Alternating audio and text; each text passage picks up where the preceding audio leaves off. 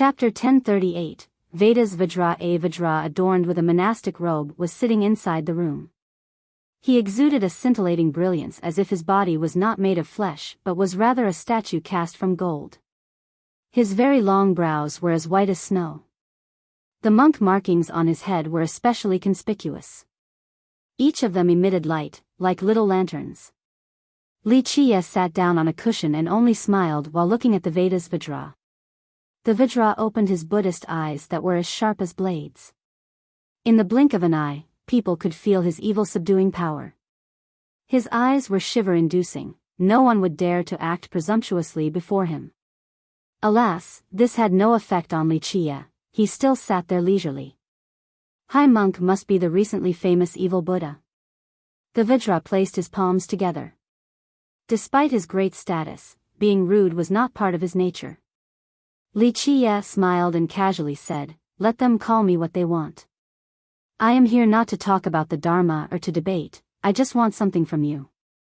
The Vajra spoke, "A monk only has the 4 great tribulations and a cushion to sit on, nothing else." Wuxia gently shook his head, "I'm not asking about your other possessions. Vedas, I am here for the item that you obtained from the lesser imperial devil world." The Vajra's eyes turned sharp for a split second before turning back to normal. He gently shook his head, "I do not know what High Monk is talking about. A monk has nothing besides the tribulations." Wuxia calmly uttered, "Vedas, my patience is limited. I must have that item today." The Vedas. Vajra didn't become angry in his refusal. "High Monk, you are making this difficult. I don't have anything, nor do I know of the item you are talking about. Vedas, I am sitting here talking to you. This means that I do not want to fight. If you don't hand it over, the consequences will be unimaginable." Wuxia spoke. "High Monk, is that a threat?" Veda's eyes turned fierce as he exuded an oppressive aura. A monk should be free of anger. However, when a Vajra is furious, they shall subdue all evil. Subdue evil? Wuxia smiled, "My Vedas, tell me, who is evil here? Letting go of the butcher's blade to become Buddha? It's pretty funny saying it out loud."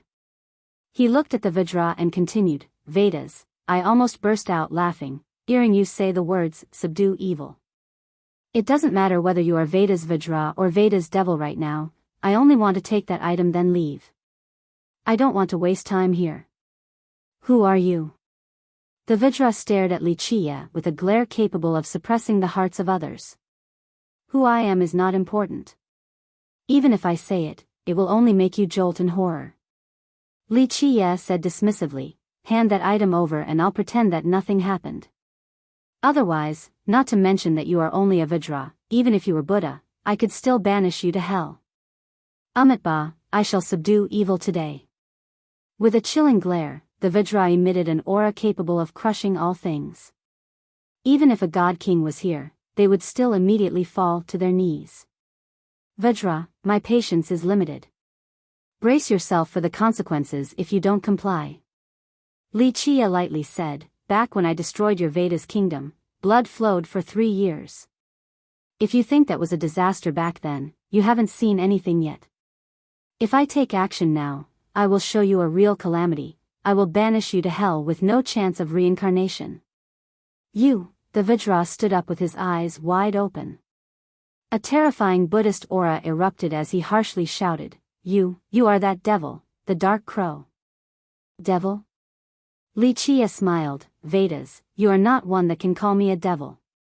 Yes, I massacred your kingdom, but if I am a devil, then what are you and those from your kingdom? You weren't even qualified to be called devils. At the very least, I, as a devil, slew all of you openly so that your kind would never rise again. But you all," Wuxia glanced at the Vajra dismissively, "all of you are just a bunch of wretched abominations. Your kind drank blood and flay skin for pleasure. You built your kingdom upon the belief that humans were mere ants and treated them as food, using their bones to build your palaces.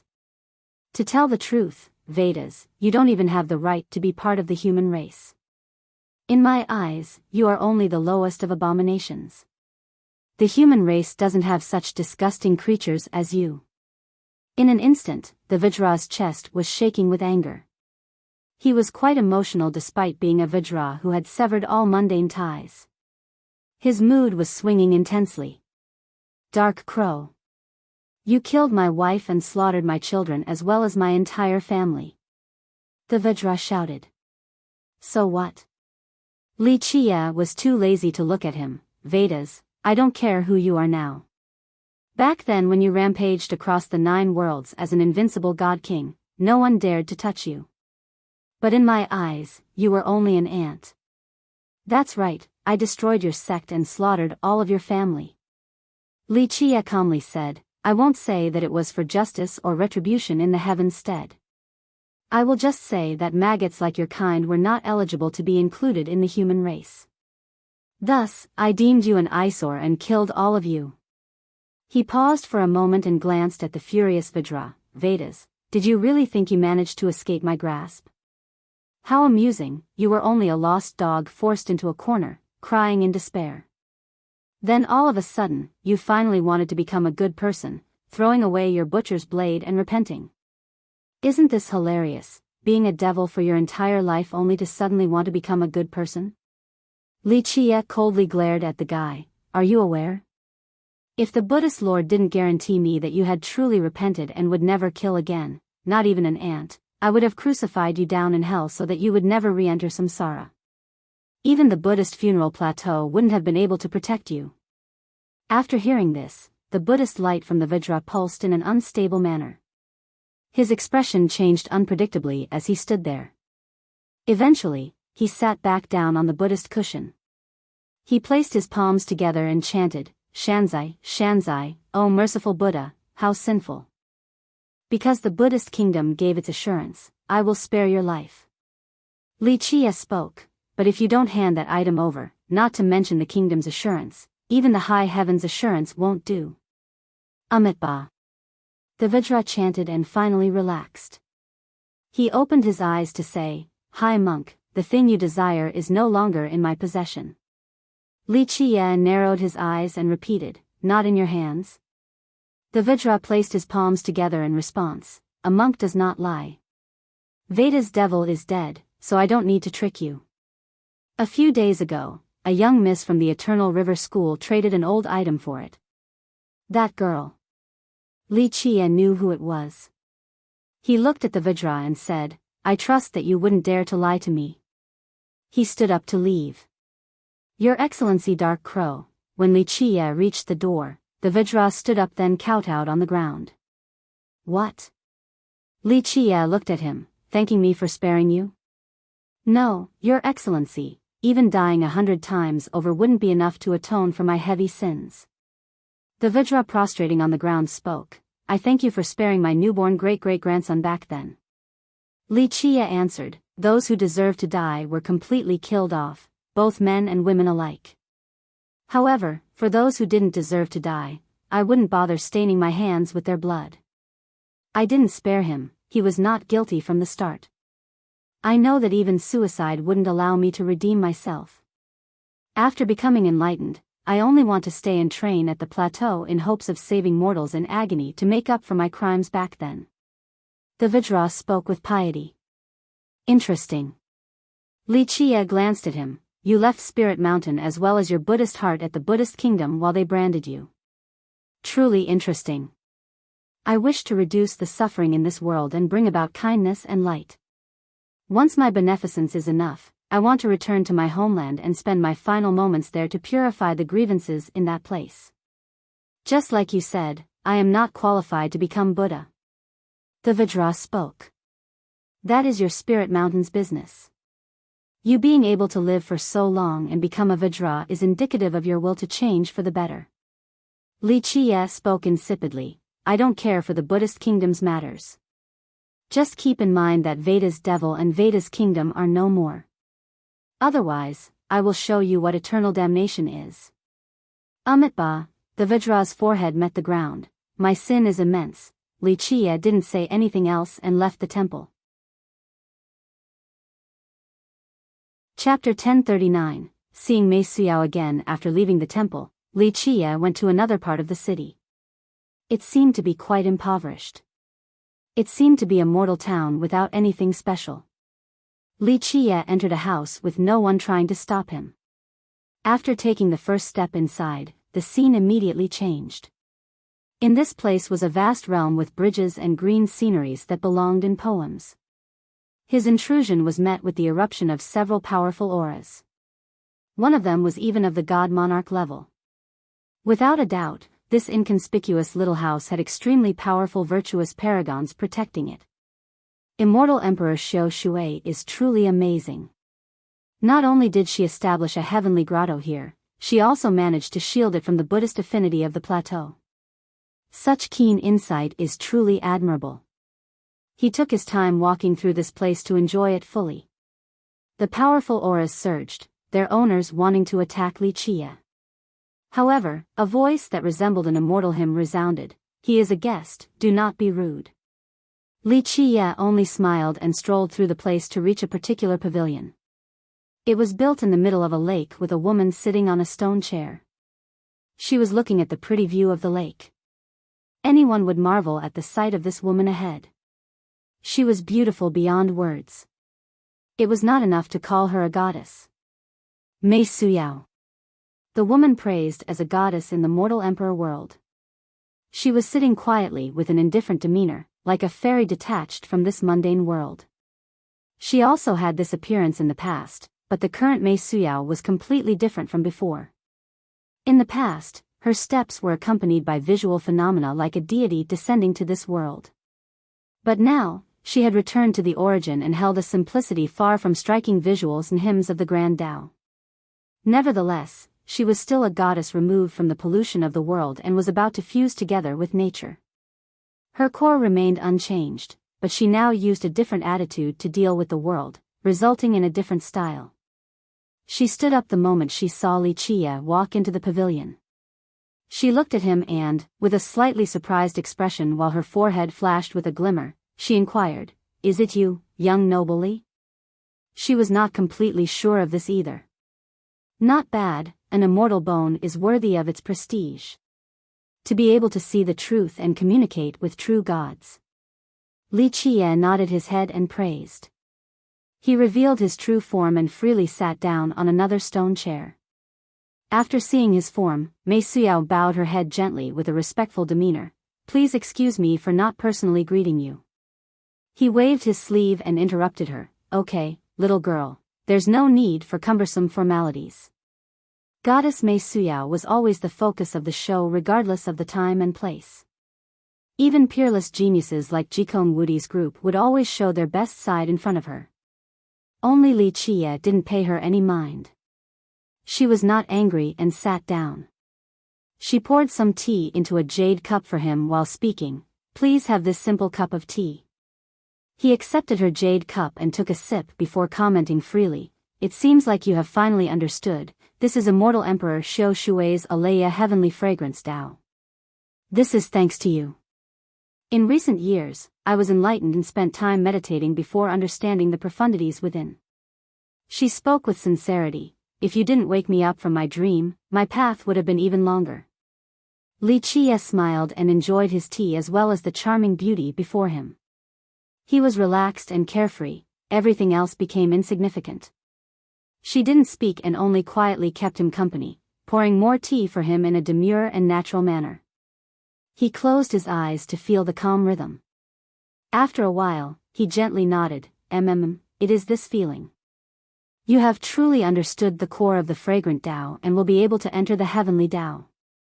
This will be a grand Tao that belongs to you, allowing you to eventually embark on one that is unique to yourself." Mei Suyao subtly smiled like an apricot bud slowly blossoming. It was quite a scene to behold. Mei Suyao took out an old box and slowly handed it over to him. "One half of the treasure is here, please take a look." Li Qie opened it and glanced at the item inside before nodding his head. "Where is the other half?" "It was taken back by the ancestor." Mei Suyao calmly answered, "My immortal bone still has difficulty understanding this thing, so I asked the ancestor to bring back one half so that the other ancestors could take a look. Maybe they will be able to see through its mysticisms. I have consulted Vedas Vajra as well about this issue." He didn't know either, the only thing he said was that the item is extremely unfathomable. Mei Suyao told the truth. If Vedas Vajra could comprehend it, then he wouldn't be Vedas Vajra. Li Qiye said dismissively, this thing is connected to an ancient mystery. People who don't know about the ancient legends would never be able to understand the item's secrets. She asked curiously, young noble is referring to the era before the desolate era?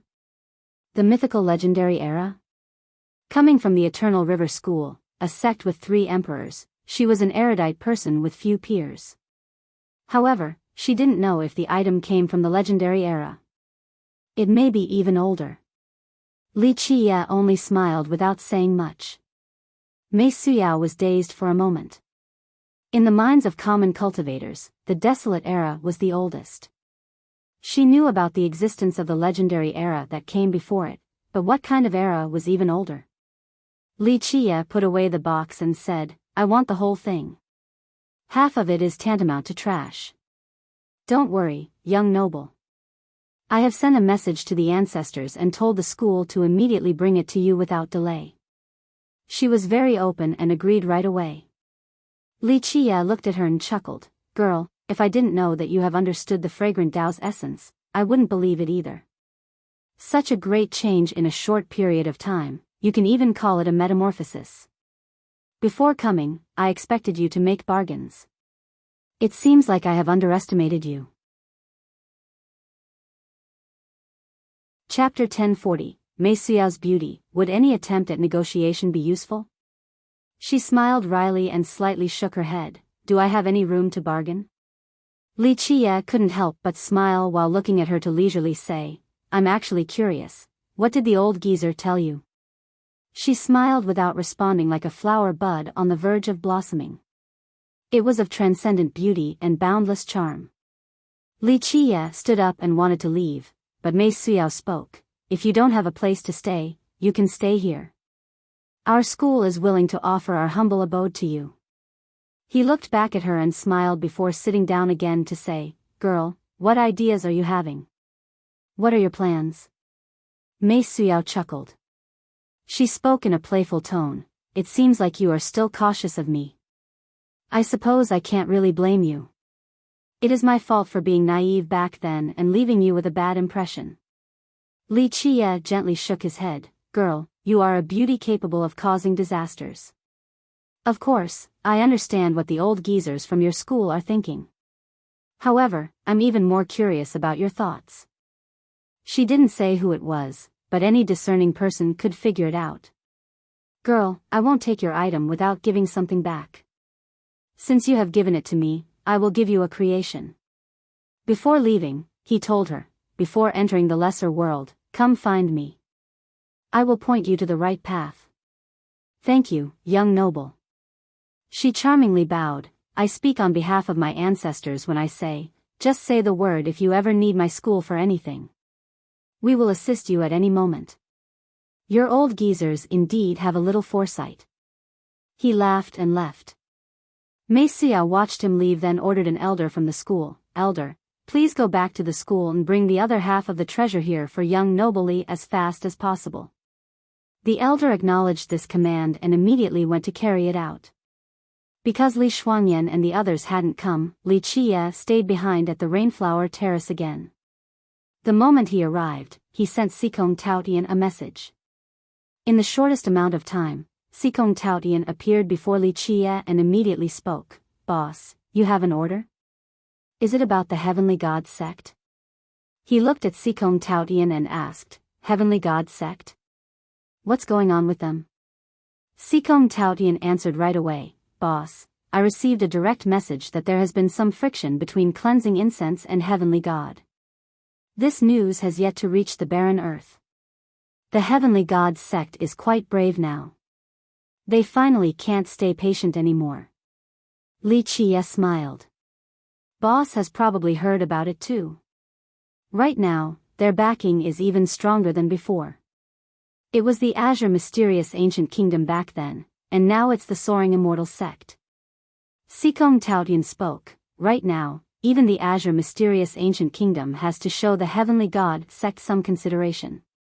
Not to mention the soaring immortal sect hasn't descended yet. Even if they did, I still wouldn't give a damn. Li Qie freely smiled. They have already started sharpening their blades before soaring immortal is even here.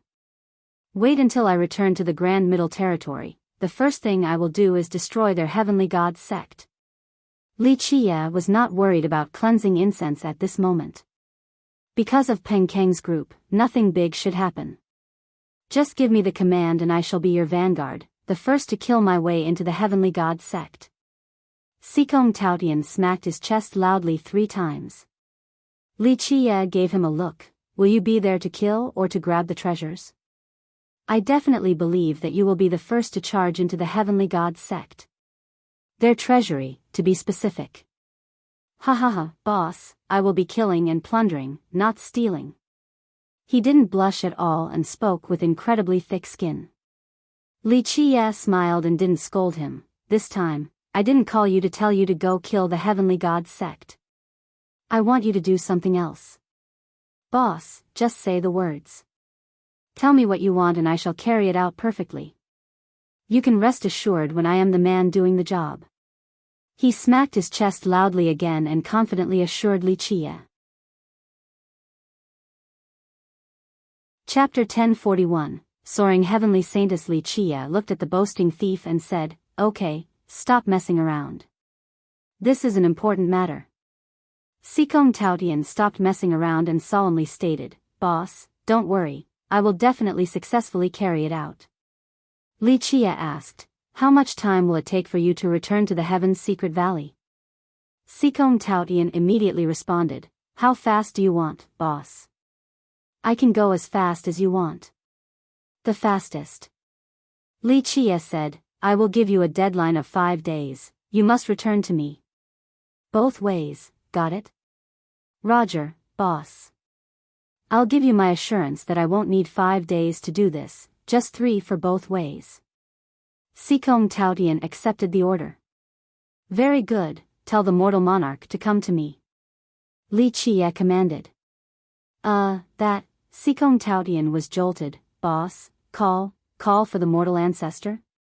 This might be a bit difficult. Li Qie looked at him with one eye and said, Oh? Didn't you pat your chest and guarantee me earlier? The thief smiled wryly and awkwardly spoke, Boss, you should know that although this little one does have a bit of status at the valley, his venerable mortal ancestor does not come out anymore. He wouldn't answer the call of the other ancestors, let alone a junior like me. The mortal monarch was called the mortal ancestor by the disciples of the Heaven's Secret Valley. He was the most ancient ancestor there, completely unfathomable. It could be said that even the disciples there had never seen him before and had only heard of his prestige. Take this. Li Qie took out an item and handed it to him. Take it to the mortal monarch and show it to him. Tell him to come see me right away without error. He accepted the item that seemed quite normal. However, after hearing Li Qie, his mind trembled a bit. The mortal monarch was a grand character, yet Li Qie was speaking with a commanding tone. How could he not be shocked by this? He didn't dare to waste words and carefully put away the item. He clasped his fists and said, Boss, I got it. I shall return within 3 days. With that, he turned and left. After his departure, Li Qie took out the old box he received from Mei Suyao. He took out the item inside for a careful look. This item was completely fragmented and seemed to have been put together by someone, but the person failed to do so perfectly. These bits and pieces were only 1/2 of the entire thing. Only when they were perfectly combined with the other half would it be complete again. In the past, Vedas Vajra obtained it from the lesser imperial devil world by complete accident. Li Qie knew about it a long time ago, but he didn't expect the Vajra to be so lucky to actually get it. After looking at the pieces, he began to stitch. Of course, he wasn't stitching with fabric and threads but rather extremely tiny strings of universal laws. It was a meticulous and long process, not to mention being extremely difficult. Each universal law combined and intertwined only to increase the process's difficulty as time went on. It didn't only involve the mysteries of the Grand Tao but also a secret from the ancient era. There were totems here that the world had never seen before. Li Chia locked himself in the room like a seamstress busy at work. Meanwhile, the Buddhist city became quite lively since two pieces of news had spread out. The first was from an unknown source. Some people believed it came from Spirit Mountain. Did you hear? Nalanda wants to open the evil Denver. After this news came out, many people immediately told their friends and seniors. Evil Den? Isn't it that fiendish world of the legends? The place known as the Lesser Imperial Devil World? A cultivator heard this from his friend and immediately became excited. This was a cause for excitement because many people knew that Nalanda opening the Lesser Imperial Devil World was a rare opportunity. When Nalanda opens its Buddhist gates, the Lesser World will be there as well.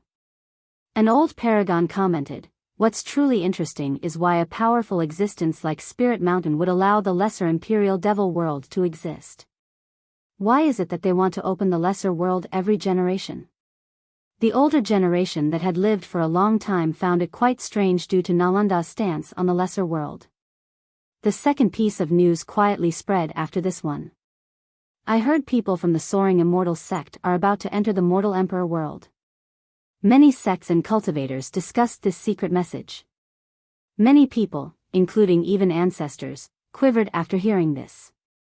An ancestor couldn't help but murmur, "Is the Soaring Immortal sect really coming? It's the only giant in the 9 worlds that can control each generation. It was the only sect with 5 emperors in the 9 worlds.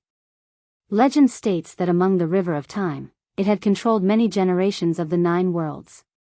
It had left its mark in history across time itself. I heard the sect has not appeared for at least 3 generations, the era of the Black Dragon King. But now, its sudden appearance, don't tell me it wants to groom the next successor to the throne?" A few ancestors discussed it within their group. In fact, anyone would be alarmed after coming up with this possibility because if the sect truly groomed a successor, no one in the contemporary would be able to compete with them. Is a lineage with 6 emperors about to appear? An ancestor absent-mindedly mumbled after thinking about it. Is it true that the Soaring Immortal sect is coming to the Mortal Emperor world? Many people didn't believe this because it hadn't shown itself for 3 generations. A well-informed person clarified some points. It's not certain for now, but an emissary is coming. I heard he went to the Heavenly God sect already. Also, I heard that the soaring Heavenly Saintess has arrived at the Buddhist funeral plateau. Sure enough, on the same day, a rainbow swept over the sky. A golden vessel emerged right outside of the Buddhist city and poured down an auspicious light. It made no effort to constrain its overbearing brilliance. It came into the city with great fanfare and zero restraint. On top of the vessel was a gorgeous woman. She wore a golden robe, making her seem like a golden phoenix perched on a branch. Her brows held an air of arrogance, as if she sat on top of the world. Several old men stood right behind her. They emitted a terrifying aura, making it clear that they were paragons that had entered the path of the Grand Era. The soaring Heavenly Saintess is here. Someone cried out after seeing the woman on the ship. Many in the city quickly came out to greet her. Among them were leaders and tyrants. There were even virtuous paragons from the previous generation. At this time, even though Jikong Wudi's group of geniuses didn't personally come out to receive her, they still sent their followers to greet her. Even Jikong Wudi's group sent disciples to see her. She is quite renowned. Someone was surprised to see this scene. However, others were full of disdain, especially the young geniuses. One of them sneered, "Humph, this soaring Heavenly Saintess, her talents aren't that bad and can even be considered a genius, but she is still far from being a true genius. Just her alone isn't qualified for this grand act. She is simply borrowing the prestige of her backers." "Shoo, quiet down." His friend immediately stopped him and whispered, "Though the Heavenly God sect and this saintess might not be all that powerful, no one can mess with her right now. Her aunt married the emissary and she is partially considered a disciple from the Soaring Immortal sect. Rumor has it that this emissary wants to take her in as a disciple as well. In the future, she will be part of that sect." "Humph, then how is she not a fox borrowing the tiger's might?" The genius saw her pompous attitude while accepting the reception from the sex and big shots. He became very annoyed and sneered.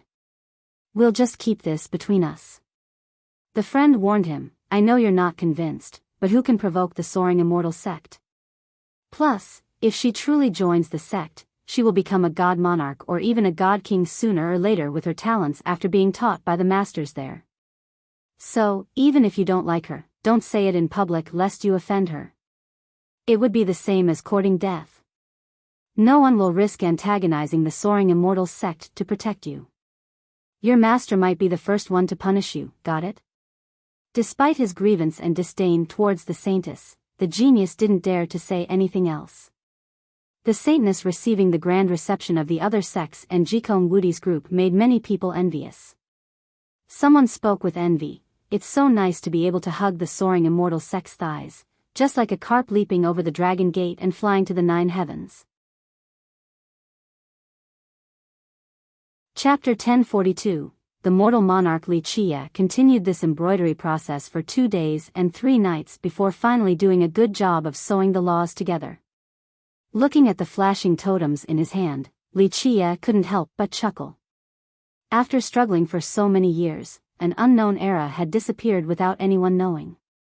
Even though Sikong Taotian was a carefree fella, he didn't dare to do a sloppy job on a task given by Li Chia. On the 3rd day, he finally returned. However, he was obediently standing behind someone at this time. The person entered Li Chia's abode and instantly began inspecting him from top to bottom carefully. It was more accurate to call this person an iron statue. Other than his head, the rest of his body was made out of an unknown material. His body emitted a faint silver luster and the cold air of metal. Even though there were all type of races in this world such as golems and demons, this Iron Man might be one of a kind. He was not cast from a particular piece of metal. To be precise, his body was formed from the combination of many exquisite parts. For example, Li Chia's brave Tiger Legion was formed by pouring metal into the same mold. However, this Iron Man was not created by that process but rather assembled in a sophisticated process beyond imagination. However, his head was clearly that of a normal person. Judging from his gray hair and beard, he was a man whose age was too old to be determined. Even though his eyes were muddled, there were flashing starry glimmers in their depths with wavy nebulae. Anyone who stared in his eyes would definitely be shocked, for they would come to realize his terrifying power. "Your Excellency," after taking a good look, the Iron Man prostrated on the ground with great emotion, "Your Excellency, it really is you." Excitement was plastered all over his face. Even though his iron body had turned cold, at this very second, he couldn't control his emotions. His actions frightened the soul out of Sikong Taotian. He was an obedient child before the Iron Man and didn't even know where to put his hands. However, this untouchable mortal ancestor in his mind was actually calling Li Chia, "Your Excellency," so how could he not be scared out of his mind? The Iron Man was the oldest ancestor in the mortal king palace of their heaven's secret valley. He was a supreme existence. Many disciples never even had the chance to see him. But now, their valley's ancestor actually prostrated before Li Chia, leaving Sikong Taotian in complete astonishment. Li Chia propped the mortal monarch up and smiled, "I'm very happy to be able to see you." The mortal monarch stood up. His decrepit face revealed a touching smile. At this time, he gently waved his sleeve. Sikong Taotian didn't say anything and quietly left. "I didn't think I would be able to meet Your Excellency again. I thought I would die of old age at the Mortal King Palace." He smiled. Li Chia laughed in response, "With your advantages, as long as the valley has sufficient blood era stones, you will be able to live for a long time. I didn't want to disturb you in this generation. After all, it isn't easy to seal you once more. What are you saying, Your Excellency?" He quickly interjected, "My life was given to me by you. Without you, I would only be a pile of scrap iron in the darkness, trying to hold on to my last breath. If you didn't defy the heavens to prolong my life, the me of today wouldn't exist, and neither would the heaven's secret valley." Very few people in the present times knew about an existence like the mortal monarch, and even fewer knew about a lineage like the valley. A very long time ago, the monarch was a man made out of iron. During that period, he was broken into little tiny pieces. As he put it, a pile of scrap metal with feeble vitality. Later on, he met Wuxia. Wuxia spent countless efforts and finally saved his life and prolonged it. He was not a human or a demon, not even any of the other races of this world. His origin traced back to a very archaic era. However, the monarch himself knew very little about his own era because he was exiled into the shadows in his youth and had always been sealed. It wasn't until later when he met Wuxia that he able to see the light of day. As for that distant era, it had been annihilated long ago and no longer existed. No matter what, you have managed to pass down your craft. Wuxia patted his shoulder and smiled. Your valley's mechanical prowess can be considered the best in the 9 worlds.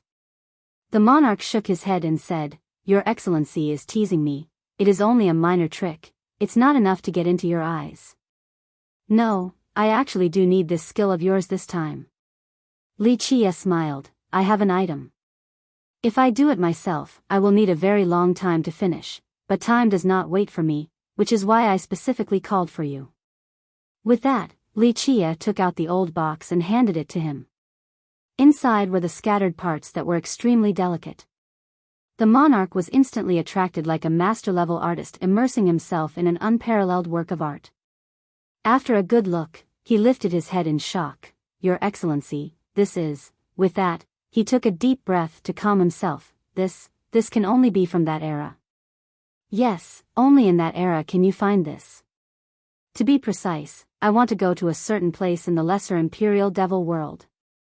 Wuxia nodded. Your Excellency has finally found it? Even an existence that had lived for so long like him became emotional. I'm not sure how I will face it. I have thought about this matter for a very long time, so I am fairly confident. Wuxia told the monarch, do you want to go take a look? Perhaps this will let you understand that era better. The monarch pondered for a long time. Eventually, he smiled wryly and said, I know very little about that era. Some of the things I know were taught by you and the legends from your tales. That era has vanished. I belong in the present, not that destroyed past. Really, I have so many children and grandchildren now. What is there in the past for me to yearn for? He smiled and shook his head. Just let the past go. I won't try to search for it since I am very satisfied with the present. Tracing my origin is no longer a priority of mine. I understand. Wuxia gently patted his shoulder again. He watched over the mortal monarch all this time. How could he not understand him? At this time, the monarch took another look at the item inside the box before speaking. Your Excellency, this thing is not complete, it must be missing another half. I know, the other half is with the Eternal River School.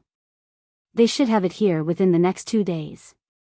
Wuxia said, I want you to get it ready as soon as possible. In my opinion, Nalanda will release the Lesser Imperial Devil World in the next several days. The Lesser World had always been sealed by Nalanda. Although they would open it in each generation their Buddhist gates opened, they would normally wait for a very long time before doing so. However, Wuxia came to Spirit Mountain this time and asked the Radiant Bodhisattva to open it early since there was something he needed inside. I'm afraid this is difficult for me as well. The monarch stared at the item and said, Your Excellency, this thing is of the utmost importance and relates to the totems of that era. I can't prepare it well in a short amount of time. I have to understand these totems first before knowing their derivations and transformations. I don't have many memories about these totems, so if I wanted to complete it, I would need a very long time. The monarch was ashamed to say, I'm afraid you will be disappointed. You don't have to worry about that.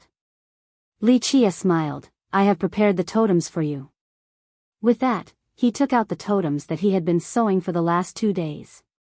Seeing the animated totems before him, the monarch became startled and stared at them in disbelief. Your Excellency, where did you get them from? I made it. Wuxia smiled, I didn't live all of these years for nothing. After reading many ancient scrolls, I finally understood a few things from that era. Later on, I went through numerous images so I was able to derive them into these totems. Because there isn't a real one in our possession right now, I had to make them myself. Everything should be easy with this.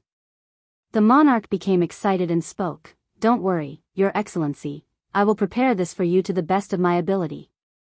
"I believe in your ability." Li Chia gently nodded, "As long as the Eternal River School brings the other half here, we'll have plenty of time." In the end, the monarch had to ask, "Your Excellency is entering the Lesser Imperial Devil World for that item in the legends?" "Not just for that item." Li Chia gently shook his head, "I want to know exactly what went on at the very end of time. It will be a good reference point for me." "Of course, if that item is still there, then nothing could be better. But if it's not, I won't force the issue." The monarch softly sighed and didn't say anything else. He began his task. Li Chia didn't bother him and left the room. Outside, Sikong Taotian stood on guard. After seeing Li Chia, he felt quite awkward and didn't know what to do with his hands. "My relationship with the monarch is separate from my relationship with you." Li Chia laughed, "Just act like before." After hearing this, Sikong Taotian finally heaved a sigh of relief. Chapter 1043, Lesser Imperial Devil World's appearance. Mei Suyao didn't let Li Chia down. The Eternal River School quickly brought the other half over. After obtaining this half, the mortal monarch's pace of assembly quickened. At the same time, Li Chia was meditating with his eyes closed. It seemed that his soul had left his body and was wandering around the vast Buddhist funeral plateau. In his vision, there were no mountains and rivers nor temples and cities. No living creatures were to be found, only the Buddhist aura and rhythm was present. There was no end to the vast Buddhist sea. Anyone would be lost inside without turning back. It was just like Li Chia's phrase, "The Buddhist sea is boundless, turn back to see the shore." Some called it the Evil Den while others preferred Devil World. However, the most popular name was the Lesser Imperial Devil World. Legend states that it was sealed by Spirit Mountain. Without its approval, it would never appear. However, Spirit Mountain would release it each generation. Li Chia came out of his room at this time as well and looked up to see the emerging world. He revealed a faint smile, "Lesser Imperial Devil World, I'm coming, are you ready?" Sikong Taotian had been guarding the door the whole time, but he kept up with his intelligence gathering. He saw the emerging world and asked Li Chia, "Many people are going to try to grab the lotus. Are you going too, boss?" "Yes." Li Chia smiled as his gaze fell upon the temple in the lesser world. It seemed that this temple greatly attracted him, like a lover captivating his glance. Nihility Temple. Sikong Taotian commented after seeing Li Chia's stare, "Legend states that it is the scariest temple, even more frightening than Nalanda." Li Chia laughed and looked at the guy, "It seems like you know quite a few things." Even if many had heard of the name Nihility, very few truly understood it. Everyone was more familiar with the 18 temples and Nalanda. The Nihility Temple remained a mystery to most. I've heard from the seniors in the valley." Sikong Taotian rubbed his palms together and smiled, "If boss won't make fun of me for showing off, then I'll tell you." Li Chia chuckled, "It's fine, go for it." Sikong Taotian looked over at Nihility and swallowed some saliva as if he was looking at a nice piece of braised pork. "Okay, don't have any ideas about it. With just you? You're not qualified to even go up there, let alone think about stealing from there. The mortal monarch wouldn't have trouble going up there, but you aren't capable for now." Li Chia smilingly said. Sikong Taotian chuckled awkwardly. He scratched his head in response, "This little one knows that too. My meager skill can't allow me to go up there. I heard that the people who have been up there before were practically all immortal emperors. Not necessarily just emperors. Powerful god kings and true gods can go as well." Li Chia stared at the temple as his eyes became quite profound. No matter who it is, that place is indeed worth visiting at least once. Chapter 1044, the legendary Lesser Imperial Devil World. Despite not knowing how to get up there, Sikong Taotian still swallowed his saliva greedily while looking at the Nihility Temple. He said, "I heard Immortal Emperor Fei Yang went there once and even took a stone Buddha statue away. Is that true?" "About that, what else does the legend say about it?" Li Qia asked with a grin. Sikong Taotian went on, "Rumor has it that the emperor went there and was so eloquent that he managed to take away a stone statue willingly. It left the Nihility Temple and the Buddhist funeral plateau to go with him." Li Qia smiled. "This legend can be considered true. However, there are a few minor details unknown to the world." Sikong Taotian immediately became spirited and asked, "What kind of details?" Li Qia answered with amusement, "There was a secret. Immortal Emperor Fei Yang indeed won. However, he didn't bet on the ultimate gamble. To be precise, he only tricked a stone statue to leave with him. But nevertheless, the emperor was indeed amazing, using just his 3-inch tongue in order to take that statue. This could absolutely be praised as one of the greatest achievements of his life." The group of geniuses all had their own territories. Other experts, both young and old, weren't willing to fight them for it. Among these geniuses, one would naturally become the immortal emperor in the future, so no one wanted to offend them. Not to mention, the powers behind them were quite powerful as well. The undercurrents of both the lake and atmosphere simmered.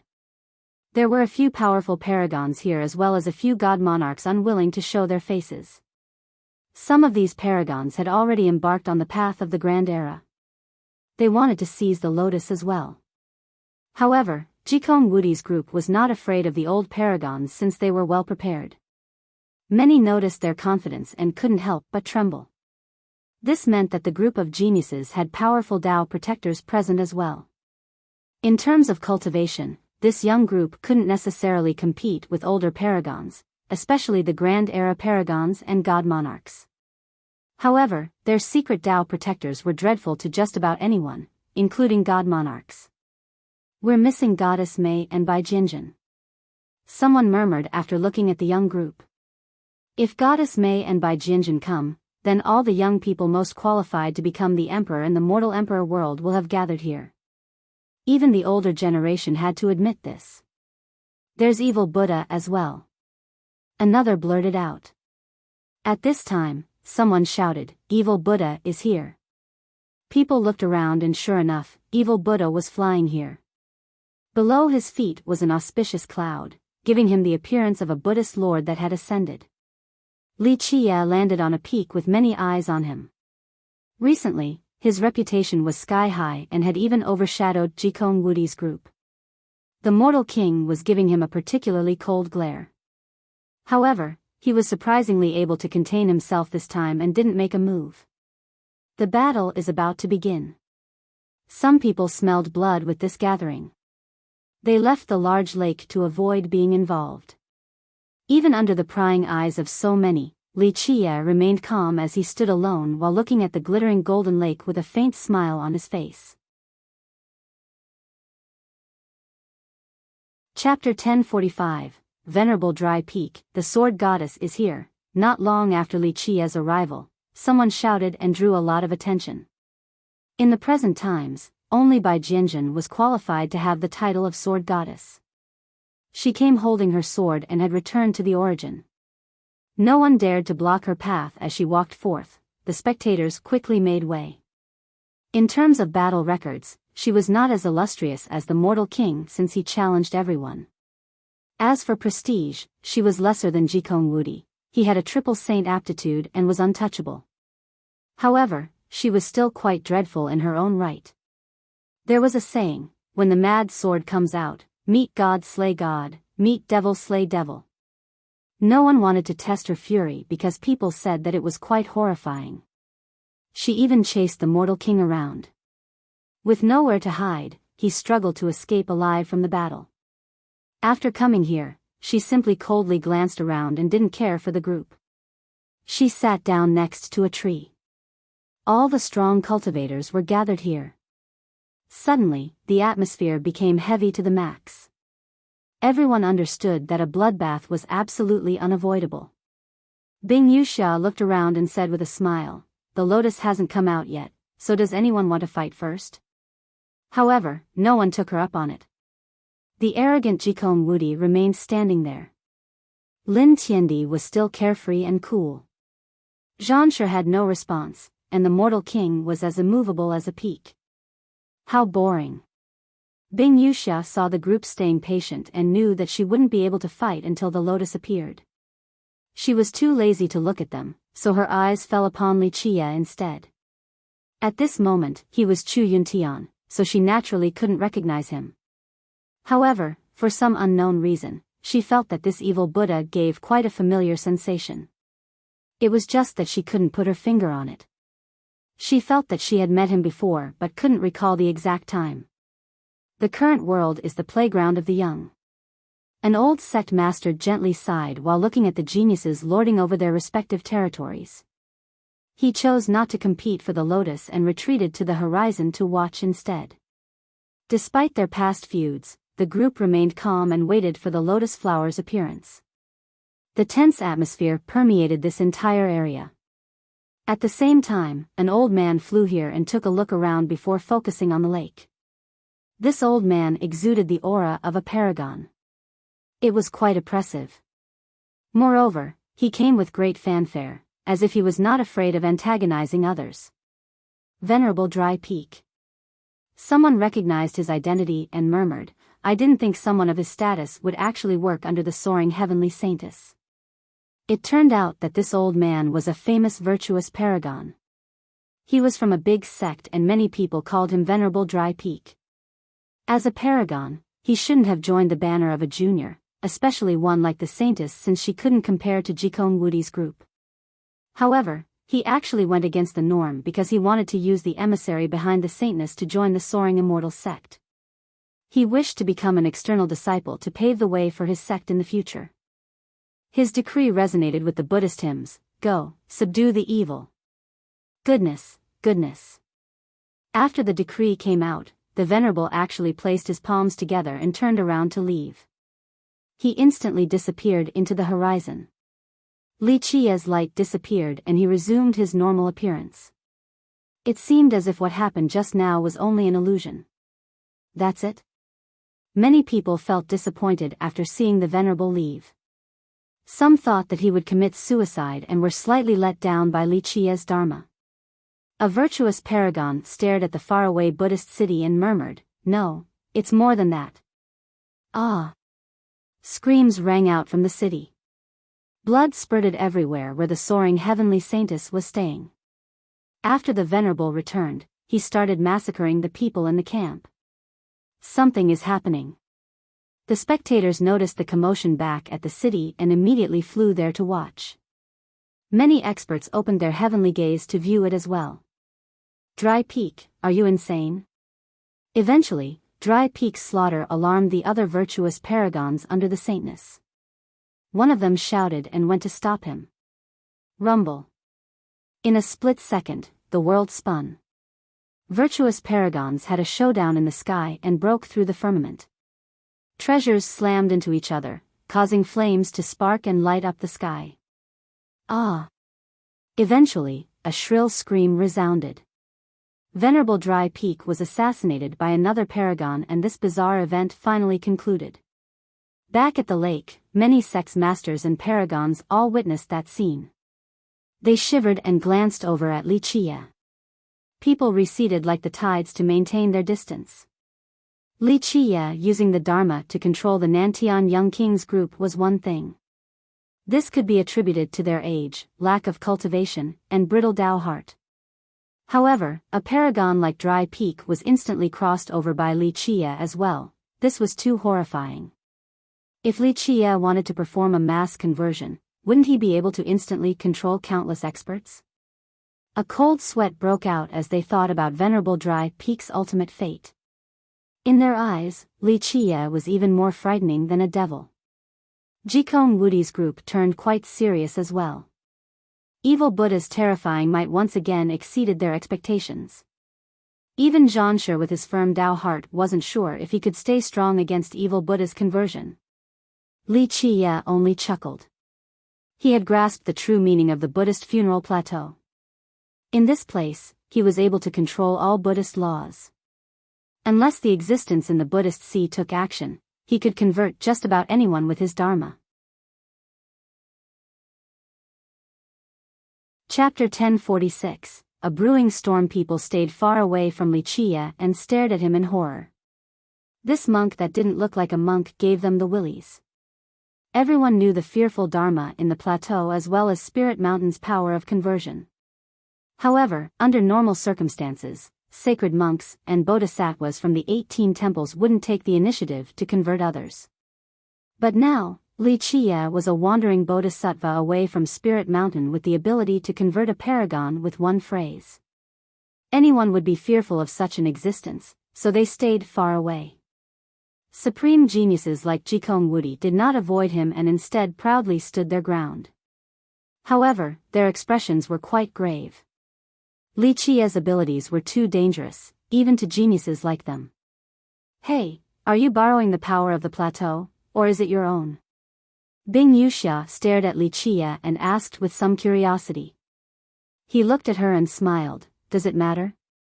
The land I tread will become a Buddhist holy land. When I speak, my words become the Dharma. Where I walk, arhats and bodhisattvas will follow me. I control the Dharma and the Buddhist laws. Everyone shall join Buddhism under my preaching." Such words were incredibly arrogant. It was as if he considered himself a Buddhist lord. However, no one thought that he was being ludicrous and only felt that this evil Buddha before them was too horrifying. "I want to test your Dharma." Bing Yuxia was itching and didn't hide her intent to fight at all. Li Qiye smiled and shook his head. "Girl, I have no interest in crossing you over. Even if I did, there wouldn't be that great of an effect because your heaven-cutting Tao isn't appropriate for the Buddhist faith." Her expression immediately tensed up the moment he said this. Fascinating glimmers flashed across her eyes as she glared at him. Few people knew about her Tao of heaven-cutting. It was something she learned from the heaven-cutting tablet. But now, this evil Buddha that she had never seen before suddenly revealed her secret, so how could she not become serious? What would be suitable for the Buddhist faith? She stared at him and slowly asked, intending to find some clues by watching each of his actions. "Her." Li Qiye casually pointed at Bai Jianjun, who was sitting under a tree. After arriving, Bai Jianjun sat in the shade and closed her eyes, but now when Li Qiye suddenly pointed at her, her eyes narrowed to resemble two divine swords. That icy woman. Bing Yuxia didn't expect for evil Buddha to value Bai Jianjun like this. She curiously asked, "Why do you want to pick her?" "Because she has discovered the mad sword." Li Qiye answered dismissively, "Buddhism has furious vajra. This furious nature combined with her mad sword would allow her to reach the apex with a creation that could catch up to the old immortal Emperor Yi Ti." At this point, Bai Jianjun's pretty eyes were staring intensely at Li Qiye. She didn't become angry since she had fallen into a deep contemplation. Li Qiye chuckled, "If you join my banner, I will show you the way. In the future, people like them wouldn't be a match for you. The moment your sword leaves its sheath would be the end of them." Having said that, he casually pointed at Jikong Wudi's group. Such words were a blatant provocation towards them. Jikong Wudi turned cold, the mortal king had a fierce glare, Zhanshe had no reaction, and Heavenly Emperor Lin was as nonchalant as always. The crowd, on the other hand, took a deep breath. Evil Buddha's tone was quite big. This was extremely overbearing since it immediately offended the entire group of geniuses. Bai Jianjun didn't respond to Li Qiye. She only sat there embracing her sword. Eventually, she slowly closed her eyes as if she didn't care for external matters. Suddenly, someone shouted, "The soaring heavenly saintess is here." A golden vessel jumped into the sky and quickly hovered above the lake. On top of the vessel was a woman, the current descendant of the heavenly god sect, the soaring heavenly saintess. Behind her were three old men. They spent no effort to conceal their paragon auras that were surging endlessly like a flood assaulting the sky. Even though these old men were incredibly arrogant, many people still trembled inside. This was due to the fact that the three old men were not ordinary paragons, they had entered the path of the Grand Era. Even though they weren't as strong as god monarchs, eternal existences like these three would always be dreadful. "That's the soaring heavenly saintess," someone murmured while looking at the proud woman atop the golden vessel. Many were quite wary of her.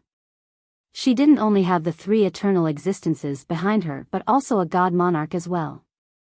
Everyone knew that although her talents weren't bad, the heavenly gods sect was not strong enough to let three eternal existences and one god monarch become her Tao protectors. But now, her personal value was completely different. The soaring immortal emissary was her uncle, while the sect wanted to descend. If they could groom an immortal emperor this generation and unify the 9 worlds, then everything would be different. Now, the majority's first reaction was to look over at Wuxia. They all understood that she came to cause trouble for evil Buddha. "You are the evil Buddha who used a demonic art to kill the Nantian young king and confuse venerable dry stone, right?" She coldly looked down at Wuxia in an imperious manner. She couldn't be blamed for having such panache. Prior to this, she was well known in the Grand Middle Territory as the main descendant of the Heavenly God sect. However, she was far from being comparable to supreme geniuses like Jikong Wudi and the others. But things were different now. The rise of the Heavenly God sect and return of her uncle as well as her being chosen for the sect were all a matter of time. In the future, she would actually succeed her uncle's position and become the new emissary of the sect in the mortal emperor world.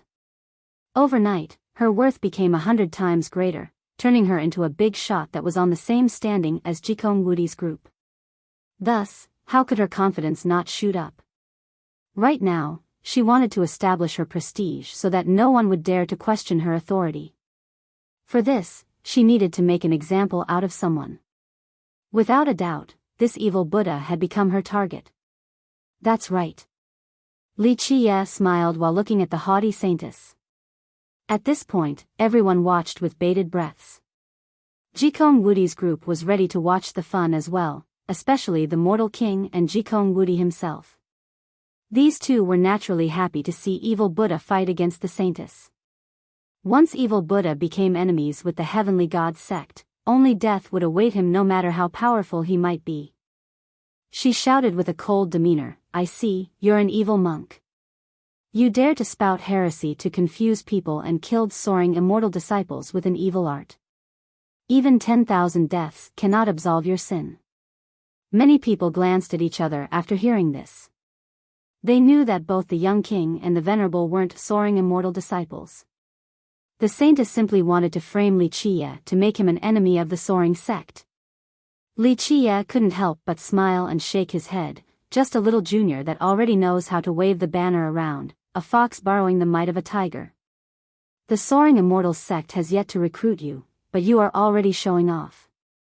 If you become the emissary, won't you begin to order the entire mortal emperor world around? This retort left the saintess with an extremely ugly expression. It was a clear showing of disdain and directly hit her insecurities. This was the thing she didn't want to hear the most. Many were very afraid of evil Buddha, but they secretly applauded his words. In fact, they didn't like watching the saintess acting haughtily due to her backing. Alas, they were afraid of the soaring immortal sect behind her, so they didn't dare to antagonize her. Thus, when evil Buddha spoke what was on everyone's mind, it made the crowd feel very good. "Evil monk, you don't know life from death." The saintess was shaking with anger and shouted at him. Wuxia looked at her and shook his head again. "The soaring immortal sect is in a steep decline. Those old geezers will not leave their coffins to come out, so their descendants can only groom some trash. If a joke like you can eventually become the emissary, then the soaring immortal sect can only continue on this downward spiral, like a river drying up by the day." The soaring heavenly saintess commanded, "Evil monk, you actually dare to slander the soaring immortal sect, you deserve to be quartered. Elders, go take down this monk and torture him. Let him know the name soaring immortal." The three eternal existences stepped out at this time and immediately went for Wuxia. Their surging blood energies erupted as their fate weapons appeared and poured down universal laws. This was to prevent the Dharma's affinity of conversion. In their eyes, Li Qia's dharma was a confusion technique of sorts, so they sealed their 5 senses. This way, his dharma wouldn't be able to charm them. The crowd truly appreciated this defensive maneuver. They wanted to see if such a method could stop Li Qia's dharma or not. Evil monk, accept your fate. With their 5 senses sealed, 3 gigantic palms blotted out the sky, not giving Li Qia a chance to escape as they lunged at him. A Buddhist light bloomed from his body. This extremely scorching light was dazzling to the point where people couldn't keep their eyes open. At this moment, Li Qia seemed to control the entire plateau. He was the supreme Buddhist lord. Amitabha. Li Qia chanted his mantra and instantly gathered the endless Buddhist energy of the plateau. All of its power was within his grasp. Amitabha, with the urging from Li Qia's peerless dharma, the numerous temples and monks of the plateau all chanted in unison. Chapter 1047. One word opposing a god monarch. Such a change left all existences in the plateau quivering. As myriad temples echoed after him, Li Qia raised his palm. The power in this place was being driven by him. A gigantic Buddhist palm appeared in the sky. Its shadow would make even gods tremble. Boom! This palm shattered the sky and came crashing towards the 3 eternal existences. Initiate. The 3 eternal existence shouted in response. They didn't hold anything back and unleashed all of their blood energy to power their most powerful attacks. They shot it towards the palm in order to stop its terrifying might. Bang! The entire plateau quaked. On the ground was a gigantic palm print as if a blade had used the land as its canvas. Each of its curves was extremely meticulously and skillfully crafted. As for the 3 eternal existences, they were rendered into pools of blood. Their corpses no longer existed. Mommy, countless people felt their knees giving in while their legs trembled in fear after seeing this. 3 eternal existences were annihilated by a single Buddhist palm. There was nothing left of them. Jikong Wudi's group was astounded. Until now, they assumed that Li Qia could only use his dharma to convert people. They didn't expect that he could destroy 3 eternal existences with a casual attack. Borrowing the power of the Buddhist funeral plateau. Heavenly Emperor Lin was astonished after seeing this palm. His eyes became quite profound. This attack left the group of geniuses in fear. All of a sudden, the scene became quiet. Li Qia's might extending beyond mere conversion shattered all expectations. 3 paragons couldn't even block a single move before meeting their demise. Anyone would shiver after seeing this development. The soaring heavenly saintess expression greatly shifted. With a god monarch as her backing, she was previously fearless. However, she didn't expect for the 3 eternal existences to be unable to block even a single palm. Li Qia flew into the sky and instantly stood before the saintess' golden vessel. He smiled, "Tell me, should I convert you or crush you?" The shocked saintess couldn't help but take several steps back with fear in her heart. However, a figure came out and stood before her. It was an old man adorned in a hemp robe. His appearance caused the sky to fall into darkness. His eyes flashed a green glint, causing people to quiver uncontrollably. An aghast spectator uttered, "God Monarch." Despite not unleashing his full blood energy and God Monarch aura, the strands of power radiating from his body were scary enough.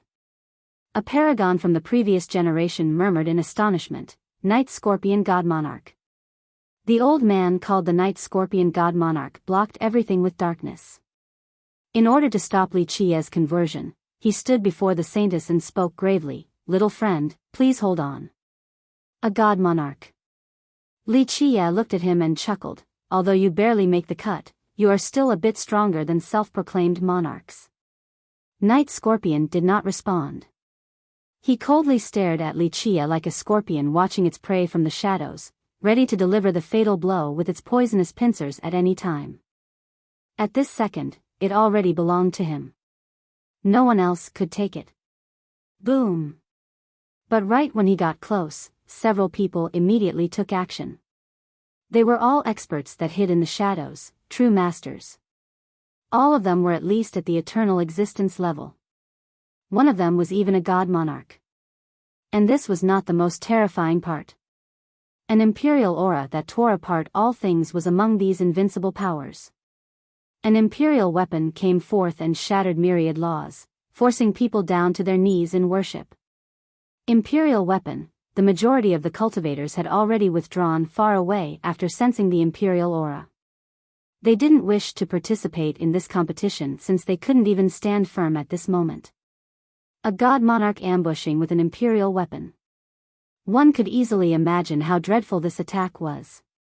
These big shots that had been hiding were all famous. However, they let go of their reputations and all launched a surprise attack on evil Buddha. In their eyes, evil Buddha's ability to banish a god monarch with one word was too frightening. Thus, they wanted to take the initiative and kill him before he could react. Amitabha. Li Qie chanted. A boundless light blasted across space. The power of the entire plateau was taken by him, no matter how vast it might be. At this time, he was the Buddhist lord that controlled the entire plateau. Amitabha. With a loud shout like a Vajra subduing evil, the innumerable monks in this place all shouted. The torrential force of the Dharma rushed out like a reversed waterfall. It guarded all the existences in this world. Boom! The sky sent down a golden word, Buddha. It had supreme power and crushed everything in the 9 heavens and 10 earths. After screaming miserably, the several groups ambushing Li Qie were instantly crushed by this supreme Buddhist word. Blood and flesh spilled all over the place. From start to finish, they never showed themselves. Even at the moment of death, the spectators didn't know who they were. After all, they died without leaving behind a corpse, let alone a grave. Bang! The imperial aura exploded in the sky. Among the ambushers, only the god monarch survived. His imperial weapon managed to block the word Buddha. However, he was crazily vomiting blood while everyone could hear the sound of bones snapping.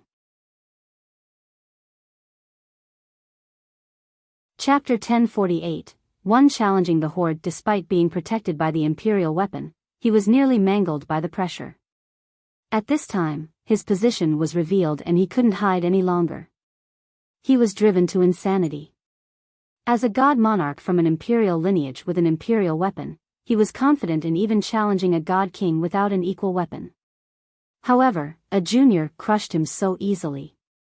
He held his weapon and ran away, not wanting to stay for a second longer. Evil Buddha's horrifying might far exceeded his imagination. Face Buddha's wrath, the sword that shall sweep through the sky. Buddhist lights bloomed from Li Qie's body and lit up the entire plateau. He chanted and derived the Dharma while the monks in this place sang for him. The Buddhist affinity accumulated for generations became blessings on his body. With this mantra, he spread out his palm. Another Buddhist ray emerged like a stout tree. Clank! A sword assaulted the sky as it swept forth. The stars and the galaxy were split. This one sword was extremely mystical and caused gods and devils to bow their heads. Whoosh! Blood sprayed high up in the air. The god monarch's head rolled far away on the ground. His eyes were still wide open. Despite running tens of thousands of miles away in an instant, he still couldn't dodge the Buddhist sword. An escaping god monarch, despite having an imperial weapon, would have a weakened defense. After he was killed, the weapon didn't pause at all and instantly disappeared into the horizon. The world stood still once more while the Buddhist lotus quietly floated above the lake. At this moment, no one dared to cross the line at all. Li Qie took his time walking to the lotus and nonchalantly stood on top of it. At this moment, he gathered the affinity of the plateau again. Its rhythm swayed to his will. He became extremely holy while standing on the lotus. Anyone who was close to him would have the urge to prostrate and join the Buddhist order. Despite Li Qie's attempts to limit his aura to prevent it from converting people, it was still immensely terrifying. No one dared to come close. One thought to become Buddha, another to become devil.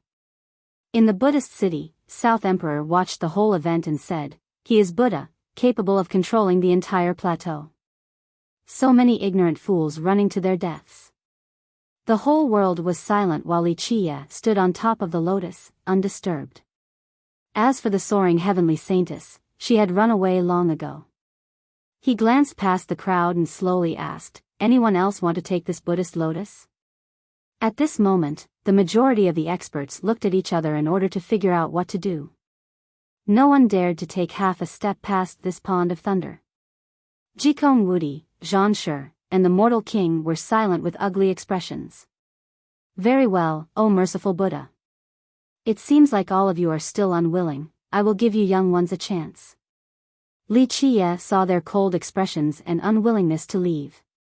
He smiled, you, and all of you, come together." Wuxia casually pointed at Jikong Wudi's group, including Bing Yuxia and Bai Jinjin. This challenge astounded the crowd. Jikong Wudi, Zhan Shi, Heavenly Emperor Lin, the Jewel Pillar Mortal King, Bing Yuxia, Bai Jinjin, all the supreme geniuses were here. But now, evil Buddha wanted to fight all of them by himself. The crowd had no choice but to turn silly. His showing was truly invincible. A paragon murmured, "This is truly the number one among the younger generation. Who can compete with him? Who else right now would dare to challenge all the other geniuses here?" Such a person didn't exist until evil Buddha showed up. The group of geniuses was silent. Even though they were powerful and confident, they didn't feel certain at this moment. They knew that this evil Buddha was capable of controlling the entire plateau and its power to suppress all of them. "We can give it a try." While Jikong Wudi's group was feeling uncertain, Bing Yuxia let go of the beauty in her embrace and exited her chariot. Bai Jinjin also stood up from the shade while readying her sword. A sharp glimmer flashed in her pretty eyes, revealing her frightening sword intent. She completely changed in this moment, turning into an unsheathed sword with incomparable sharpness. Anyone would shiver while looking at her. The mortal king shouted, "I will go first." He was the first to step up to Wuxia. He wanted to discard the annoyance brewing inside him after suffering the previous 2 defeats by challenging Wuxia. The first time, he underestimated the power of the Dharma and was almost converted. The second time, he lost to a single finger from South Emperor. Very brave. Wuxia smiled after seeing the mortal king being the first to rise to the challenge. "Even though you have been an eyesore all this time, Buddha will be merciful today and shall spare your life. Don't be so arrogant." The mortal king shouted after Wuxia viewed him as a fish on the chopping block. He had fought experts from all over the world, so being looked down on by evil Buddha like this was truly shameful. Buzz, a ray of light bloomed. After his shout, a treasure appeared above his head. It was as white as jade and poured down a sacred imperial power capable of suppressing gods and devils. An imperial weapon. Though people didn't recognize its background, even the foolish ones knew that it was an imperial weapon. Everyone knew that the sacred school had never produced an immortal emperor. However, Jewel Pillar had an imperial weapon right now. This was indeed worth musing over. Very smart method, refining the finger bone of an immortal emperor who cultivates the hell-suppressing physique into a life treasure. It can avoid conversion as well as increase your own physique's power. Wuxia smiled after seeing the weapon. He naturally knew who it belonged to. Seal. The mortal king didn't waste time speaking and shouted. Light erupted from his body in the form of strings. The hell-suppressing physique suppressed the entire world. Even the void was trembling and the area lost its brilliance. At this point, he turned into a gigantic prison in an instant. A dark light floated around this huge cage, causing the celestials to dim. Pop. When this cage came down, the void shattered. Nothing could stay intact under its pressure. Even gods and devils could only accept being imprisoned for an eternity. The mortal king had exerted his physique to its limit. Anyone would be horrified after seeing this. The absolute suppression from this physique was horrifying. The grand Tao shattered and myriad laws screamed. Amitba. Li Qie didn't even move while facing this physique cage. He only chanted and formed a Buddhist mudra with both hands. Boom! Thousands of Buddhist laws from the plateau shot into the sky. Each of them was as grand as a waterfall that had Buddhist images engraved on them. It was a very spectacular scene. Clank! In the blink of an eye, the waterfalls came together to form a Buddhist mudra. Everyone here felt that the plateau was sinking.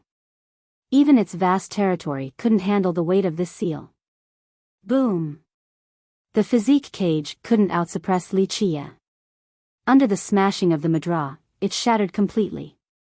The mortal king was blown flying while spurting blood.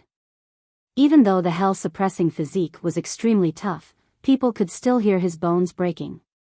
He was smashed flying and disappeared into the horizon. The mortal king is really unlucky. Many went silent after seeing this. The mortal king had challenged evil Buddha 3 times and all 3 ended in his defeat.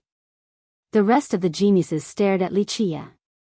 They didn't have a strategy to deal with him, but fleeing without putting up a fight was not their style either. Li Qie looked at them and chuckled. Are all of you coming together or one at a time? I'm going. Bing Wuxia rushed forward and immediately flipped her delicate hand. Boom! A monstrous stone tablet fell from the sky. It had countless runes etched on the surface.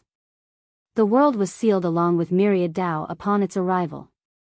In this split second, she severed all things. Myriad laws lost their power while myriad Dao lost their colors. One could even say that she had severed Li Qie's connection to the Buddhist funeral plateau. At this time, he couldn't control its power and had lost its protection. Did she do it? The crowd was ecstatic at this sight because evil Buddha was too heaven-defying. People wanted to see a miracle that resulted in his defeat. Jikong Wudi, Lin Tiandi, and Zhan Shi were all startled at her method of severing the connection. This was the first time they saw Bing Wuxia doing this. Pop! However, no one clearly saw what evil Buddha did right afterward. His hand crossed through time and space. Even the tablet capable of cutting through all things couldn't sever this hand. This penetrating hand instantly slapped Bing Wuxia's sweet buttocks. One slap and one squeeze, all at the mercy of his whim. Chapter 1049, Only Domination. Bing Wuxia quickly leaped back and stared at him in horror. This evil Buddha didn't only achieve the impossible by piercing through her heaven-cutting technique, the part that shocked her was that only one person would do something like this. Girl, wait until you perfect your heaven cutting, then you can come back and challenge me. You still have a long, long way to go. Li Qie patted his palms that still carried the fragrance and smiled. After leaving the fight, she stared at evil Buddha and immediately realized many things. No wonder why evil Buddha seemed so familiar, as if they had met before. With Bing Wuxia out of the fray, Jikong Wudi's group of 3 glanced at each other and took deep breaths. They all came forward at the same time. Each of them took one corner to form a horn-shaped formation to surround and destroy Li Qie by delivering a fatal blow. If even these 3 couldn't defeat evil Buddha, then others would fall into despair for the bleak future of the competition for the heaven's will. Time stood still. Everyone held their breaths while watching this top-level battle of the younger generation. They were eager to see the result. Jikong Wudi, Heavenly Emperor Lin, and Zhan Shi all stared intensely at Li Qie. They didn't attack right away as they were looking for an opening. It seems like you all don't wish to attack first. Li Qie noticed their intent and smiled. Fine, I'll go first. With that, he formed the Anjali Mudra. In an instant, an endless amount of Buddhist light blossomed along with chants. All the sacred monks in the plateau sang for him once more just like before. The light engulfed the 3 geniuses and seemed to be casting a layer of gold on their bodies. Even those watching on the distant horizon were shocked and exclaimed, "Conversion! Boundless Supreme!" Lin Tiandi let out a long yell while chanting his Taoist scripture. In the blink of an eye, a magnificent light descended from above as if a world of immortals was opening. It wanted to illuminate the entire plateau. Heavenly Emperor Lin is truly amazing. He is actually using a different immortal law to resist the Buddhist conversion. Someone praised quietly while watching the immortal light try to purify the Buddhist light.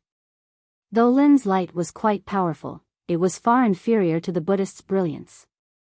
At this moment, Li Qia's light was the culmination of the entire plateau. Thus, when the immortal light came down, it was slowly purified and dyed a pure gold. It was about to become a part of the Buddhist light. Long live the Supreme! He took out a physical immortal scripture and flipped the pages, then began to chant again. The nearly converted immortal light lit up once more. This allowed it to barely stop the Buddhist conversion. Now! Jikong Wudi shouted. He understood full well that even if the scripture in Heavenly Emperor Lin's hand was incredible, it still couldn't withstand the power of conversion. They only had a split-second's opportunity. Buzz! Zhanshe took several steps forward with the most powerful offensive rhythm he could muster. Even though he didn't attack just yet, his pace was leading the rhythm of the Grand Tao. The world moved to his whim while his steps seemed to be stomping on the Tao hearts of others to an unbearable extent. With that, he took out a halberd and, with a shout, rushed forward to attack. There were no profound techniques or fancy variations. The halberd carried an unstoppable momentum. It was not just a thrust from a weapon, it was also Zhanshe's will. He moved forward, unfaltering and heroic. Revered one of the world.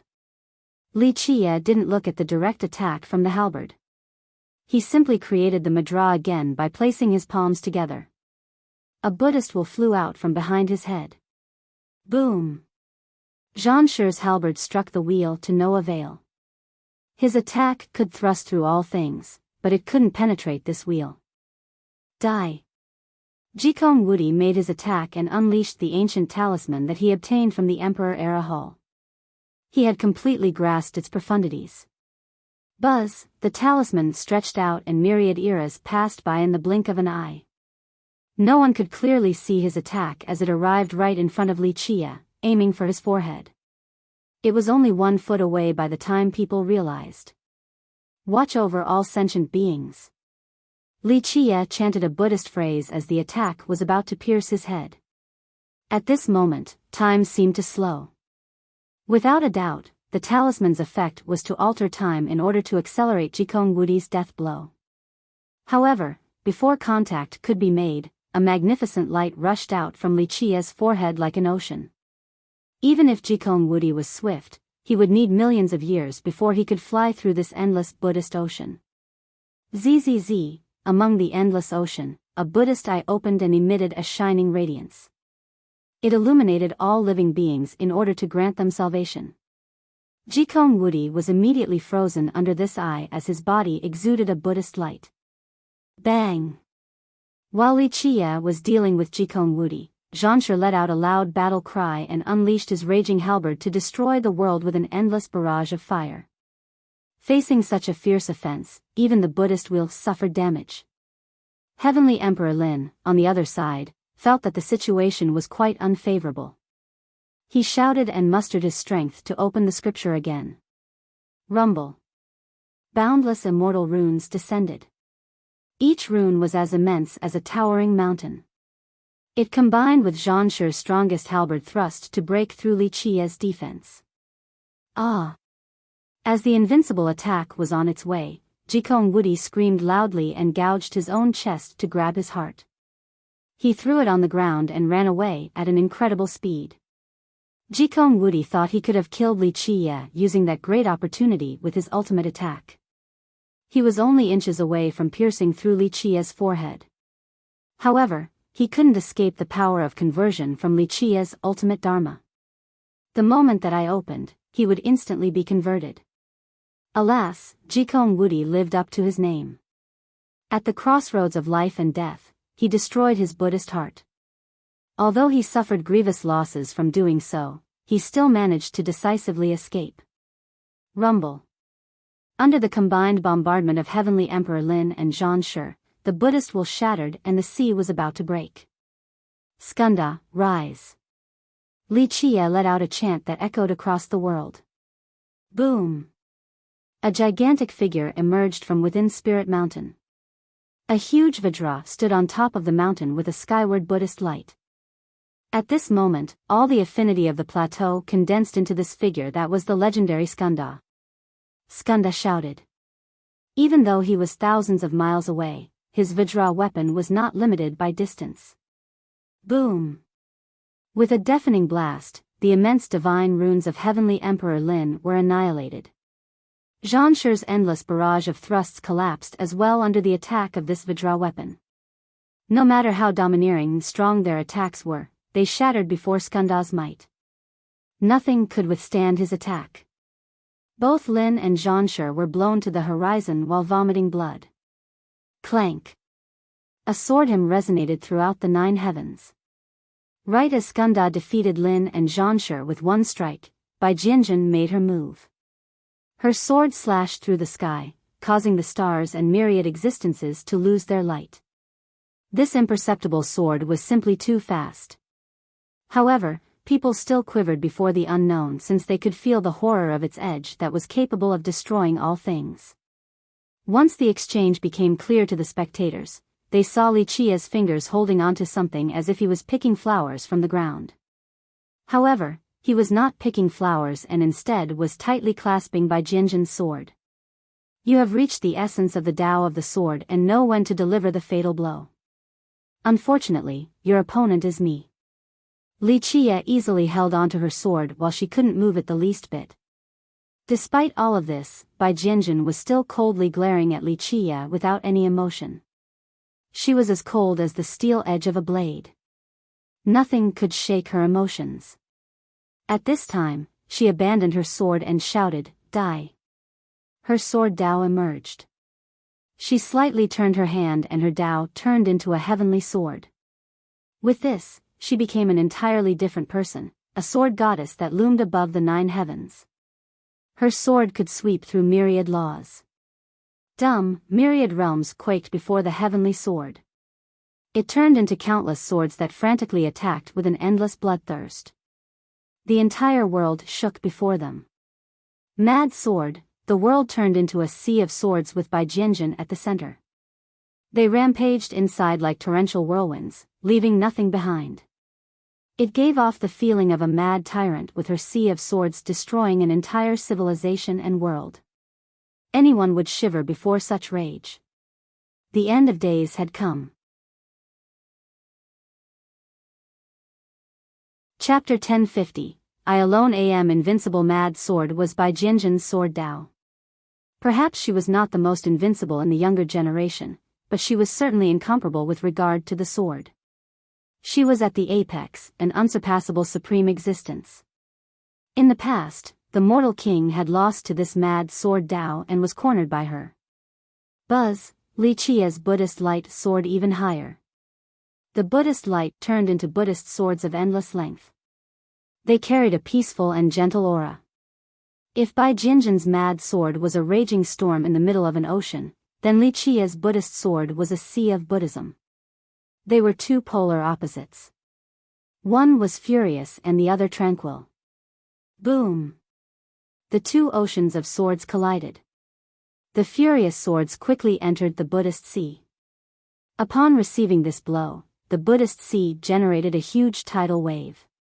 The tranquil Buddhist sea was agitated by the stormy sea. However, it also affected the other side.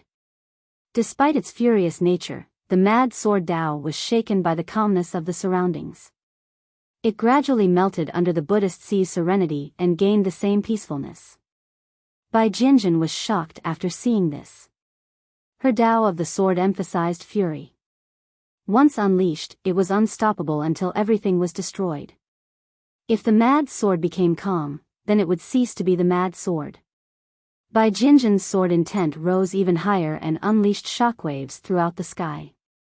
This endless sword intent resembled thousands of waterfalls rushing to the sky in order to empower the mad sword. Merciful Buddha, excellent, excellent. Li Qia chanted his dharma. His Buddhist intent instantly engulfed her sword intent, causing it to slow down. Bai Jianjun saw that the situation wasn't good and turned around to leave. At this time, losing was not shameful to her at all. Her departure was extremely fast and there was no trace of her remaining after a split second. Bang! Without Bai Jianjin's support, the raging sea of swords instantly moldered, no longer capable of stopping Li Qia's Buddhist swords. Not bad. Li Qia voiced his praise, but he didn't give chase. This battle had finally ended. Whether it was the ambush from a god monarch or the final battle of the younger generation, everything ended. Jikong Wudi, Heavenly Emperor Lin, all the supreme geniuses had lost. Even their combined efforts couldn't defeat evil Buddha. Is he the number one of the younger generation now? The crowd was silent for a long time while they looked at evil Buddha.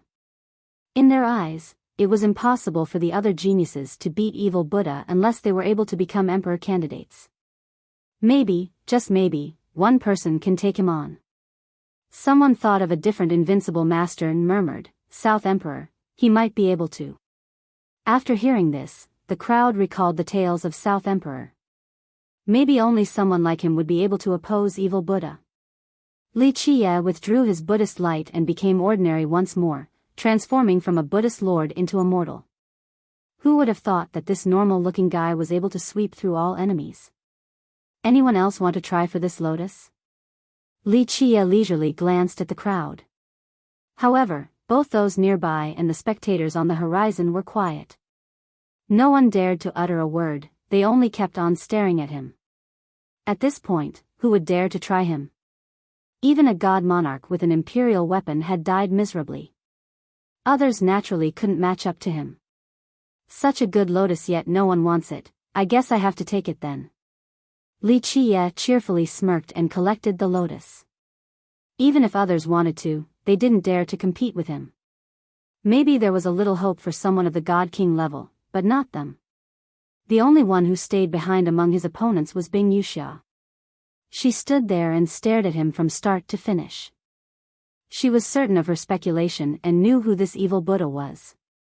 What now, girl? You still don't want to leave?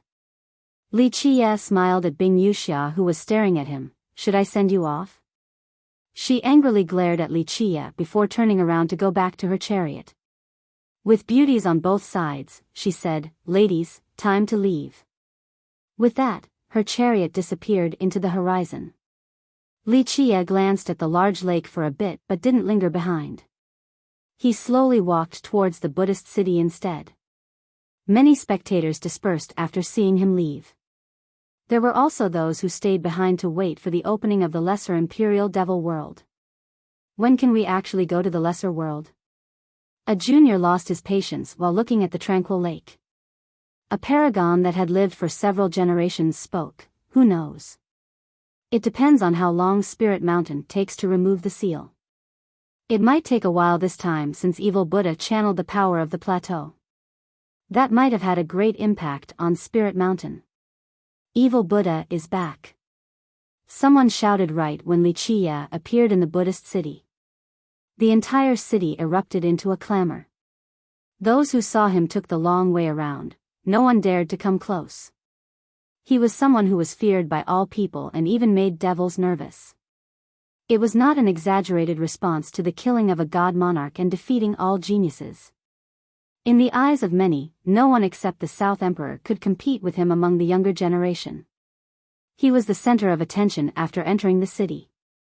Both young and old and even a few god monarchs hiding behind the curtains had their eyes on him.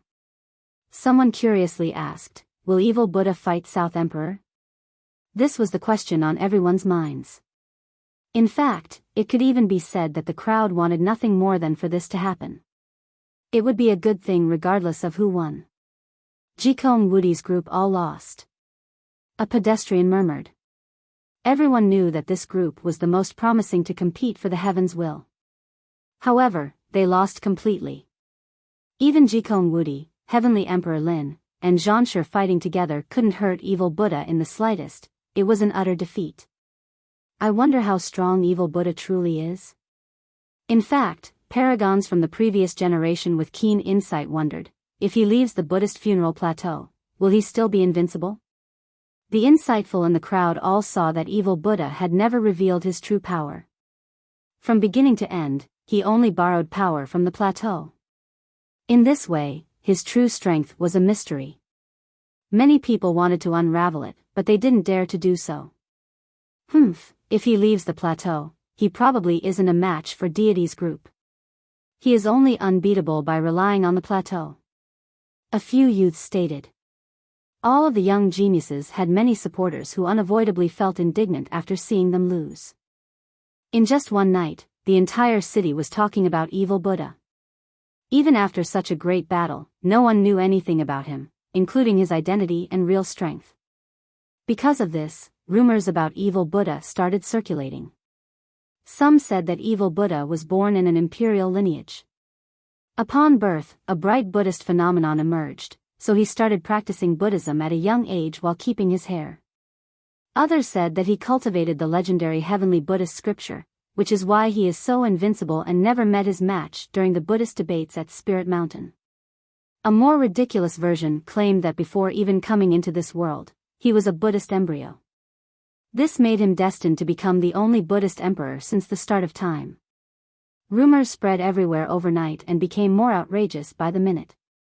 However, they were nothing more than figments of the gossiper's imagination. Boom! On this night, a Buddhist light erupted above Spirit Mountain. A golden grand Tao from the mountain paved the way straight to the Buddhist city. At this moment, one person walked onto the path. It was a Vajra with a huge Buddhist kingdom behind him. Inside the kingdom were millions and millions of sacred monks. There were also Buddhist lords, bodhisattvas, and other Vajras. All of the living beings there worshipped Buddhism. The leading Vajra's appearance filled the entire plateau with chants. They were all reciting scriptures for him. His appearance caused countless stupas to rise. One could easily see that he had accomplished countless acts of kindness in his life. The Vajra was carrying a huge Buddhist pestle. This pestle on his back seemed to have endless weight, capable of crushing the sky and suppressing all evil. Each of his steps caused the entire plateau to quake, as if it couldn't bear his weight. This Vajra coming out shocked countless people in the plateau. Even god kings had serious expressions on their faces. Chapter 1051, Vaisravana Vajra. The people inside the Buddhist city were startled to see this Vajra approaching. Both Buddhist worshippers and mortals dropped to the floor in worship. Who is that? Someone murmured while looking at the Vajra. Not to mention the younger generation, even many of the older paragons didn't know who it was. Vaisravana Vajra, the legendary guardian Vajra of Spirit Mountain. An old god monarch recognized him and spoke. Even though the guardian protector of Buddhism is Skanda Vajra, no one has seen him before. However, Vaisravana Vajra is indeed the guardian of the mountain. Of course, although I won't go bother you all, I will be more than happy to slaughter all of those immortal emperors, generals and invincible god kings if they are without eyes and come to provoke me in the near future. The power of the Buddhist funeral plateau, this is good. Let the world witness the invincible might of the plateau, the strength of our Buddhism. What do you think, Vaisravana? Wuxia leisurely smiled. The Bodhisattva has anticipated sacred teacher's wish. Eventually, Vaisravana spoke helplessly, so, he has sent me here to hand it over to sacred teacher so that you can go to that place. However, whether you can obtain that other thing or not has nothing to do with Spirit Mountain. With that, he handed a Buddhist container over to Wuxia. Wuxia opened it for a look and then closed it before smiling. It is still the radiant Bodhisattva who understands me the most. He is truly extraordinary with peerless wisdom. If he didn't join Spirit Mountain to become a monk at your plateau, I would have wanted to groom him into an immortal emperor. Vaisravana didn't know what to say. Being watched over by an existence like this sacred teacher was the same as being a fish on the chopping block. He was a hawk who would not let go until he spotted and caught the rabbit. Your Spirit Mountain can rest easy, I am a man of my word. Wuxia put the box away and smiled. I have taken your item, so from today onward, I shall not use your Buddhist funeral plateau's power. Thank you, sacred teacher. The Vajra formed a mudra and bowed towards Wuxia. Wuxia smilingly said, you all can relax now. Tell those other monks to keep chanting in peace. Something like today won't happen again, no one will try to strip them of their faith. The Vajra didn't say anything else. He bowed again and left. Meanwhile, the people in the city were all watching Evil Buddha's place. They were looking forward to an earth-shattering fight between Vaisravana Vajra and him. Unfortunately, such a battle did not happen. They only watched the Vajra leave with no discernible change in his calm demeanor. They didn't know what actually happened in there. They only felt that it was a shame that no battle had taken place. However, on the second day, many temples in the plateau received a message. From now on, there would be no more absorption of the Buddhist affinity in this area. The countless monks here could continue their days as usual while chanting and meditating. Is it true? Many cultivators heard this news as well. One person curiously asked, "Does that mean Evil Buddha won't be able to use the power of the Buddhist funeral plateau anymore?" While many were quite skeptical of this news, another rumor quickly spread in a short amount of time. Evil Buddha has quietly left the Buddhist city, and no one is certain of his direction. No one knew who the first was to receive this message, but it traveled across the city like wildfire. Chapter 1052, Venerable Nine-Sword, Evil Buddha left the city? The crowd crazily celebrated after hearing this message. Evil Buddha has really left the city. People were able to breathe easy after this news was confirmed. It looks like he was banished by Spirit Mountain. Thinking about the visit of the Vajra last night in addition to the news sent to all the temples at the plateau, the cultivators in the city unanimously thought that Evil Buddha had been banished. Borrowing external force will never end well. The only correct path of cultivation is to rely on oneself. Some laughed gloatingly, Evil Buddha is smart. After losing the power of the plateau, he should be a nice turtle and shrink his head into his shell, or else he won't survive past tomorrow. People then tried to figure out Evil Buddha's destination. They had all kinds of different thoughts. Some believed that with his banishment, his combat prowess must have weakened a lot. If they could use this opportunity to kill him, they would become famous right away. Of course, others were also looking for him with different intents. His departure was a huge relief, even for people like Jikong Wudi. He used his own strength to fight against the world, fortifying his existence as a shadow that loomed over their minds. Even though many people were searching for his whereabouts, he seemed to have evaporated into thin air after leaving the city.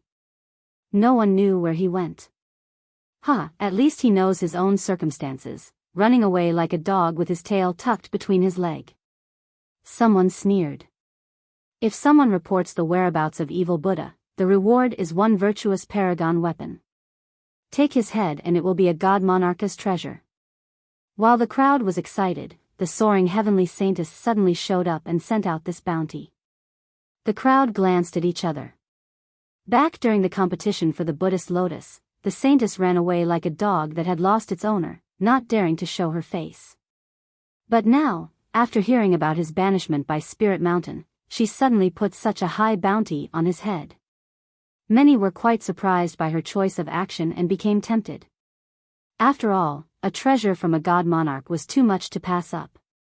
Plus, Evil Buddha should be much weaker now. Taking his head might not be a difficult matter.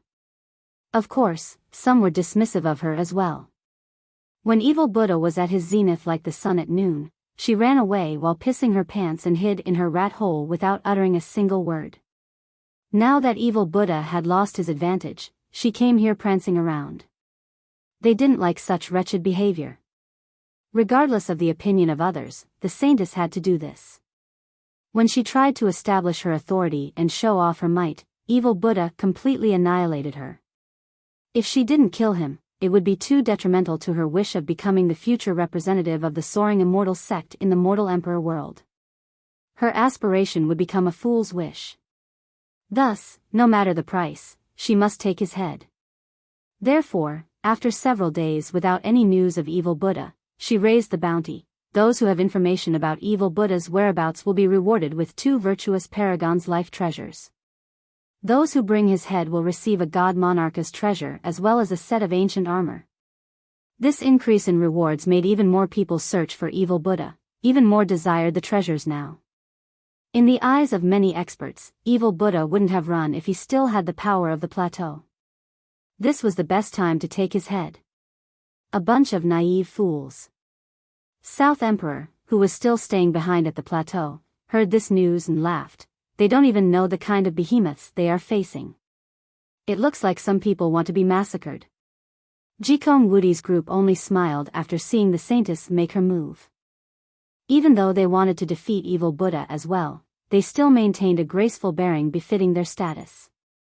To do something like what the saintess was doing was a huge disgrace and would be an affront to their reputation as geniuses. Thud, thud, thud, a very strange sound came from the Buddhist city. It was as if someone was knocking on the sky with a particular rhythm. After a while, someone finally saw a person walking from the horizon. He walked very slowly like an 80-year-old man floundering about. In fact, this newcomer looked just like an old man, at least from the perspective of a mortal. This wizened man had winter white hair and a bamboo branch in his hand. He slowly came from the horizon while seemingly struggling with all of his might due to his staggering. However, contrary to his appearance, the old man was walking extremely fast. In fact, each of his steps spanned 10,000 miles. Who is that man? Many saw this old man approaching from the distance. After each step, he would knock with the bamboo branch in his hand as if he was afraid of falling down from the sky. They were quite puzzled by this. No one could recognize this old man, yet they didn't dare to look down on him either. Eventually, many saw Zhanshe personally go out to welcome this old man into his abode. Old Immortal, rumored to be the strongest and oldest ancestor of the rampaging divine mountain. An ancient god monarch guessed his identity after seeing Zhanshe going out to see him. Legend states that the rampaging divine mountain was created by immortal Emperor Jiaoheng. Who knows if this is true or not? But if it is, then their oldest and most powerful ancestor must be very terrifying. A virtuous paragon turned serious after speaking. Zhanshe came from the rampaging divine mountain located in the western desolate wasteland. It was a very mysterious lineage with numerous myths surrounding it. Some believe that this place was created by immortal Emperor Jiaoheng, but few actually knew the truth. This old geezer came as well. South Emperor saw this oldest ancestor from the mountain and smiled. I wonder how much he actually learned from his ancestor. However, it is all for naught. If he actually obtained immortal Emperor Jiaoheng's legacy, then it would be worth seeing. Alas, his ancestor was only an old servant of the emperor. South Emperor was one of the very few who knew about the rampaging divine mountain's origin. It was not created by immortal Emperor Jiaoheng, but his old servant instead. Of course, this old servant had been personally taught by the emperor before. Scratch. An eagle's cry echoed across the 9 firmaments. After the old immortal from the divine mountain came to the Buddhist city, the cry of this eagle disturbed everyone. They all went outside to take a look. A gigantic demon king was flying at swift speeds. Its wings blotted out the sun, causing the region to be drowned in darkness. A beastly aura assaulted everyone in the sky, giving the sensation that millions of heavenly eagles were soaring closer. Another big shot is coming. Many people couldn't sit still after seeing this demon king flying towards the Buddhist city. Virtuous paragons and eternal existences recognized this demon king and were quite shocked. Heavenly Eagle Demon King, an ancestor, was aghast after sensing the murderous and powerful aura from the demon king and murmured, "This is a vanguard from immortal Emperor Takong's legion. Which one of immortal Emperor Takong's generals is coming?" The spectators were shocked after hearing this and had to take deep breaths. People knew that the Space Trample Mountain was Jikong Woody's backing, and it was quite powerful. Jikong Woody didn't let people down either. With an aptitude that consisted of 3 saint-level constitutions, he was destined to become a deity of this generation. Today, an unparalleled character finally arrived to the dismay of the crowd. Venerable Ninesword is coming. A god monarch behind the scenes knew the Space Trample Mountain very well and spoke. The Heavenly Eagle Demon King is a great demon below the Venerable as well as his scouting vanguard. His arrival means that the Venerable is coming as well. Sure enough, not long after the heavenly eagle demon king came to the Buddhist city, a rumbling sound came from the distance. A chariot soared through the sky. This chariot was not luxurious and instead was quite simple and old. There were no superfluous decorations, for it was laden with battle scars from swords and broken arrows. Without a doubt, it had seen many battlefields. An old man was sitting on the chariot with 9 divine swords on his back. Even though he didn't emit a heaven-shattering aura and had his eyes closed, people knew that the moment he opened his eyes, the world would have to change its color. Even virtuous paragons quivered after seeing this old man. An expert's intuition told them that this old man ahead was extremely frightening and mighty. Venerable Nine Sword, an invincible general under immortal Emperor Ta Kong. An ancestor murmured with an aghast expression. The city became silent right away. First, old immortal came, and now it was Venerable Ninesword's turn. Which other powerful existences were about to arrive and shock the crowd? As for the cultivators with humble backgrounds, they were clever enough to hide without saying a word. Chapter 1053, Broken Metal. They saw Jikong Woody personally go greet Venerable Ninesword. It was a very simple ceremony, but people were still shaken all the same. An ancestor from the previous generation had seen the Venerable in action before. He murmured in dejection, "Venerable Ninesword. When all 9 blades come out, they will destroy the world. Who will be able to stop him?" Everyone knew that every imperial lineage had their own power and resources. It could even be said that the majority of them had buried generals to keep them alive until now. But the more shocking thing was still the Space Trample Mountain. Because immortal Emperor Ta Kong was the most recent emperor, he was too close to the contemporary times. Many ancestors still recognized his generals or had even seen them sweep through this world. Therefore, the generals that remained in this world were truly stirring. Moreover, these generals were younger than those of any other imperial lineage. Old Immortal from the Rampage Divine Mountain and Venerable Ninesword from the Space Trample Mountain. Why did these 2 giants come? A junior was confused about their sudden appearance. To protect the Tao, the older generation clearly understood, the path towards Immortal Emperor will be increasingly brutal, so the most powerful Tao protectors behind Jikong Woody's group are all coming into being. After hearing this, the crowd recalled the fight several days ago when evil Buddha swept through all the geniuses. Against a heaven-defying existence like him, ordinary Tao protectors wouldn't do, since he could easily kill even god monarchs. They understood that Jikong Woody's group felt threatened. Against opponents like evil Buddha and South Emperor, their current Tao protectors would most likely only die in a confrontation. Only existences like Venerable Ninesword would be able to handle them. I heard the Jewel Pillar Mortal King's Tao protector is also here. I'm told that after the last time this Tao protector saved him from Baijianjin, he had not appeared again. This time, he is finally here at the Buddhist city. A well-informed bystander heard this news very quickly. This Tao protector had always been very mysterious. No one knew his origin, and some even speculated that he wasn't from the Jewel Pillar school. Aside from the Mortal King himself, no one had seen his face. Someone curiously asked, "The Tao protectors of Zhan Shi, Jikong Woody, and the Mortal King are all here, what about the others?" An ancestor who had a good relationship with the sacred ground answered, "I heard an extremely mighty ancestor from the Sword God's sacred ground came as well, but rumor has it that Baijianjin denied her ancestors protection. I still feel that Heavenly Emperor Lin is in the worst position." A big shot commented, "In my opinion, among the younger generation, Heavenly Emperor Lin has the weakest background but was able to reach the same height as the rest of the group. It makes sense to say that he is even more remarkable than them." No one denied this claim. Everyone knew that Heavenly Emperor Lin came from a mortal family with a literary background. Even with this, he still surged forward without the aid of a powerful master. In the end, he was not inferior to Jikong Woody's group. Everyone admired him for overcoming his humble background. Sigh, I'm afraid Heavenly Emperor Lin will always be at a disadvantage in the future battle for the Heaven's will. The rest of the group has such powerful backings and Dao protectors, only Lin is alone. What is he going to do in order to keep up? Someone felt that it was unfair for Heavenly Emperor Lin. The crowd nodded in agreement and felt sorry for Lin. Meanwhile, Li Qie had disappeared and no one could find him. This wasn't strange at all because he had entered a different time-space. In this realm was a vast emptiness.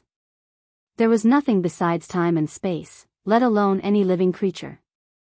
Eventually, he stopped before this void and looked towards the distance. There was a piece of broken steel far away. It was neither black nor gray. Strangely enough, its color was quite difficult to discern and had no semblance to the shade of metal.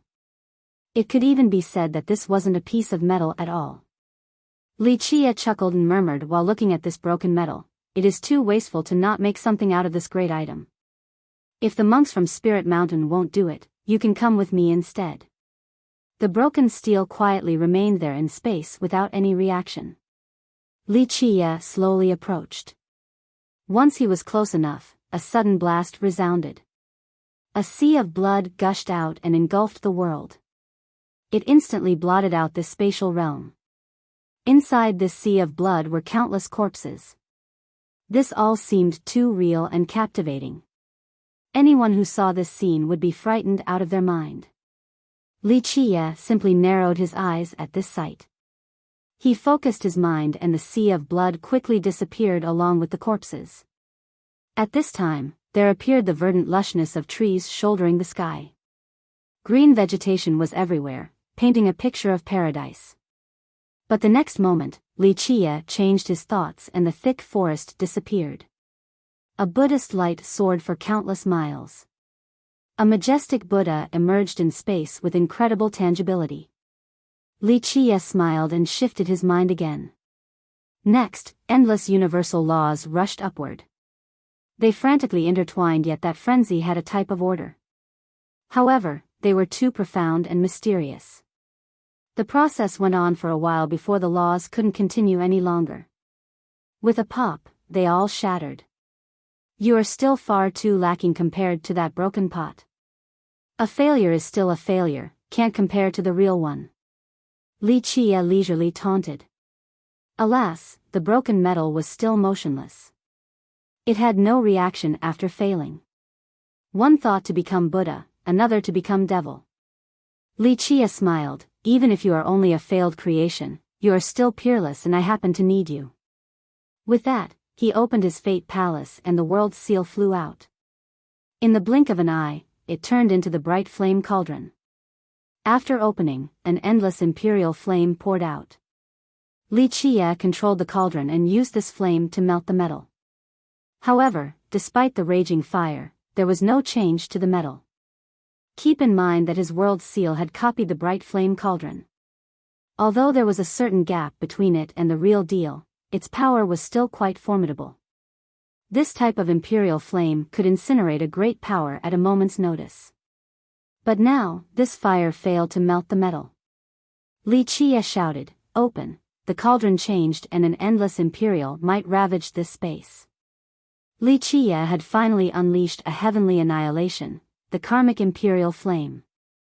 The raging power of this karmic flame was quite terrifying and capable of burning through space and time. Just a little bit of this fiery essence could destroy an entire country. However, the metal didn't undergo a great change even after being struck by this annihilation. After being burned for a long time, it only began to turn red. Incredible, definitely tough enough. Of course, this is exactly what I want. Li Qie murmured to himself, there might not be a flame in this world that can melt you. But coincidentally enough, I have just the thing. With that, he took out the green lamp. The quaint lamp had a wavering black flame that seemed as if it would go out at any time. Go! Li Qie shouted and used his resplendent brake to activate the lamp. Boom!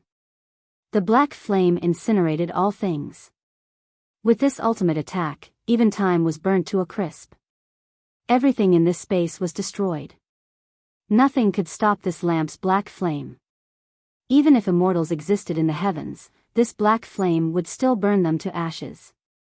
This attack was really too powerful, even god kings would be annihilated. Finally, under the heat of the constantly scorching flame, the piece of metal began to melt.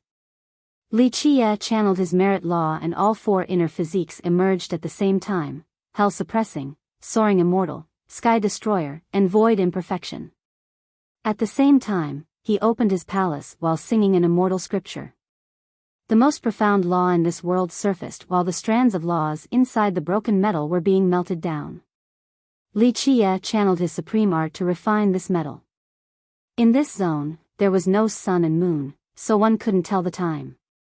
Eventually, the metal was completely refined by Li Qie. Finally, he opened all of his palaces. With a loud explosion, a kingdom appeared behind him with endless blood energy as if it was the most powerful kingdom in this world. Such vast blood energy did not come from Li Qie but rather the pool of blood from the blood primal ground and the kingdom of blood of the blood devil tribe. Li Qie murmured, "This the perfect stuff to feed you." The pool of blood came from the legendary blood progenitor while the kingdom of blood was made by immortal emperors. Li Qie required a lot of effort to refine these two types of blood. This was the perfect opportunity to use them.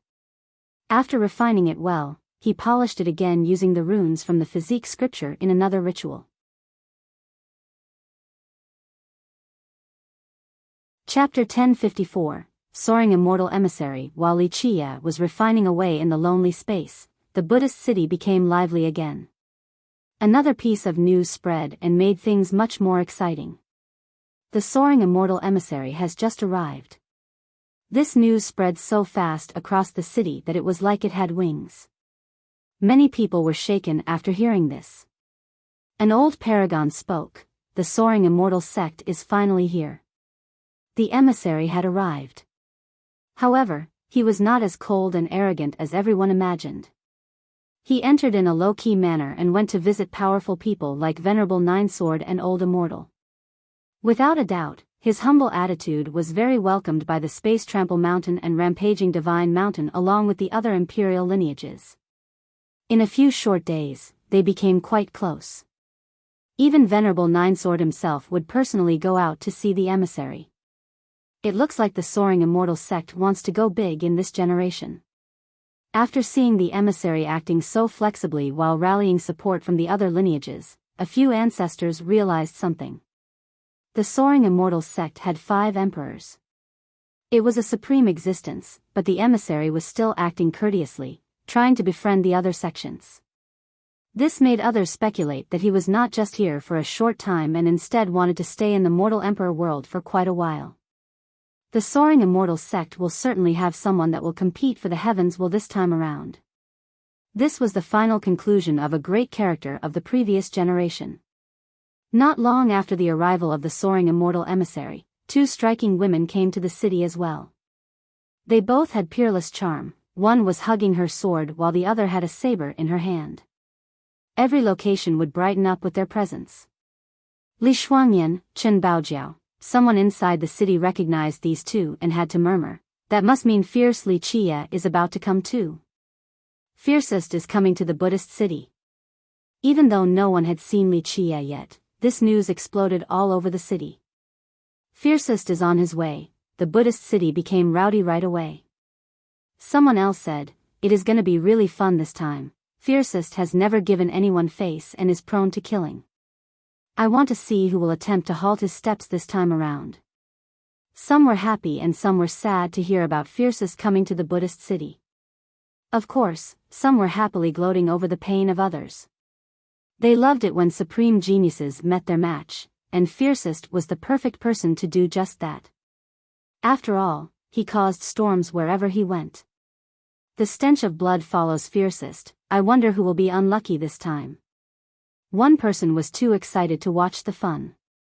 Recently, Evil Buddha and South Emperor had overshadowed the others while Fiercest maintained a low profile. Everyone nearly forgot about his existence. Today, the legendary Fiercest was about to come to the Buddhist city. This was quite shocking to some. They knew that he had a feud with the blood race. Not only did he nearly kill the storm god, the daughter of an immortal emperor, he also massacred the blood devil tribe. His grand showing was enough to shake the southern region, so people were eagerly anticipating his arrival. Some were secretly cheering, wanting to see how he would massacre these supreme geniuses. Some young geniuses prayed for fiercest to kill Jikong Wudi's group. If that happened, perhaps the world might be their stage in the future. Just thinking about this left them drooling in their daydreams. While people were gossiping about fiercest, the soaring immortal emissary sent out invitations for a meeting between the great powers. He was planning a summit at the Rainflower Terrace to discuss world events. Many cultivators naturally wanted to participate in such an event to bolster their knowledge. However, those who were invited only consisted of rulers or supreme geniuses like Jikong Wudi's group. At the same time, the Saintess became active again. With the emissary as her backer, she worked with the other sects and became the person in charge of communications. She relayed messages from the emissary to the other sects and vice versa. Because of this, her status immediately soared. After obtaining this prestigious position, she was very excited and carried herself with a smug air. The Soaring Immortal sect is doing something really big. They are inviting all the young geniuses, so they must be trying to take control of the mortal emperor world. Anyone would feel quite dreadful because just one emissary was enough to gather this great group. I'm afraid that it is a matter of course. This sect has not only reigned over the 9 worlds in the past, they did so for several generations. An old man gently sighed. If they really wanted to take control of this generation, I don't think it will be too difficult. Besides the other geniuses, the emissary also invited fiercest Li Qie. However, Li Shuangyan and Chen Baojiao accepted the invitation in his stead. Chen Baojiao asked Sikong Taotian, "Hey swindler, where did our young noble go?" He put on a bitter face and replied, "Grandmas, please, how would this lowly one know? Grandpa goes wherever he wants, he doesn't report to me." The mortal monarch was assembling the item inside, so Sikong Taotian had to stand guard by the door. He didn't dare to leave. Li Shuangyan glanced over the invitation from the emissary and said, "Should we wait for young noble, or should we go?" "Of course we're going, why not?" Chen Baojiao became quite spirited and lightly spoke, "Look at that soaring heavenly saintess acting all proud. Humph, don't think that just because their heavenly god sect is sucking up to the soaring immortal sect that our cleansing incense is afraid of them. If it wasn't for the sect master not agreeing, we would have attacked her sect already." So it turns out that the reason why these two were late was that recently, there had been some friction between the heavenly god sect and the cleansing incense ancient sect. Due to their rising momentum, the heavenly god sect provoked cleansing incense several times. Keep in mind that cleansing incense was no longer what it was before. Its younger generation was extremely powerful and was developing at a rapid pace. This was especially true with the sudden appearance of their 3 immortal physiques. Anyone would be quite wary of such a force. Moreover, due to its relationship with the Heavenly Tao Academy in War God Temple, the Heavenly Gods sect had been very honest. They simply didn't want to mess with cleansing incense. However, because they were able to latch onto the soaring immortal sect's thighs, they started acting imperiously and began to provoke cleansing incense. This made the hot-headed Chen Baojiao want to show her might. She took several disciples to take care of several establishments of the Heavenly God sect. As a result, the Heavenly God sect calmed down quite a bit. It could be said that when Chen Baojiao and Li Shuangyan worked together with their physiques, people would be hard-pressed to find a worthy opponent for them. They always stayed together so people didn't dare to act recklessly before them, not even virtuous paragons.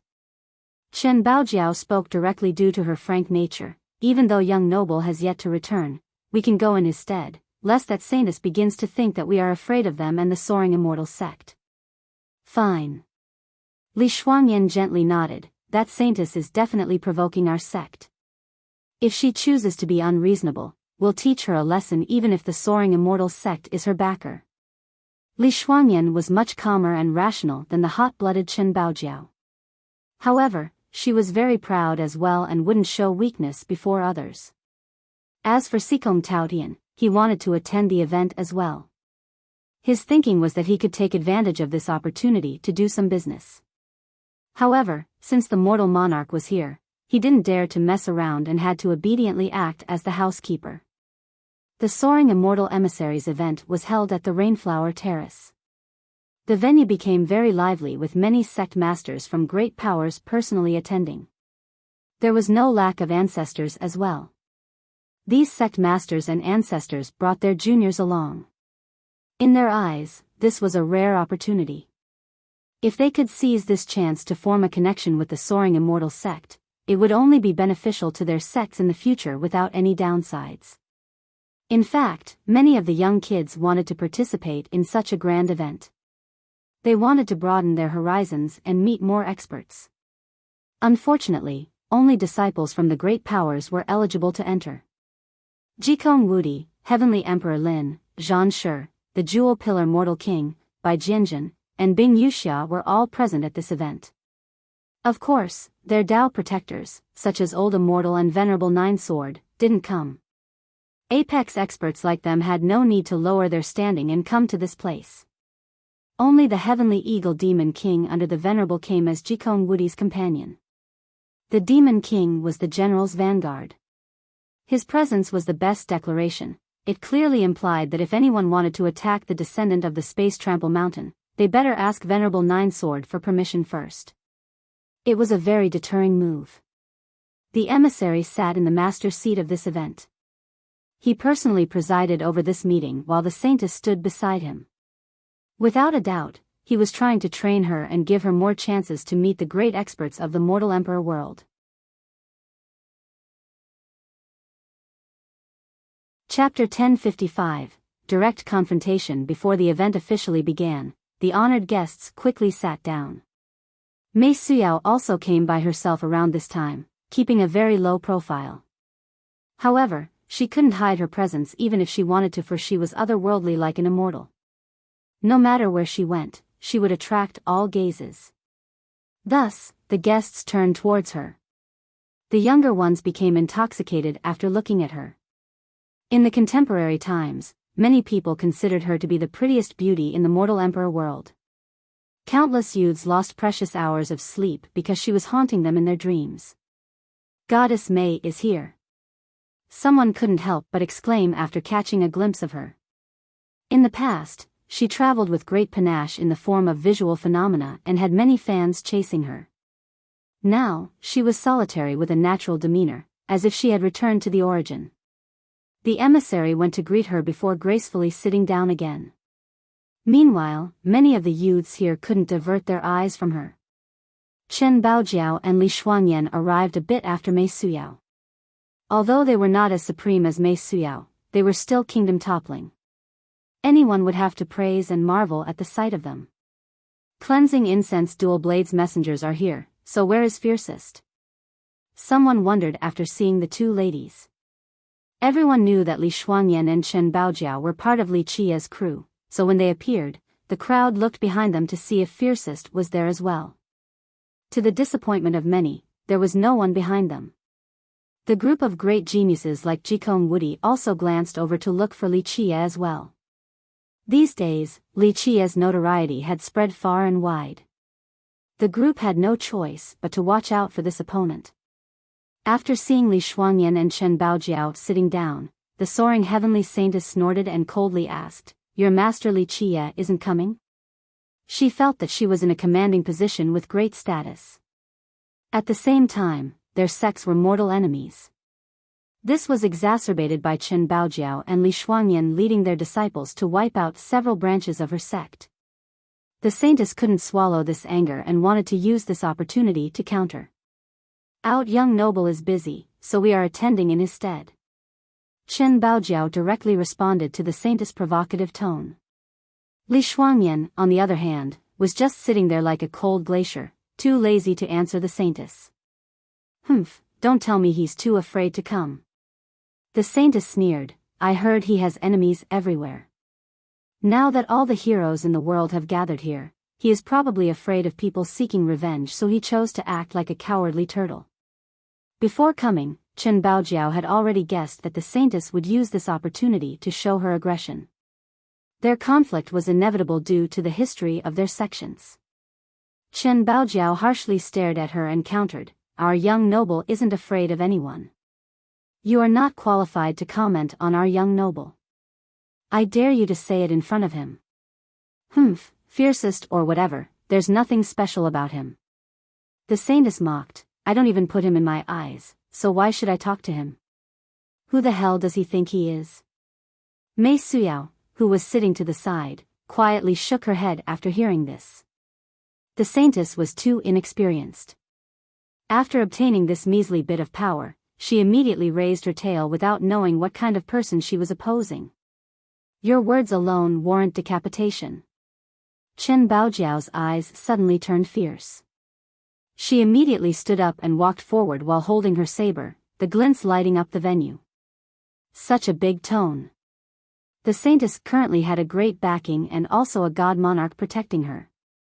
She was full of confidence and was not afraid of Chen Baojiao.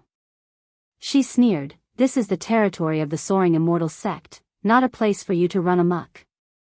She wasn't very bright, but she was well versed in using other people's prestige for her own goals.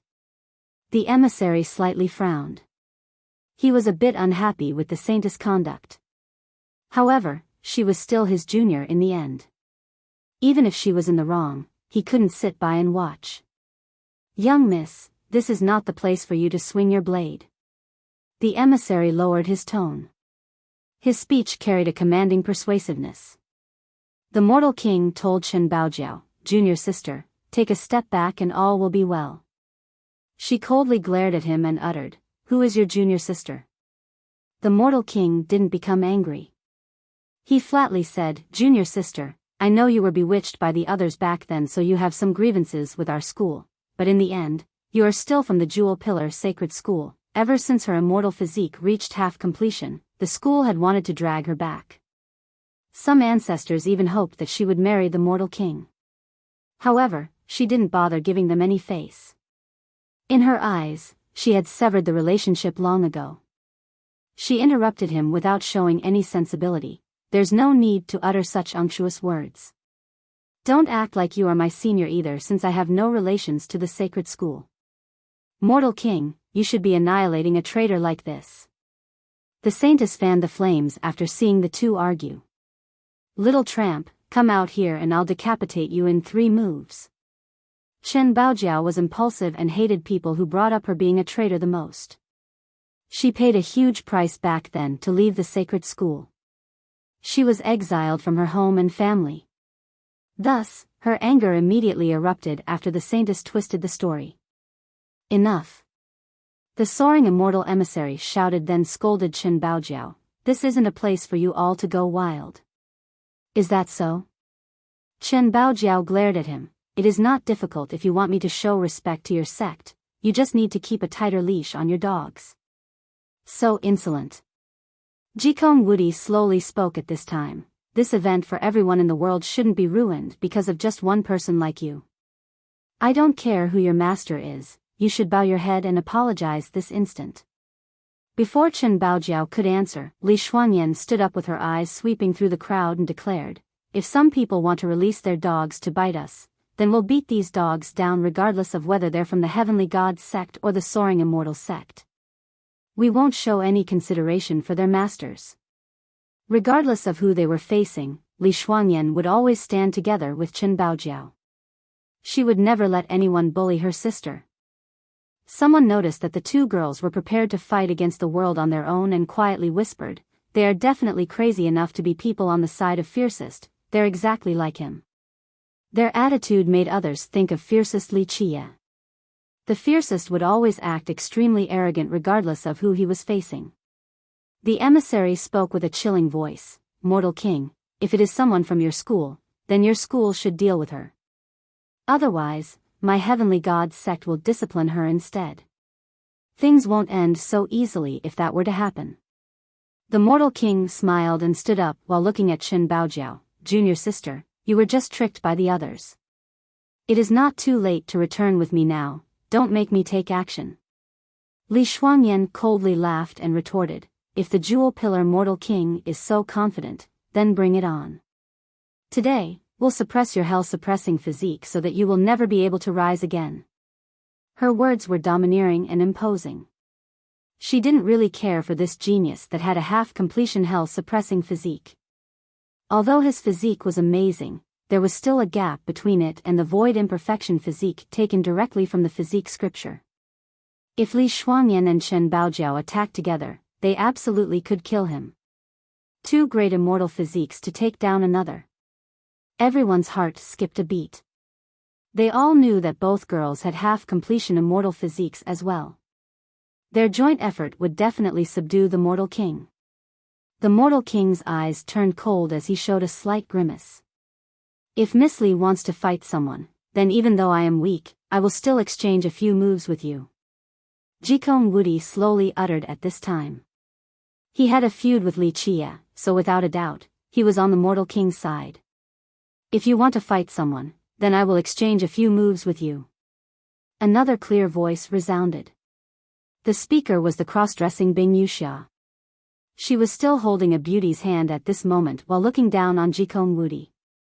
Regardless of the situation, she would unconditionally be on Li Chia's side.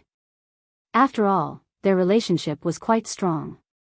In just a moment, several supreme geniuses became involved in this storm, causing the crowd to look at each other. They vaguely felt that these geniuses had already begun to form alliances for the sake of competing for the heaven's will. Meanwhile, Zhang Shi sat there still as a rock, and Heavenly Emperor Lin only smiled without making a comment. Mei Suyao slightly shook her head. She understood that the emissary wanted this to happen. Nothing could be better for their soaring immortal sect than these supreme geniuses of the mortal emperor world killing each other. They would benefit from this whole dispute. Chapter 1056, Unbeatable Style. At this time, the atmosphere was tense to the extreme.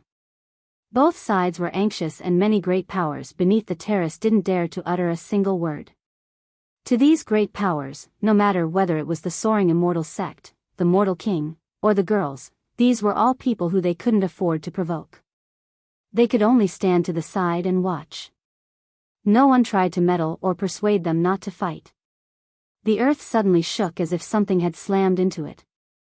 Ah! Miserable screams resounded from outside the terrace, creating a scene of chaos. The experts glanced at each other in confusion after hearing this commotion. Who was it to actually cause trouble outside? At this moment, all the geniuses were here, along with the emissary from the soaring sect. Whoever dared to cause trouble truly didn't know life from death. Jikong Wudi frowned and issued an order. Demon King, go outside to see who is causing trouble and capture him for me. Even though the emissary was presiding over this event, the Space Trample Mountain was actually responsible for keeping order. In fact, it was more than strong enough. Everyone knew that Jikong Wudi was here and that Venerable Nine Sword was back at the Buddhist city. These troublemakers must be tired of living to come here. After receiving the order, the Heavenly Eagle Demon King shouted and spread his wings, blotting out the sun. He instantly flew out of the terrace. A bit later, it became quiet. Good, it is peaceful again. Jikong Wudi looked at the group and said, we'll continue the meeting. No one will be able to disturb this event from now on. Otherwise, I'm sure the emissary will give out the order to take them down. Jikong Wudi was quite imposing at this moment. He indeed had the strength to do so, since among the younger generation, one would be hard-pressed to find someone on his level. Moreover, the Venerable was in the city as well. Who would dare to maneuver against their Space Trample Mountain? Who would dare to oppose them at this moment? Jikong Wudi tried to build a good relationship with the soaring immortal sect as well. In his opinion, earning this sect's support would definitely be favorable for him in the future. Well said, no one, regardless of who they may be, will disturb this event. The Mortal King gravely added, otherwise, they will be dealt with. At this time, everyone clearly saw that Jikong Wudi and the Mortal King were siding with the soaring immortal sect. Meanwhile, the soaring immortal emissary, in the most prestigious seat, stared at Li Shuangyan and Chen Baojiao while raising his voice. If you two ladies apologize to me, I trust that everyone will understand and act as if nothing happened. Boom. Before he could finish the sentence, the sky turned black. A gigantic figure came flying at a great velocity and smashed a crater into the ground, startling everyone and forcing them to retreat. Heavenly Eagle Demon King. When everyone finally took a look, they saw that this figure that fell from the sky was the Demon King who just flew outside earlier. Blood began to flow through the cracks on the ground where the Demon King was lying while a person was standing on top of him. This person had his foot pressing on the eagle demon's head so he couldn't stand up. Such a scene was too shocking. Keep in mind that this demon was a vanguard of Venerable Ninesword, someone who had swept through the world with immortal Emperor Ta Kong. He was an extraordinary Demon King, yet he was being trampled upon by someone else. Evil Buddha! Someone shouted in horror after seeing the person on top of the Demon King. The group of geniuses were shocked and immediately stood up. Everyone knew that Evil Buddha had been chased away by Spirit Mountain, so he quietly left the city. No one expected him to come back and instantly trample the Heavenly Eagle Demon King. Wasn't this too domineering? Jikong Woody's expression took a turn for the worse. The Demon King was their vanguard, but he was being stomped on by someone else in front of everyone. The Demon King wanted to get up, but Li Chia stomped on his neck. One could hear a bone cracking. The Demon King immediately screamed miserably. Anyone who heard this scream would shiver and feel a tingling sense of pain as well. Evil Buddha, you are too presumptuous. Jikong Woody had to shout out. This Buddhist's actions were a merciless slap towards their space trample mountain. However, Li Chia was too lazy to look at Jikong Woody. He got down from the Demon King's body and leisurely looked at the soaring immortal emissary. You better look in a mirror and carefully evaluate yourself before asking my people to apologize. Such words left the crowd puzzled. Many didn't actually understand what he was saying due to the sheer amount of perceived impudence. At this time, Li Chia waved at Li Shuangyan and Chen Baojiao. Girls, come over here. Your young noble will find out who was bullying you two and take charge of this matter. The two didn't say another word and immediately stood behind him. Ha! Bing Yuxia clapped and laughed. I knew you smelly brat were pretending to be a monk. That's right. Li Chia glanced at her and smiled leisurely. It has been a bit boring being a Buddhist lord, so it is time to switch my identity. With that, he revealed his true appearance. Fiercest Li Chia! Someone blurted out after seeing him. In just a second, everyone's eyes went wide. They couldn't believe what they were seeing. Even Jikong Woody's group turned silly. Evil Buddha is fiercest Li Chia. Someone murmured. This news was too difficult for many people to accept in a short period. Jikong Woody's group had grimaces even more unsightly than before. They would rather be defeated by Evil Buddha than fiercest Li Chia. Among those present, only Mei Suyao sat there calmly. She knew something like this would happen the moment Li Chia came. Li Chia looked at the crowd for a bit before revealing a friendly smile while slowly saying, "It is time to take care of some overdue business." With that, his eyes fell upon the mortal king. I heard someone say earlier that our Baojiao is a disciple from the sacred school. He turned and looked at the crowd to declare, "Now, I will say this only once, don't try to gild your face with gold.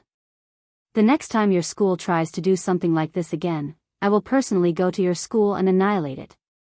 This declaration left the mortal king with an extremely ugly expression. The guy told everyone about his intention to destroy his school. This was not just a slap to their face, but the pinnacle humiliation. As the schoolmaster, how could he swallow this anger?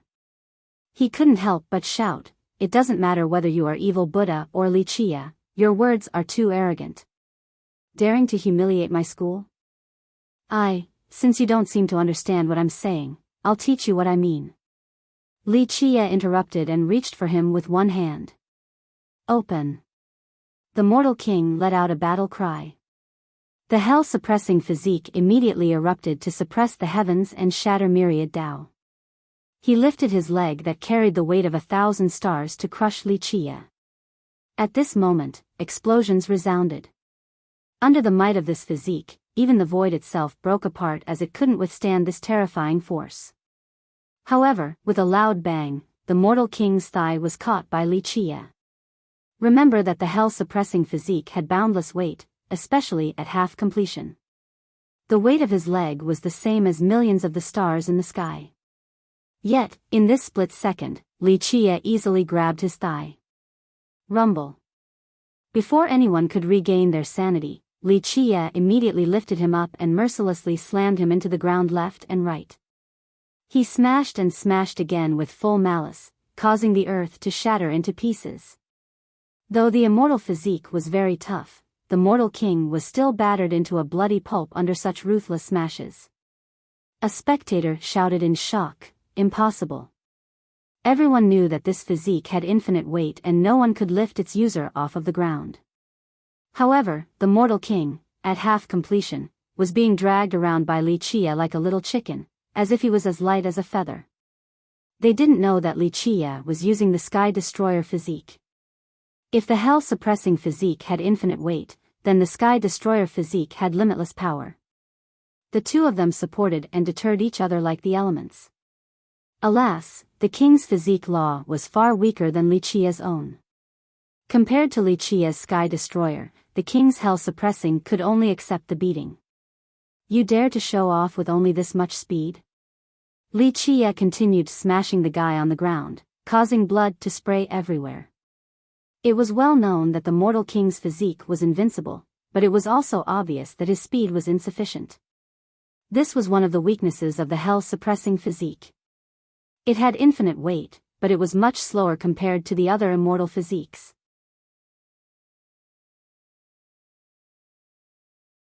Chapter 1057, Blood Everywhere. Li Qie kept smashing the guy on the ground until he was on the verge of death. Only then did he stop and speak. Go back and tell the Jewel Pillar School that if they dare to talk about Chen Baojiao's business again, I will personally destroy them. Having said that, he casually threw the mortal king outside. Boom! Boom! Boom! A burst of earth-shattering explosions resounded. The mortal king was thrown very far. His body pierced several mountains before disappearing from everyone's sight. All the people present shivered after seeing the king being thrown away like a piece of trash. They were speechless and stared at Li Qie in awe. It didn't matter whether he was evil Buddha or fiercest, Li Qie was ferocious all the same.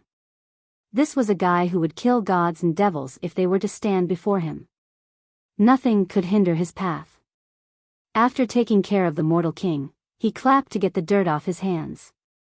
Then, his eyes fell upon the soaring heavenly saintess.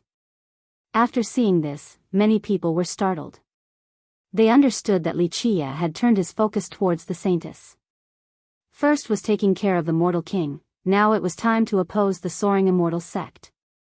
This was both decisive and arrogant, as if he looked on the world with disdain. Well, I did promise the monks of Spirit Mountain to not disturb them in their meditation. Li Qie said dismissively. Unfortunately, time and time again, some people think that I have become a soft persimmon that anyone can crush. I heard that someone has placed a bounty on my head.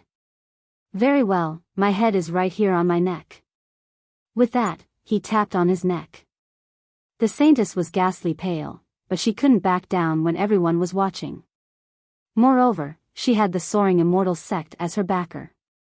Thinking about her uncle-in-law, she immediately became courageous and shouted, Li, don't act all arrogant. If you dare to assault everyone, the people in this world won't spare you and the soaring immortal sect won't spare you either. At that time, you will die without a grave. Even your cleansing incense sect will have a calamity befall, ugh. Before she could finish, her neck was gripped by Li Qie. Her body was lifted up high so she couldn't move at all. His speed was swift to the point where no one could see him clearly. Even the Night Scorpion God Monarch standing behind the emissary found it too late despite wanting to help. I am someone who only likes to listen to flattery and sycophants, but sometimes, I also like it when people curse me. To tell the truth, if you called me a bastard or a little animal, I could act as if I didn't hear it and only treat your words as a fart. He gripped her head and slowly shook his head. However, if someone threatens me, then I won't be happy. And if I'm not happy, then it will not be pretty. I might even destroy their entire family. Having said that, he let out a chilling glare towards the saintess. Uncle, save me. The saintess finally felt fear with her life hanging by a thread. She felt that a death god was beckoning for her at this moment. The emissary shouted, "Junior, let her go now to avoid making a huge mistake." Li Qie maintained his grip and stared emotionlessly at the emissary. "And if I don't?" "Death is the punishment for killing a soaring immortal disciple." The emissary spoke gravely. "If you let her go, we can let bygones be bygones." Yes, the saintess felt her courage surge again after the emissary stood up for her and had to add, "I am a soaring immortal disciple." Snap. Her words couldn't come out since her neck was wrung by Li Qie. Her pretty eyes widened in disbelief. Even in death she still couldn't believe that this was the moment of her doom. She was still full of spirit, dreaming about joining the soaring immortal sect. It was her time to represent the sect to order the rest of the mortal emperor world. This stunned all the spectators. The emissary had recognized her as a disciple of soaring immortal. This meant that she could definitely join it. But now, Li Qie has snapped her neck. This was killing a disciple from soaring immortal in front of everyone. Just how arrogant and overbearing was this? No one was more imperious than Li Qie, the guy who had just challenged soaring immortal. The other supreme geniuses like Jikong Wudi wouldn't dare to do so, but Li Qie did it without a care. Li Qie nonchalantly threw away her body and spoke, "Even if you are the daughter of an immortal emperor, I'll still kill you if you provoke me." It was an incredibly tyrannical statement that caused everyone to take a deep breath. However, no one dared to say anything.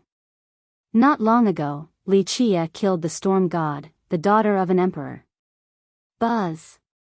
While Li Qie was distracted with talking, a glint flashed.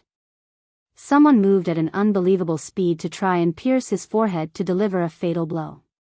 This strike was too fast, beyond visual perception. The ambusher was the Night Scorpion God Monarch. He wanted to use this opportunity to kill Li Qie. Though the saintess was dead, the emissary was still there.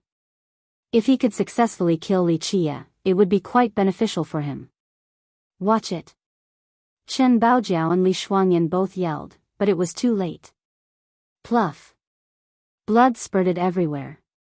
A forehead was pierced, but it was not Li Qie's, it was the God Monarch's. His eyes showed disbelief and didn't know who pierced his forehead. The opponent's speed was 100 times faster and was more accurate than him. The person didn't use any techniques or laws. It was the most simple thrust and it instantly penetrated all of his defenses to send him to his end. At this time, people finally saw the one who attacked. It was an Iron Man whose body was made out of exquisite parts. Only his head was that of a human. There was too big of a gap between a god monarch and the mortal monarch. He only needed one move to kill the scorpion. Splash. Blood splattered again. The mortal monarch ripped out the scorpion's head along with his spine and casually threw it to the ground without showing the slightest trace of emotion. From beginning to end, Li Qie didn't even bat an eye while standing there calmly. Everyone held their breaths at the sight of a god monarch being slaughtered like a helpless chicken. This scene was simply too horrifying and sent chills down everyone's spines. This existence that looked like a man made out of metal was too horrifying. Your arrival has scared away all of those little pests. Li Qie gently shook his head. The mortal monarch didn't say anything. He stood there with a chilling air next to Li Qie. His eyes, however, swept through the sky a little bit. Li Qie slowly approached to the soaring immortal emissary. The emissary's expression sank. He coldly said, "Junior, what are you doing?" Li Qie glanced at the guy and smiled. "We initially had no enmity with each other. You didn't know me and I didn't know you, so we could have had peace together. Unfortunately, I heard people say that you are the heavenly god's sect's backer and want to maneuver against my sect. Then there is no other choice. I am someone who finds it very difficult to show mercy to my enemies." The emissary was jolted. However, he still put on a calm expression and spoke, "If you want to resolve this grievance, then we can sit down and talk instead of threatening me. My soaring immortal sect has never accepted anyone's threats." Whoosh. Just like before, another victim couldn't finish speaking before Li Qie pierced his chest. His cultivation was much weaker than the Night Scorpion God Monarch. Although he was an emissary, he was only an ordinary one and was not powerful at all. The emissary had to look down at his chest in disbelief. He didn't expect that Li Chia would kill an emissary like him so quickly and without any precursor. Pluff. Li Chia instantly took out his heart and looked at him with scorn. You are too weak to be prancing around in front of me. Not to mention an ordinary emissary, even if the chief ambassador of the 9 worlds personally came, I still wouldn't put him in my eyes. With that claim, he casually threw the heart away. Bang! The emissary's body fell to the ground.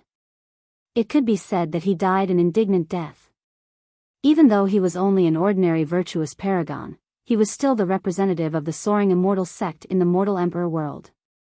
No matter who they might be, even imperial lineages would have to show him some consideration and reception, let alone attack him.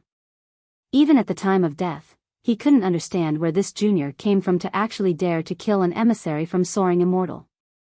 The scene remained quiet all the same. One could even hear a needle dropping to the floor. Outside of faint breathing, there were no other sounds. Li Chia slowly sat down in the chair that the emissary sat in earlier and wiped his hands clean. He lazily glanced at everyone and spoke, "Anyone else have a problem with me? Feel free to speak up at any time." Everyone was silent and dazed while staring at Li Chia. It didn't matter what name they chose to call him, evil Buddha or fiercest. He had reached a level of wanton brutality and would dare to kill just about anyone. At this time, who would dare to have a problem with him?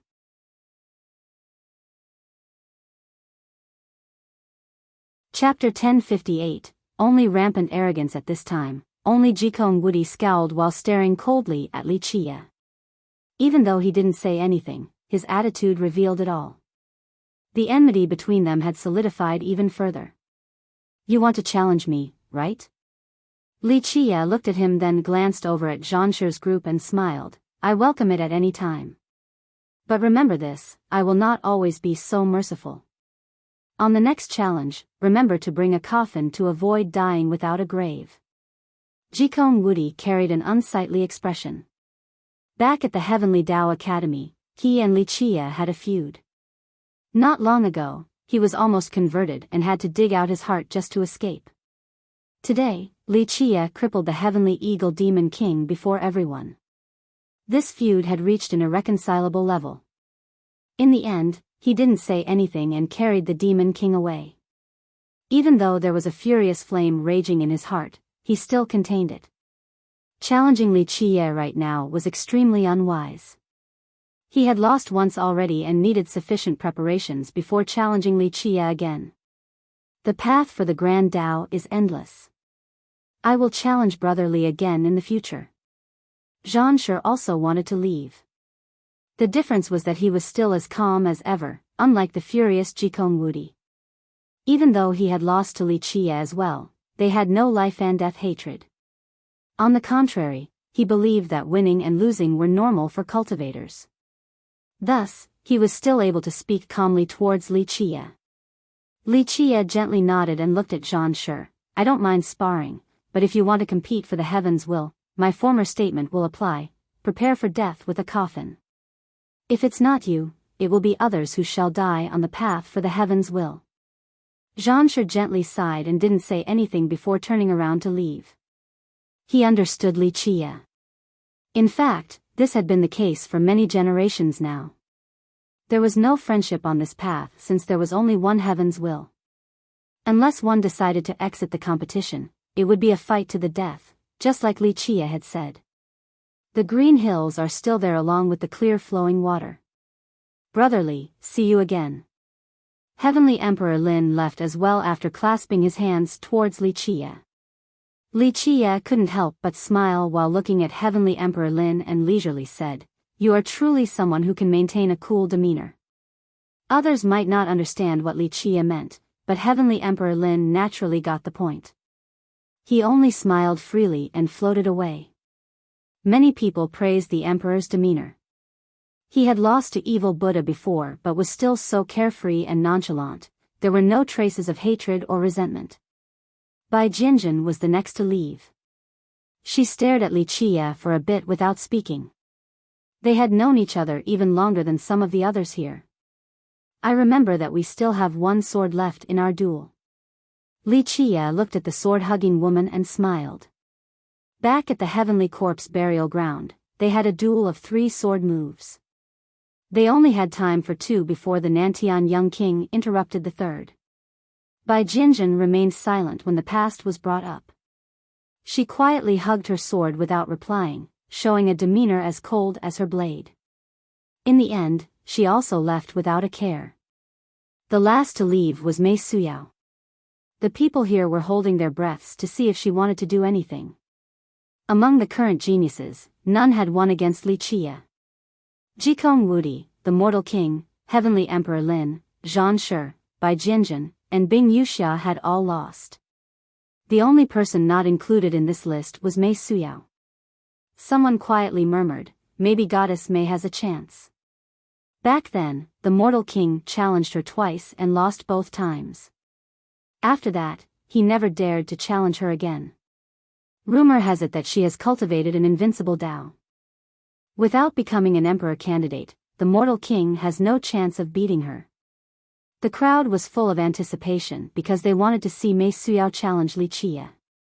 She was the only one in this current generation who still had a chance of defeating him. Unfortunately, Mei Suyao didn't challenge him, disappointing the crowd. She gave him a gentle gesture of blessing before drifting away as well. Goddess Mei has not competed for anything in recent years. Another gently sighed. This sentiment rang true across the experts from the 100 cities. They felt that she had changed too much. It could be said that people had almost forgotten her in recent years due to her low profile. Okay, the event is over, everyone can leave now. Li Chia clapped his hands and smiled at the crowd. No one here dared to say anything. At this second, who would want to mess with fiercest? Everyone quickly left one after another. Ladies, you guys go back first. Bing Yuxia told the beauties next to her and followed Li Chia. Let's go back. Li Chia smiled and stood up to leave. Li Chia, back at his mansion, Jikong Wudi had an ugly grimace and gritted his teeth. In his eyes, losing to Li Chia was not a shameful matter. The only grudge was that Li Chia humiliated him before everyone. He had a triple saint's aptitude and was praised as a deity by others. How could he swallow this blatant and public humiliation? Young noble, how about we ask the sword ancestor to kill Li Chia? A strategist spoke. No.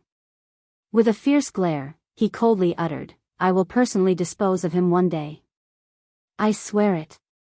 Don't make a move against Li Chia for now. At this time, Venerable Nine Sword came by.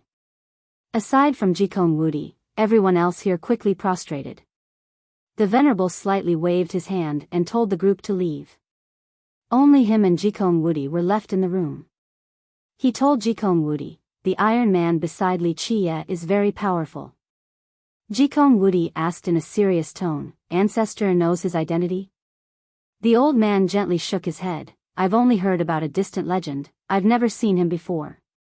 I don't know how Li Chia managed to bring out an old man that has been slumbering for so long. It seems like this Iron Man wants to be Li Chia's Tao protector. Jikong Wudi's eyes lit up with a cold gleam. Just thinking back at how the Iron Man killed a god monarch so easily. This was absolutely a terrifying existence. I will personally watch his movements.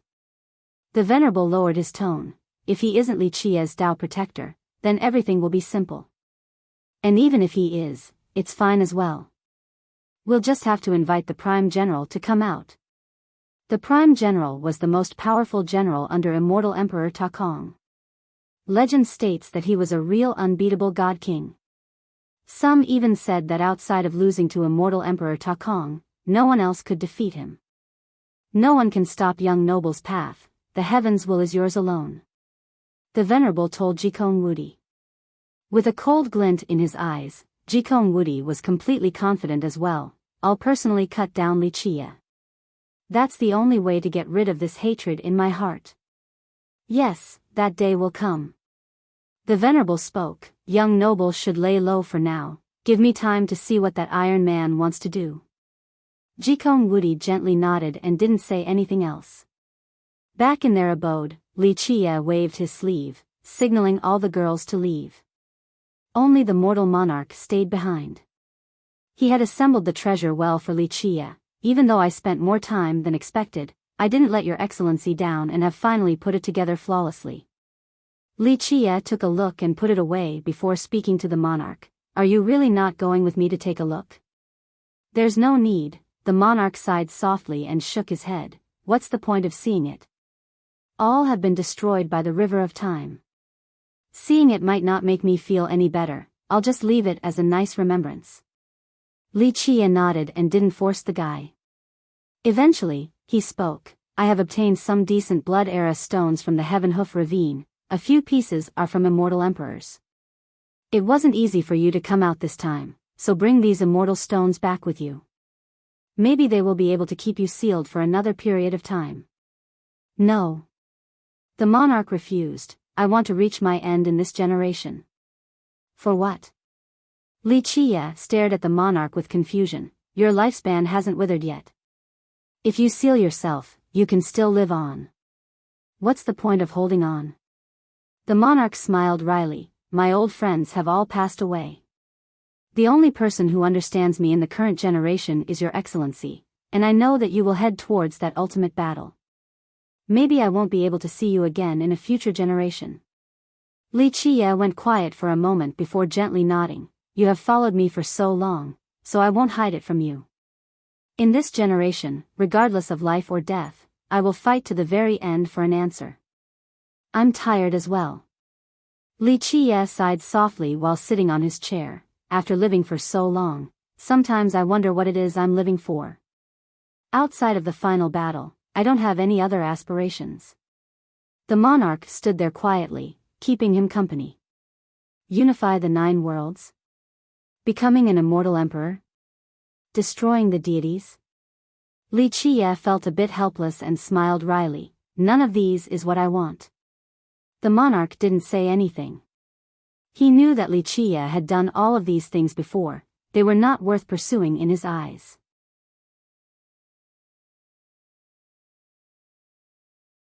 Chapter 1059, Bing Yuxia's beauty. At this time, the mood in the room was slightly somber. Li Chia had been sitting there in a daze before he eventually smiled faintly to say, You are right, I might die in the final battle in this generation. That will be my end, the closing of the curtains. I believe in your excellency. The monarch spoke. I trust that ultimately, you will be able to stand above the high heavens and become the one and only across all the eons. Perhaps the result doesn't matter. Li Chia smiled. I just need to keep on working hard and I will definitely get my answer one day. With that, a gleam flashed in his eyes as his spirits rekindled. The monarch understood that Li Chia had always maintained an invincible temperament. Even when he became sentimental, it would pass by very quickly. If you want to live through this generation, do you have any wishes? Li Chia looked at the monarch and asked, If you want anything, just tell me. Your Excellency, I have no wishes. The monarch gently shook his head. After returning, I will teach some juniors and enjoy the rest of my years. Even though I have no direct descendants, all of the disciples in the valley are my children. I am happy that you are able to see things so clearly. Not everyone can be so open-minded before death. Li Chia smiled and was sincerely glad for the monarch. For millions of years, countless invincible god kings didn't mind paying any cost to prolong their life. The monarch bowed deeply towards Li Chia and spoke, If your excellency ever requires my service in the future, I will be waiting at the Heaven's Secret Valley. Let this be our farewell. Li Chia sighed softly and patted the monarch's back. I'll see you off. The monarch didn't say anything and quietly walked alongside Li Chia. Perhaps this was the last time he could walk next to his excellency, his last chance to assist him. When they reached the gate, the monarch beckoned for Sikong Taotian. The guy immediately ran over and kneeled. The monarch spoke, You are coming back with me. After hearing this, Sikong Taotian put on a painful expression and looked pitifully over at Li Chia. Li Chia couldn't help but scold the thief. The mortal monarch thinks that you are worth grooming, so he wants you by his side. This is your fortune, something that people can't even dream of. Thank you, ancestor, Sikong Taotian bowed. He had no other choice at this time. He was also aware that it was a wondrous creation.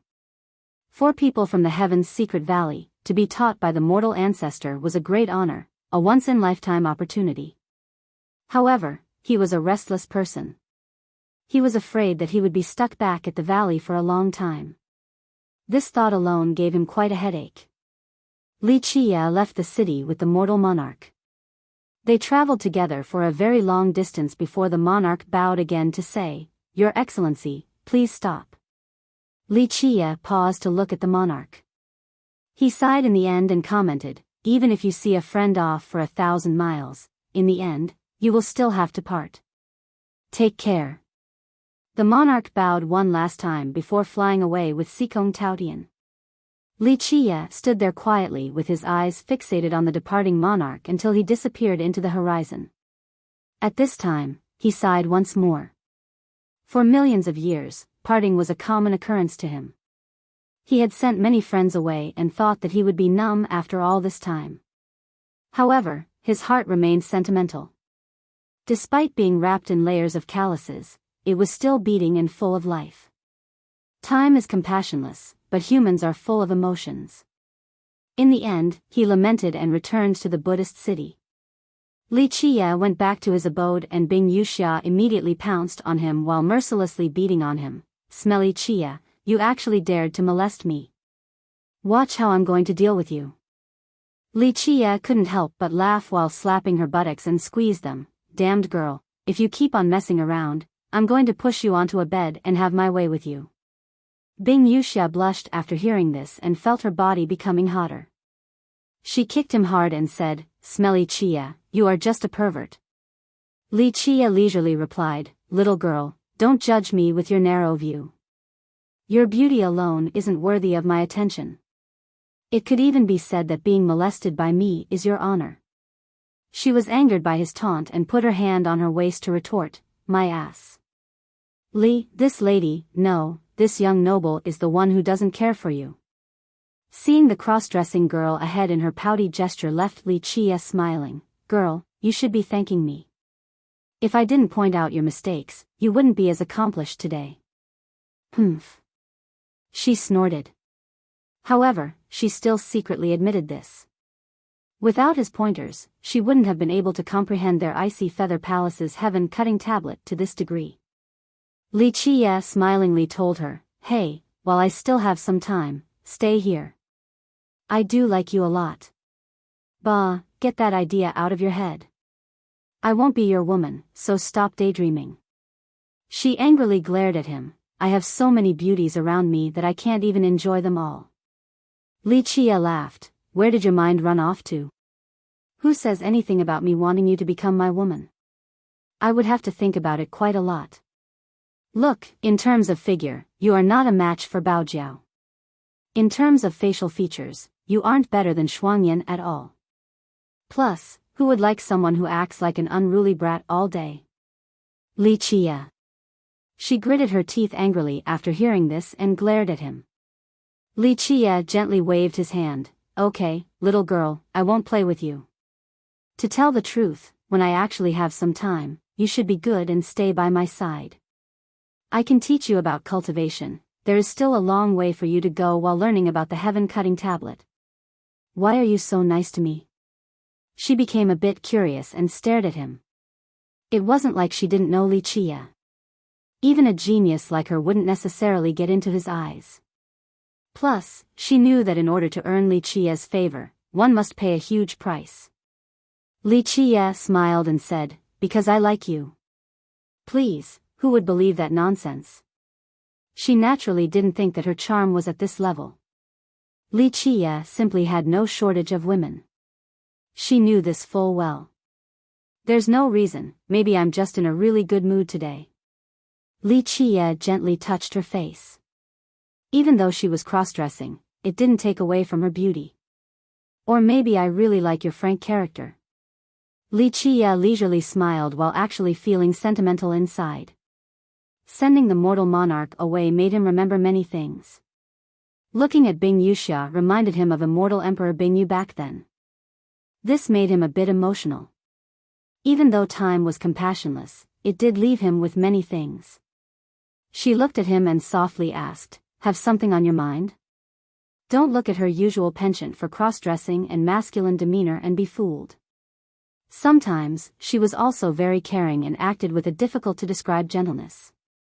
She caught a glimpse of loneliness before it quickly disappeared from his eyes. Nothing really. Maybe I am now old and have become a little sentimental. Li Qie smiled faintly. Hold it. She punched his shoulder and said, "Calling yourself old at this age? Don't you feel embarrassed at all for saying that?" Li Qie looked at her and chuckled without saying anything else. At this time, Chen Baojiao came in and informed Li Qie, "Young noble, Goddess Mei wants to see you." He slapped Bing Yuxia's butt and said, "Okay, go. If you want to repay me, you can carry my palanquin next time."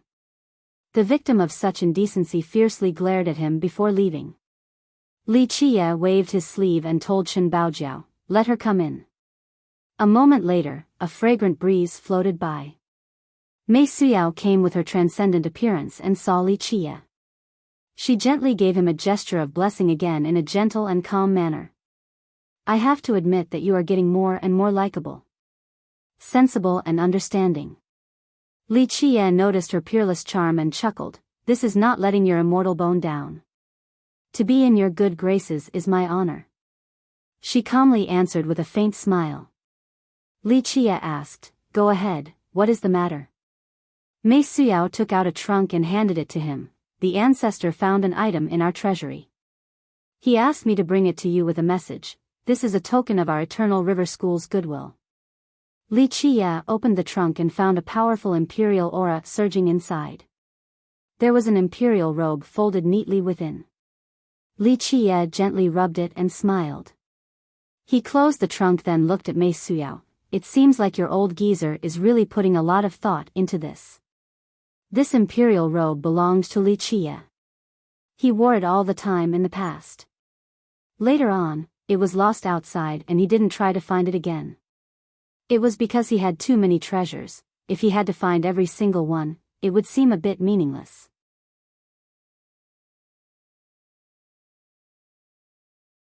She gently sighed and bitterly spoke, "Just like you said, my immortal bone can communicate with the gods and understand myriad Tao. In the past, I was blinded by pride and couldn't see through young noble's depth. Today, I have returned to the origin and comprehended great mysteries. Your momentum is unstoppable with a unique physique across all the eons, a peerless fate palace system, the ultimate Tao heart, and also an understanding of the ages. Every aspect is incomparable. Challenging you is just a waste of time." Even though Mei Suyao didn't know Li Qie's true identity yet, she was aware of his physique, palaces, and Tao heart. They all made it impossible for anyone to oppose him. She was once completely confident, but once her immortal bone gained the ability to see through all things, she understood that even with greater self-confidence, she wouldn't be able to change the outcome. This immortal bone located at your soul bone is truly remarkable. Today, you have truly comprehended its profundities." Li Qie gently nodded. Very few people could see through his constitution, but Mei Suyao was able to do so today. This was all due to the change of her Tao heart. It returned to the origin, the natural path. This allowed her to comprehend the essences of her fragrant Tao as well as the immortal bone. With this, she was able to deduce everything in this world. Sometimes being ignorant and always arrogant is not a bad thing.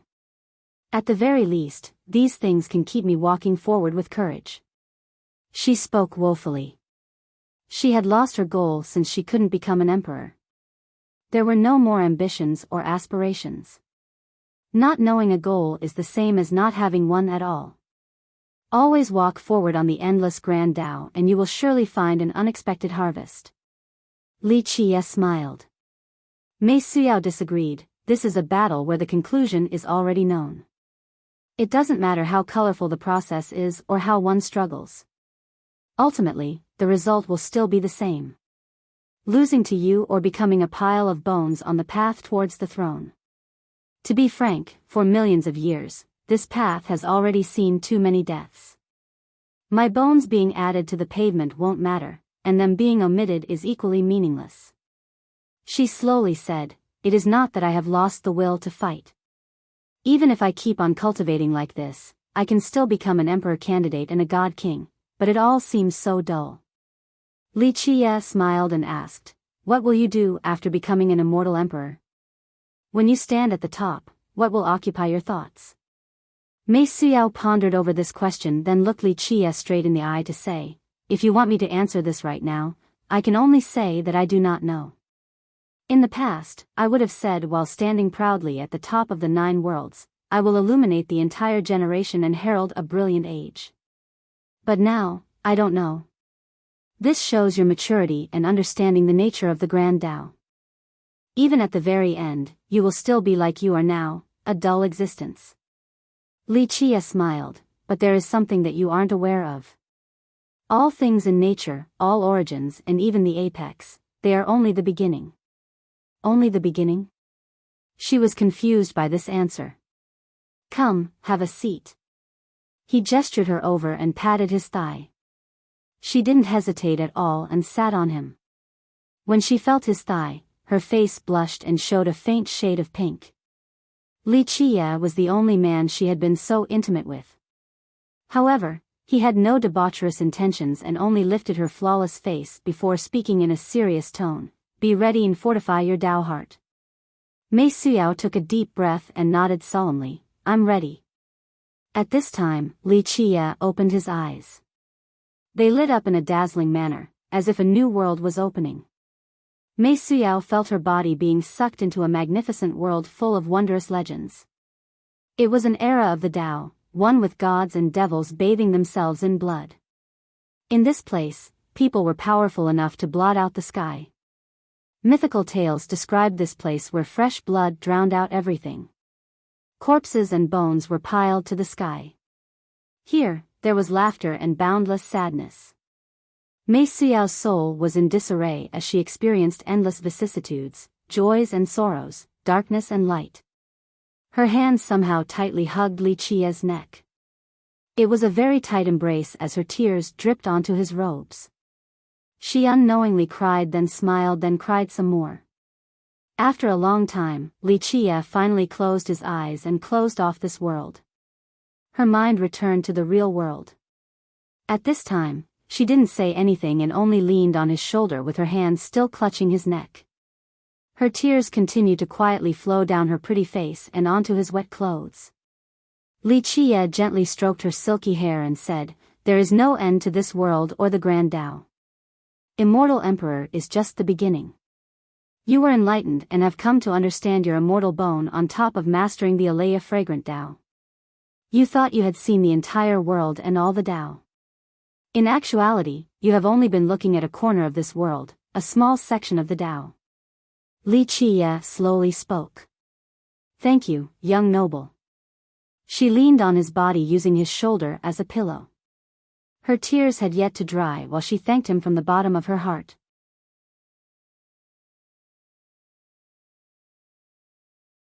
Chapter 1061, Sleepless Night. After a very long time, she finally got up slowly. She leaned over and gently and sincerely kissed Li Qie on the forehead. "Go. When you have made up your mind, come and find me again." Li Qie gently waved his sleeve. Mei Suyao didn't say anything else. She bowed towards him before leaving. As she stepped through the door, he spoke, "Go tell the old geezer that I have never shown mercy to my enemies, but I am also not stingy to those who pledge allegiance to me. It is a good thing that he is very sensible and smart. I will relay the message." She gently nodded and drifted away. Not long after she left, Li Shuangyan and Chen Baojiao came in. Chen Baojiao checked him out and said, "Young noble, don't tell me you bullied her. It looks like she cried earlier. Does your young noble look like someone who bullies women?" Li Qie smiled and shook his head, I only helped her open her mind to a new world. Li Shuangyan curiously asked, what kind of world? Li Chia chuckled and replied, it is a world that you two do not need to see because you already have happiness, joy, and aspirations. She is not the same. With an immortal bone for her soul bone, she became apathetic to all things after understanding them. If I didn't show her a new world, she would continue down this path and her end would either be converting to Buddhism or living in seclusion. That would be a waste to someone with her talents. So young noble is saying that you want to take in the prettiest girl in the mortal emperor world? Chen Baojiao blinked and spoke in a misleading manner. He smiled and shook his head, I'm only valuing her talents.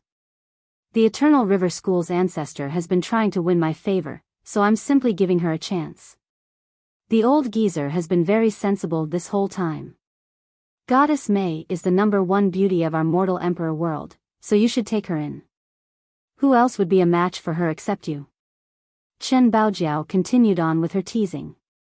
You are wrong. To be precise, your young noble doesn't care about that.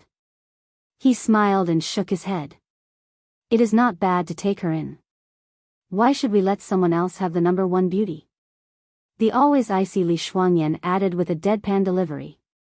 Li Chia smiled in response, let's not dwell on the matter of my romance. I'll take you two to the lesser imperial devil world now. He looked at the two of them and asked, why isn't Chuyun here?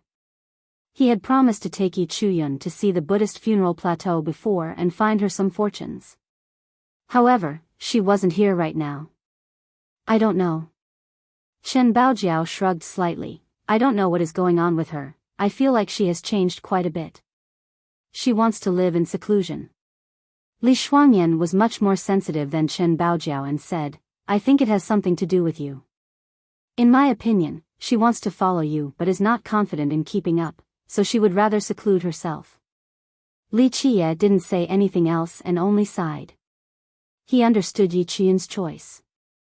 He had given her the option, but ultimately, she chose a different path. He would rather leave it to fate than force the matters of this world. This was her choice, after all. In the end, he said plainly, if it is destined, then we will meet again. Tonight, many people lost sleep in the Buddhist city after finding out that evil Buddha was Li Chia. The cultivators here went to bed with heavy hearts. This was especially true for the younger generation who were drowned in despair and saw no sliver of hope. Everyone had seen just how invincible evil Buddha was with their own eyes. After he was banished by Spirit Mountain, the whole world rejoiced.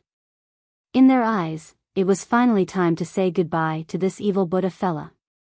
But now, evil Buddha's real identity turned out to be Li Chia. It didn't matter whether he was a monk or a cultivator, he was unbeatable all the same. The truth left people unable to sleep. This generation really leaves people in anguish. Even if Jikong Woody and Zhanshi's group is fairly strong, I'm afraid they still won't be able to compete with Fiercest. Someone said with emotions. The unluckiest is still the Jewel Pillar Mortal King.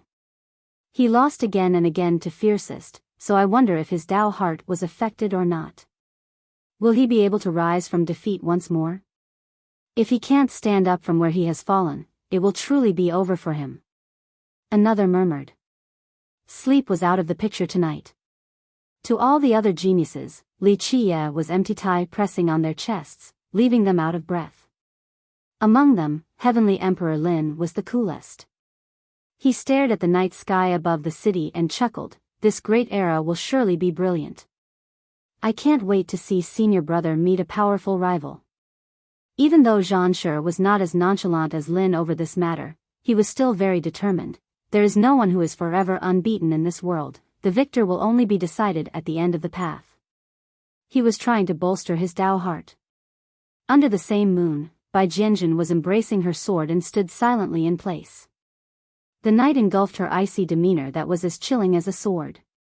Unlike the other geniuses who were brilliant stars along the path towards the Grand Tao, Bai Jianjun's Tao of the sword was emotionless and ruthless. This was the grand Tao of their sword god, sacred ground. Thus, she always traveled by herself on the solitary and endless path of the grand Tao.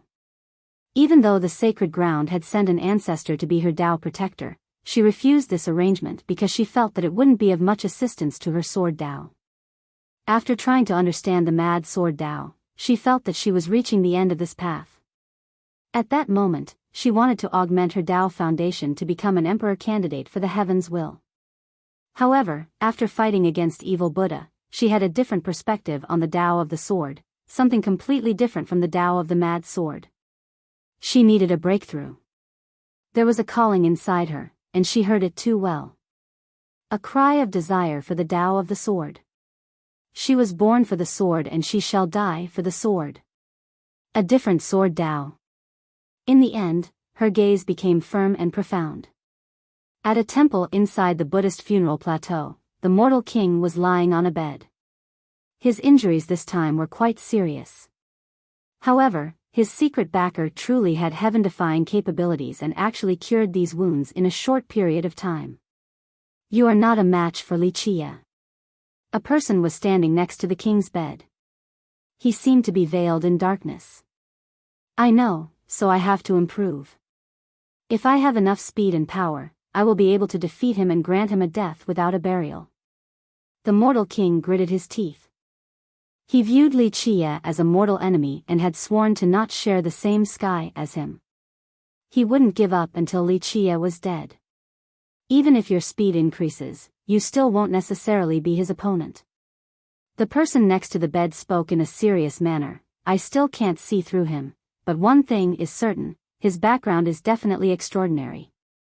Not just anyone can train someone like him. Even god kings and imperial lineages wouldn't be able to. I don't care who is training him, I must defeat him. The mortal king was extremely determined without any intention to yield. The figure next to the bed replied, I chose you because I value your oath to never give up. However, I have spent a lot of time on you. If you just die for no reason, then all of my efforts will be in vain. If I have to be a coward, then you might as well let me die. Before everyone, that Li humiliated me and snatched my junior sister away. This is an unforgivable offense. Even if I die, I must take him down with me. The mortal king spoke forcefully. The figure could only shrug. If you are so hellbent on going to die, I might not save you. There are too many people at the plateau right now, including some strong beings. Old Immortal and Venerable Nine Sword, these two are not easy to mess with, and I have no plans of showing my face right now. Maybe we can join hands with the Space Trample Mountain and Jikong Wudi. The mortal king took a deep breath and suggested, that sect has some invincible generals, and master, you are untouchable as well. If we combine forces, just one Wuxia will be nothing. Even if he has someone amazing as his Tao protector, we can still kill him.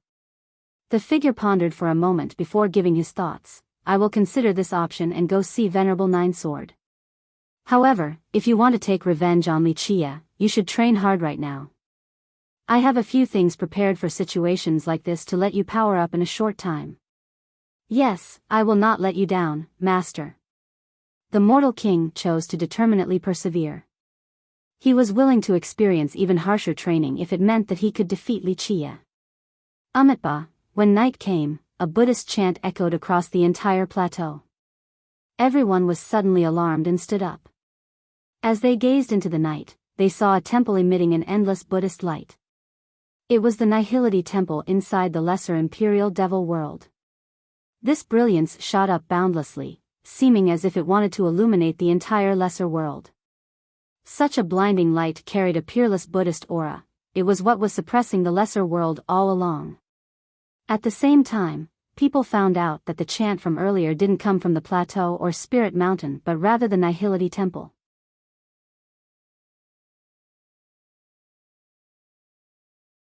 Even though she was still as cold as a sword, there was a clear difference. She had an indescribable natural sensation to her. Only when her battle intent surged would she truly be emotionless. At this second, she had stepped into the Tao of the sword. The agreement between us is still in effect. With the sword in her embrace, she became a sword, the sharpest blade in this world. The agreement she referred to was the three swords duel back from the heavenly corpse burial ground. Li Qie smiled and shook his head. Even if I want to, what are you going to use to fight me? I'm not looking down on you, but your defeat is assured. How do you know I will lose without fighting? She grimaced while a sharp glint flashed. This sword light was able to decapitate the sky. There's no need to fight, I already know. Li Qie smiled while sitting leisurely. What will you use? Your mad sword, or will you use your fate as an offering to the sword? I know all the little tricks from the sword god sacred ground. It's none of your business. She uttered slowly, I will die if I am defeated, but if I win, I only want your Buddhist sword. Buddhist sword? He chuckled. After reaching this level, you should know that the Buddhist sword is not about sword techniques or the Tao of the sword. It relies on the heart of the sword. Li Qie pointed at his heart. I require your pointers. She stood there coldly like a divine sword that had left its scabbard. She was ready to begin the ultimate fight of her life. I won't fight you because it is meaningless to me. He looked at her and spoke, I have no use for a dead person. Your Tao of the sword and mad sword can't defeat me. The only thing that you can use to even compete is to sacrifice your life and fate for the sword. Even if I beat you, the only thing left will be your corpse, and I am not a necrophiliac. She stood there quietly. It was not that she lacked confidence, but the truth was that her mad sword was no match for him. Just like he said, she only had one real ace capable of defeating him. You have understood the essence of the sword Tao. He continued, however, what you have obtained is only a tiny corner of this essence. To focus on one Tao and reach for its limit, I am not saying that this is a flaw, since this is a type of cultivation, a way of the grand Tao. At the very end, all will return to the beginning.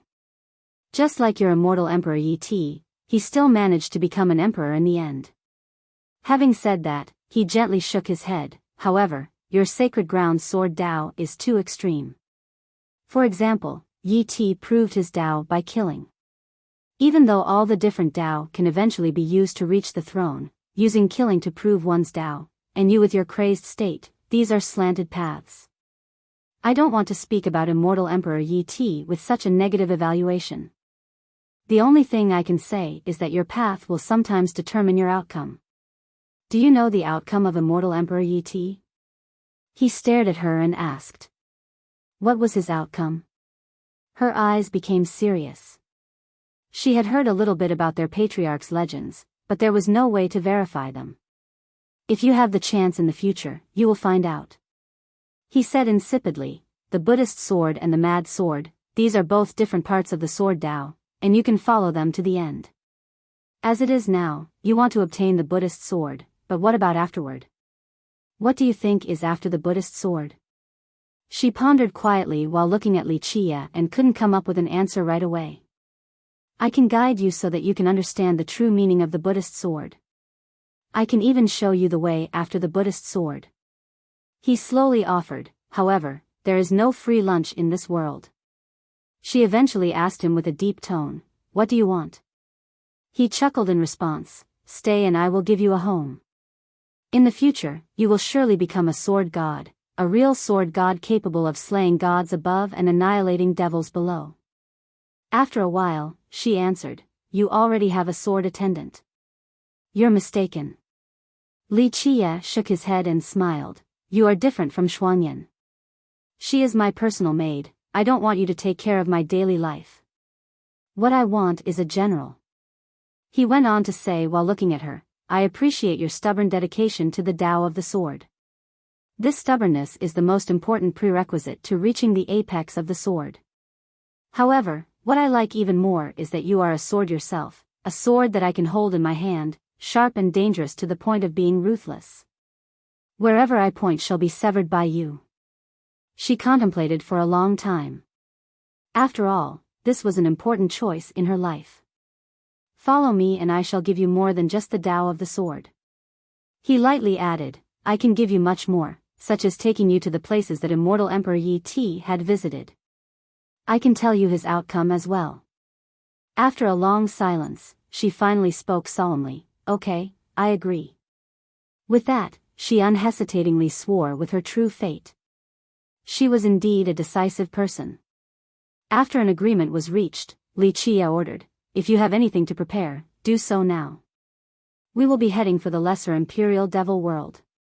Bai Jianjun didn't say anything and quietly left. "And here I thought that you were going to take her in as a bed warmer." Chen Baojiao smirked after Bai Jianjun left. Li Qia smiled and shook his head. The three swords duel back then was only a joke. I only wanted to tease her a bit. Plus, who would be more suitable to be my bedwarmers than you two? In your dreams.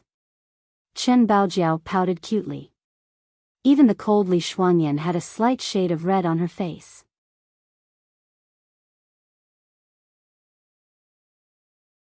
Chapter 1063, Bing Yuxia's choice. Li Qia departed for the lesser world with Chen Baojiao and Li Shuangyan. Bai Jianjun also came along since she stayed true to her deal with Li Qia. Li Shuangyan was as cold as ice and Bai Jianjun was the same when her sword was sheathed. It was a quiet coldness that was different from Li Shuangyan. The two of them walking together had an entirely different style. It was quite a scenic spectacle. "I am willing to go with young noble." Another person came as they were on their way. It was Mei Suyao, who was wearing a light white dress. Even though it was simple, her charm still left others breathless.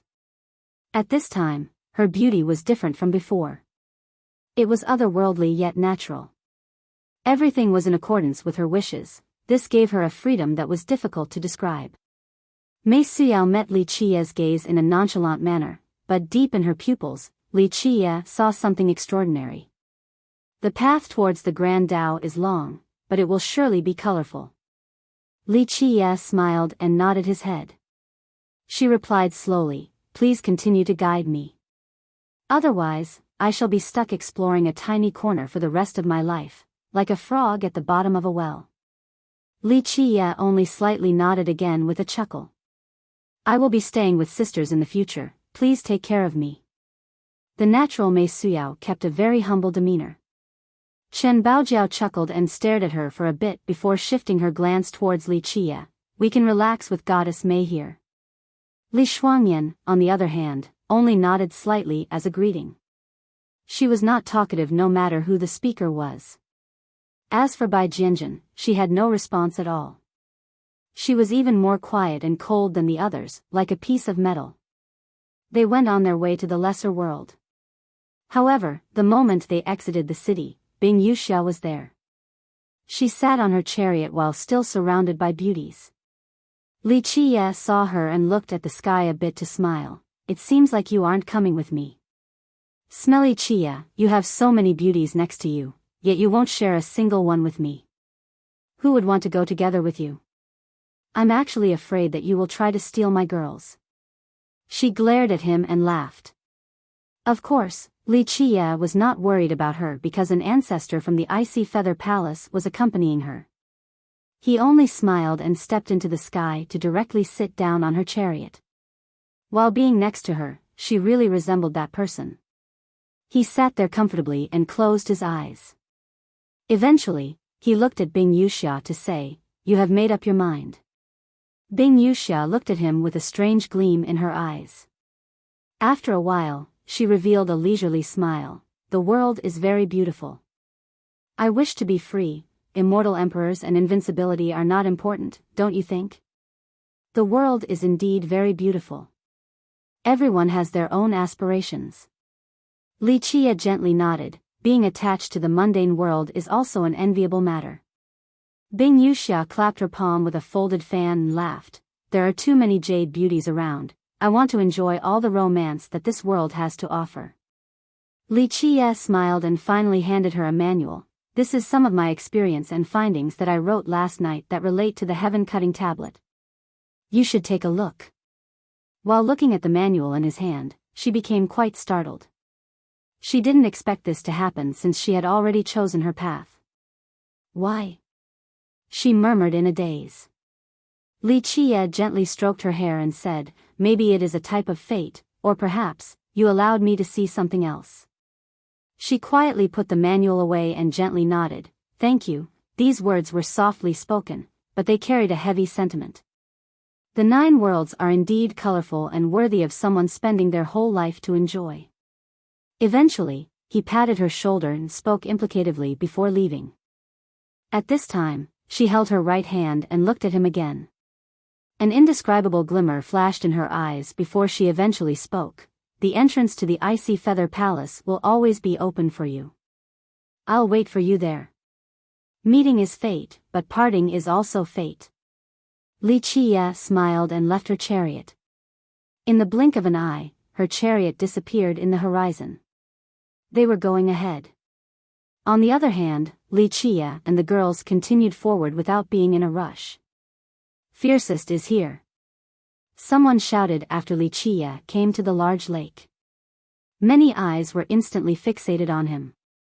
Everyone quickly made a path since no one dared to get in his way. Fiercest, the dual-blade beauties, Sword Goddess Bai, and Goddess Mei. Someone murmured after seeing those behind him. All of the eyes on him now had many different emotions. Awe and admiration were only 2 of the many. Jealousy was there as well. However, regardless of their feelings, no one dared to say anything.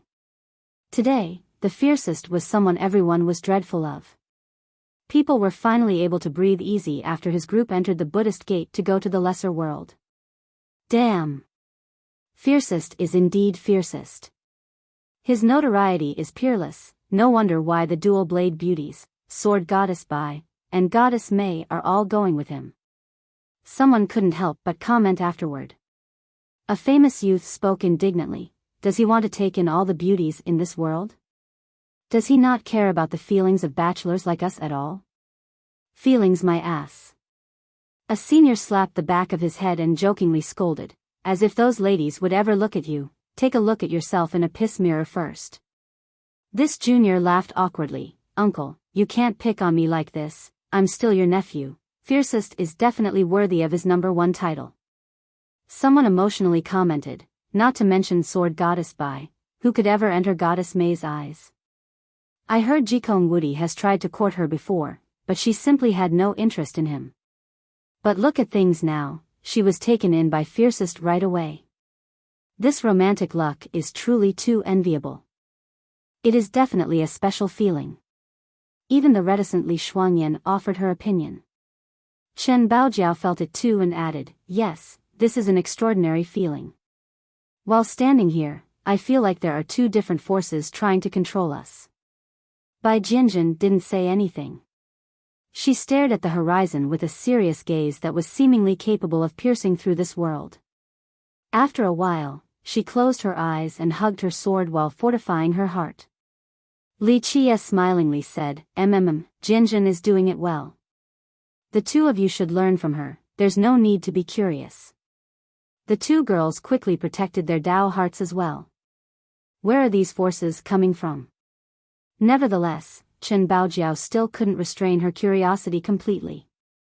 Li Qia looked at Mei Suyao, who was standing quietly to the side with her always transcendent presence. Li Qia told her, Suyao, tell them. Compared to Li Shuangyan and Chen Baojiao, Mei Suyao was a lot more knowledgeable. After all, she came from a sect with 3 emperors. She had no intention of boasting and only stated, we are standing on the boundary between the imperial border and the devil world. To the left is the imperial border while the right is the devil world.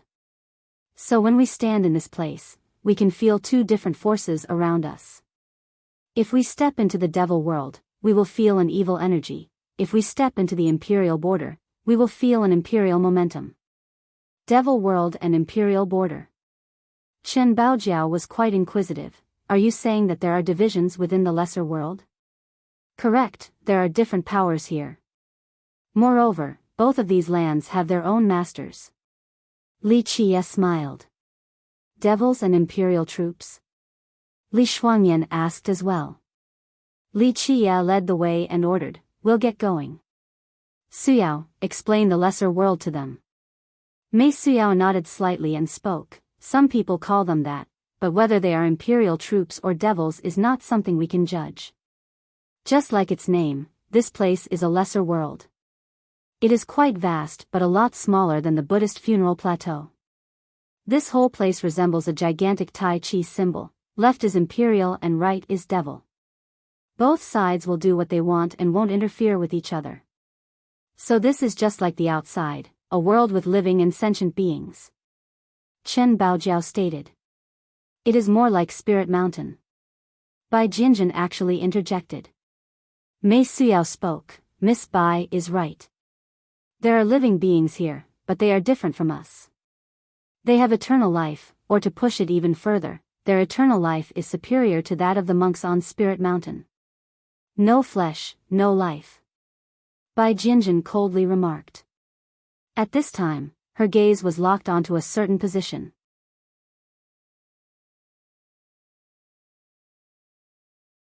Chapter 1064, Lesser Imperial Devil World. At this time, a tree that resembled a bridge grew in front of a cliff. There was a fruit hanging from it that looked just like a lantern.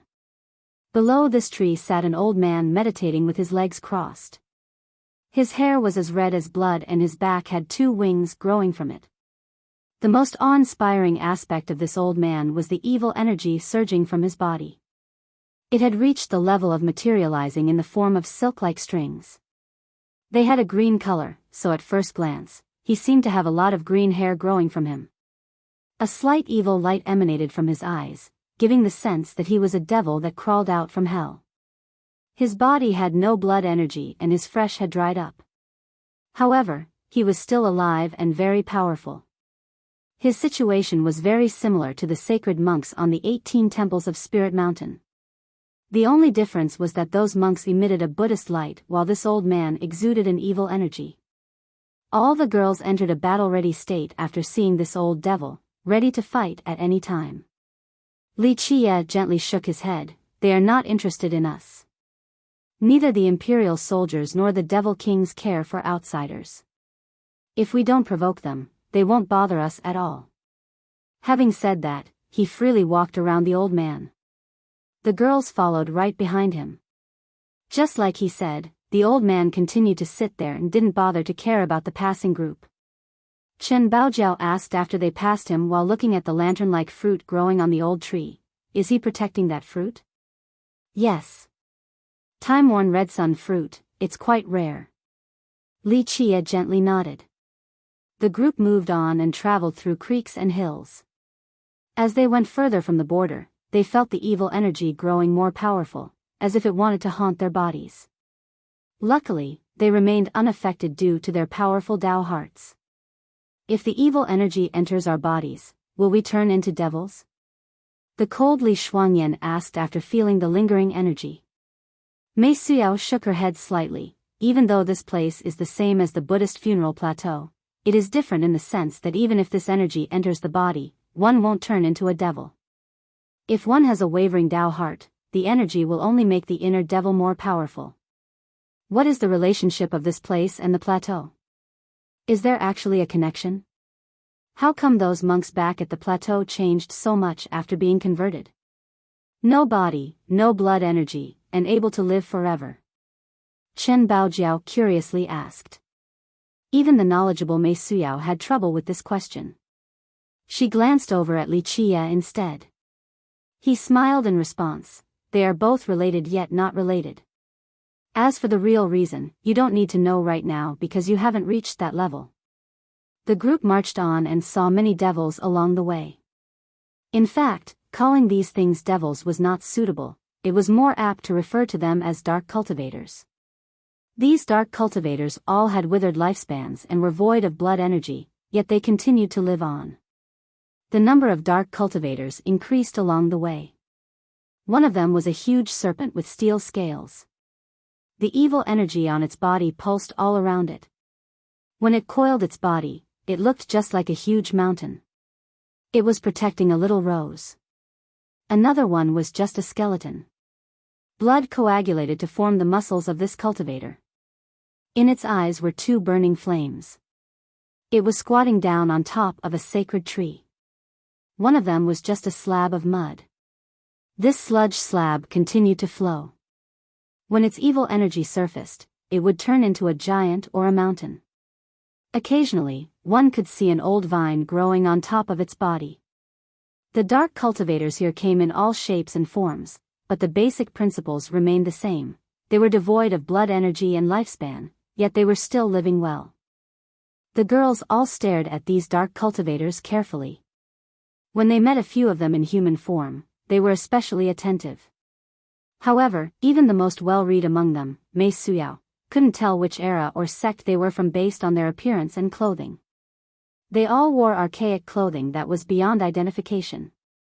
Even if they have been immortal all this time, they must have had a starting era. Even the muted Bai Jinjin commented. Mei Suyao shook her head slightly. I have no way of knowing. There are no records, or at least my sect has no writings on this matter. She looked at Li Qie at this point. Maybe he was the only one who could give an answer. Li Qie smiled and replied, a very, very old era. I can only tell you guys that it is before the Buddhist funeral plateau came to be. However, it is difficult to say which between the imperial border and devil world is older. This requires more research and evidence. Even before the plateau. Li Shuangyan was caught off guard. Rumor has it that the plateau existed before the desolate era. All 12 burial grounds are extremely old to the point that no one can trace back to them. Some things can be, others can't. Li Qie chuckled and didn't elaborate on the topic. Are all the dark cultivators here watching the spirit medicines and trees? They met many dark cultivators, but these cultivators simply had no interest towards outsiders. The devil world has spirit vegetation while the imperial border has royal metals. Mei Suyao explained, dark cultivators need elixirs and grasses while the imperial soldiers require royal steel. I heard they continue to live on just because of these materials. If no one bothers them, they will stand guard over these things forever. Why do they need elixirs if their lifespans and blood energy are already gone? Chen Baojiao was quite confused on this matter. Li Qie smiled, it is not that they need elixirs. Don't believe me? You can try to trade a king medicine to them and see if they want to trade or not. Having said that, he handed her a king medicine root. This action made by Jinjin and Mei Suyao look at him in bewilderment. They were both from imperial lineages, but their sects considered king medicines to be very precious all the same. However, Li Qie was treating this root as if it was just a simple cabbage. This only made Chen Baojiao even more curious. She grabbed the king medicine and ran to trade with a dark cultivator. This dark cultivator had a lion head and a human body. He was inside a cave under a cliff to protect a budding blade of a leaf. No matter how one looked at it, this young grass was not comparable to the king medicine in Chen Baojiao's hand. Alas, the dark cultivator ignored her request to trade. In the beginning, she was afraid that the dark cultivator wouldn't understand her, so she communicated with her divine intent. Regardless of the place and era, using one's divine intent was the most direct form of communication. Anyone could understand it. Nevertheless, the dark cultivator simply ignored her. He eventually became irritated by her nagging and slammed down his hand. Chen Baojiao retreated in a hurry at this point. After she left the cave, this cultivator didn't chase after her. He only gave her a lazy glance before closing his eyes to enter deep sleep again. Fine then, don't trade. Did you need to be so rude? Chen Baojiao muttered to herself. She didn't understand and asked Li Qie, young noble, what's the reason for this? They have to know their stuff, right? Li Qie answered with a smile, I'll take you guys to go see something and you will understand right away. He led them until they eventually climbed a tall peak. In front of them was a ravine with an old vine tree growing at the bottom. Who knows how long this tree had been there for? Its vines were growing all over the ravine. It emitted a faint brilliance that resembled the moonlight in an incredibly beautiful manner. It has matured. Devil imploration is about to begin. Li Qie sat down on the peak and quietly watched over this vine tree ahead. Mei Suyao and the others sat down with him and patiently waited. Moments passed by. Eventually, an arachne climbed up from the bottom of the vine. Its upper half was human while the lower half was of a spider. This arachne was quite ancient. It looked around for a bit before a huge blast resounded. The evil energy in its entire body soared to the sky and instantly turned into a giant cauldron. Whoosh! Whoosh! The vines made a lot of sounds. The entire tree was sucked into the giant cauldron. Next, the evil energy turned into a flame. After bursts of refinement, the tree was turned into a liquid as green as jade. Boom! The cauldron suddenly sprayed this medicinal liquid out into the sky. Bang! In the blink of an eye, a portal opened in the sky with intersecting runes that were arranged in a mysterious and complex manner. No one could discern them. The portal instantly devoured all the medicinal essence. Next, an evil energy poured down like a surging river. The dark cultivator didn't think twice. It opened its mouth to swallow this evil energy. The portal then disappeared, and after devouring the evil energy, the evil flame around its body became even stronger than before. This scene left the girls astonished.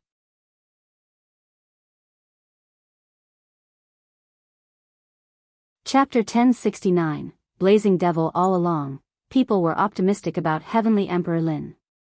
In fact, compared to the imperious Jikong Wudi, Lin was much more amiable.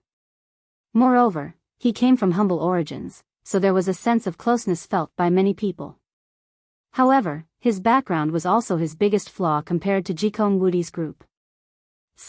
If Heavenly Emperor Lin had the same background as Jikong Wudi's group, he wouldn't need to flee just because of an immortal grass. Look at Jikong Wudi, he directly attacked a palace and took a cauldron away.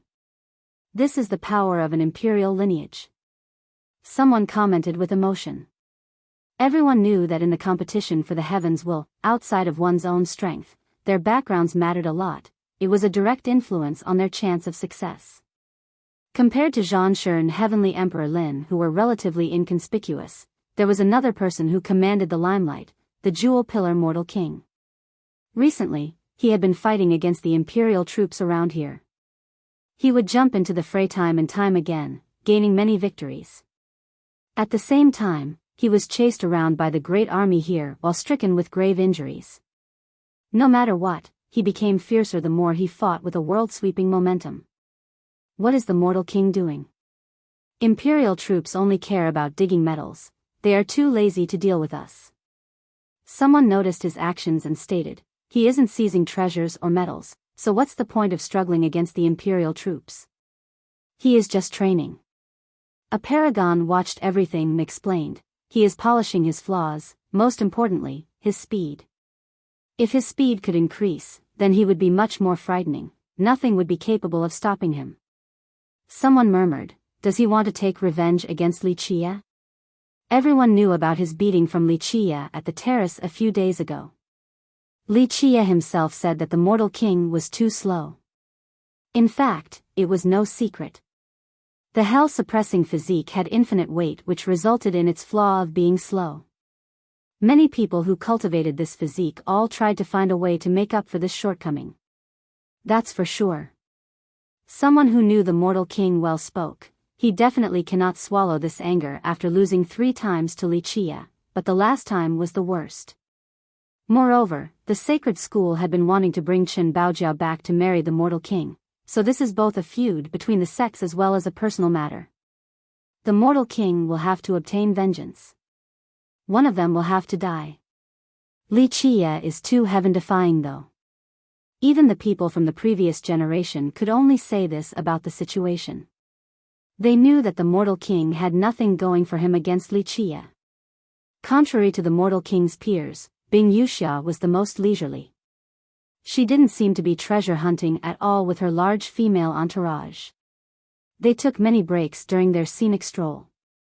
Gathering medicines and plants was only part of their relaxed process. Of course, no one wanted to provoke her. It was a big relief to others that she wasn't causing trouble herself. Li Chia led the girls to a very remote and barren land. It was a volcanic region painted in a crimson shade.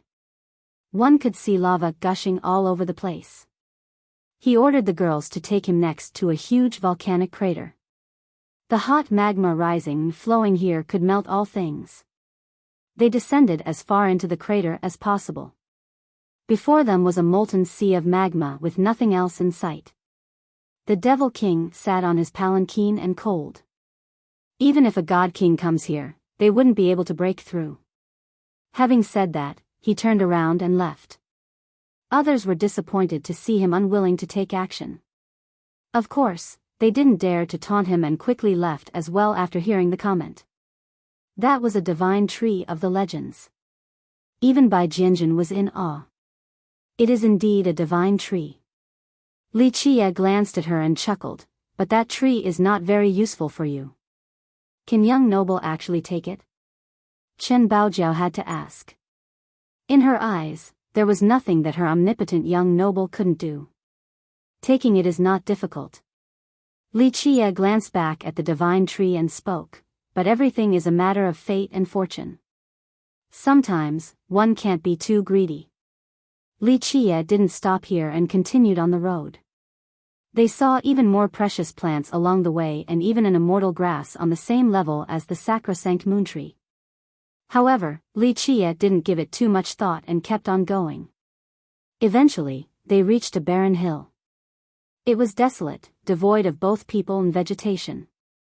Li Qie looked around before standing up straight. Li Qie smiled and told the girls, "Stand a bit further back, I want to transform." The group quickly retreated and maintained a far enough distance. He then opened his mind and stomped on the ground while shouting, "Open!" Zzz, with that, the earth seemed to crack. Runic lines emerged and intertwined to form a grand formation. At this point, he quickly transformed into someone else. The runic patterns on the ground weaved into his body and became a devil robe while his Dao heart turned into a devil heart. Boom! An evil energy engulfed the sky along with demonic plumes of flame. These plumes slowly came together and turned into a pair of gigantic wings on his back. Once Li Qie turned into a devil, even powerful existences like the girls trembled a bit inside. They felt a pressure that caused them to have the impulse to kneel down. Li Qie stood there like a supreme devil king capable of controlling the rest of his kin in this world in an unstoppable manner. Anyone would lose their mind to fear after seeing him. It was a shocking transformation. No one would be able to connect the dots between this form engulfed in demonic flames and his previous usual self. His eyes were especially terrifying. They drilled into the world and devoured the souls of others. Even Bai Jianjun was astounded to see his new form and murmured, "What is that?" She could feel his power. Even though it was not as strong as when he was a Buddha, its strength was still of a dreadful magnitude. One thought to become Buddha, another to become devil. Li Qie slowly spoke while looking at the rest of the world in disdain. "This is me, the heaven-relinquished Devil King, the supreme of the devil world. Is this a title that you have chosen for yourself?" Chen Baojiao curiously gazed at his new form.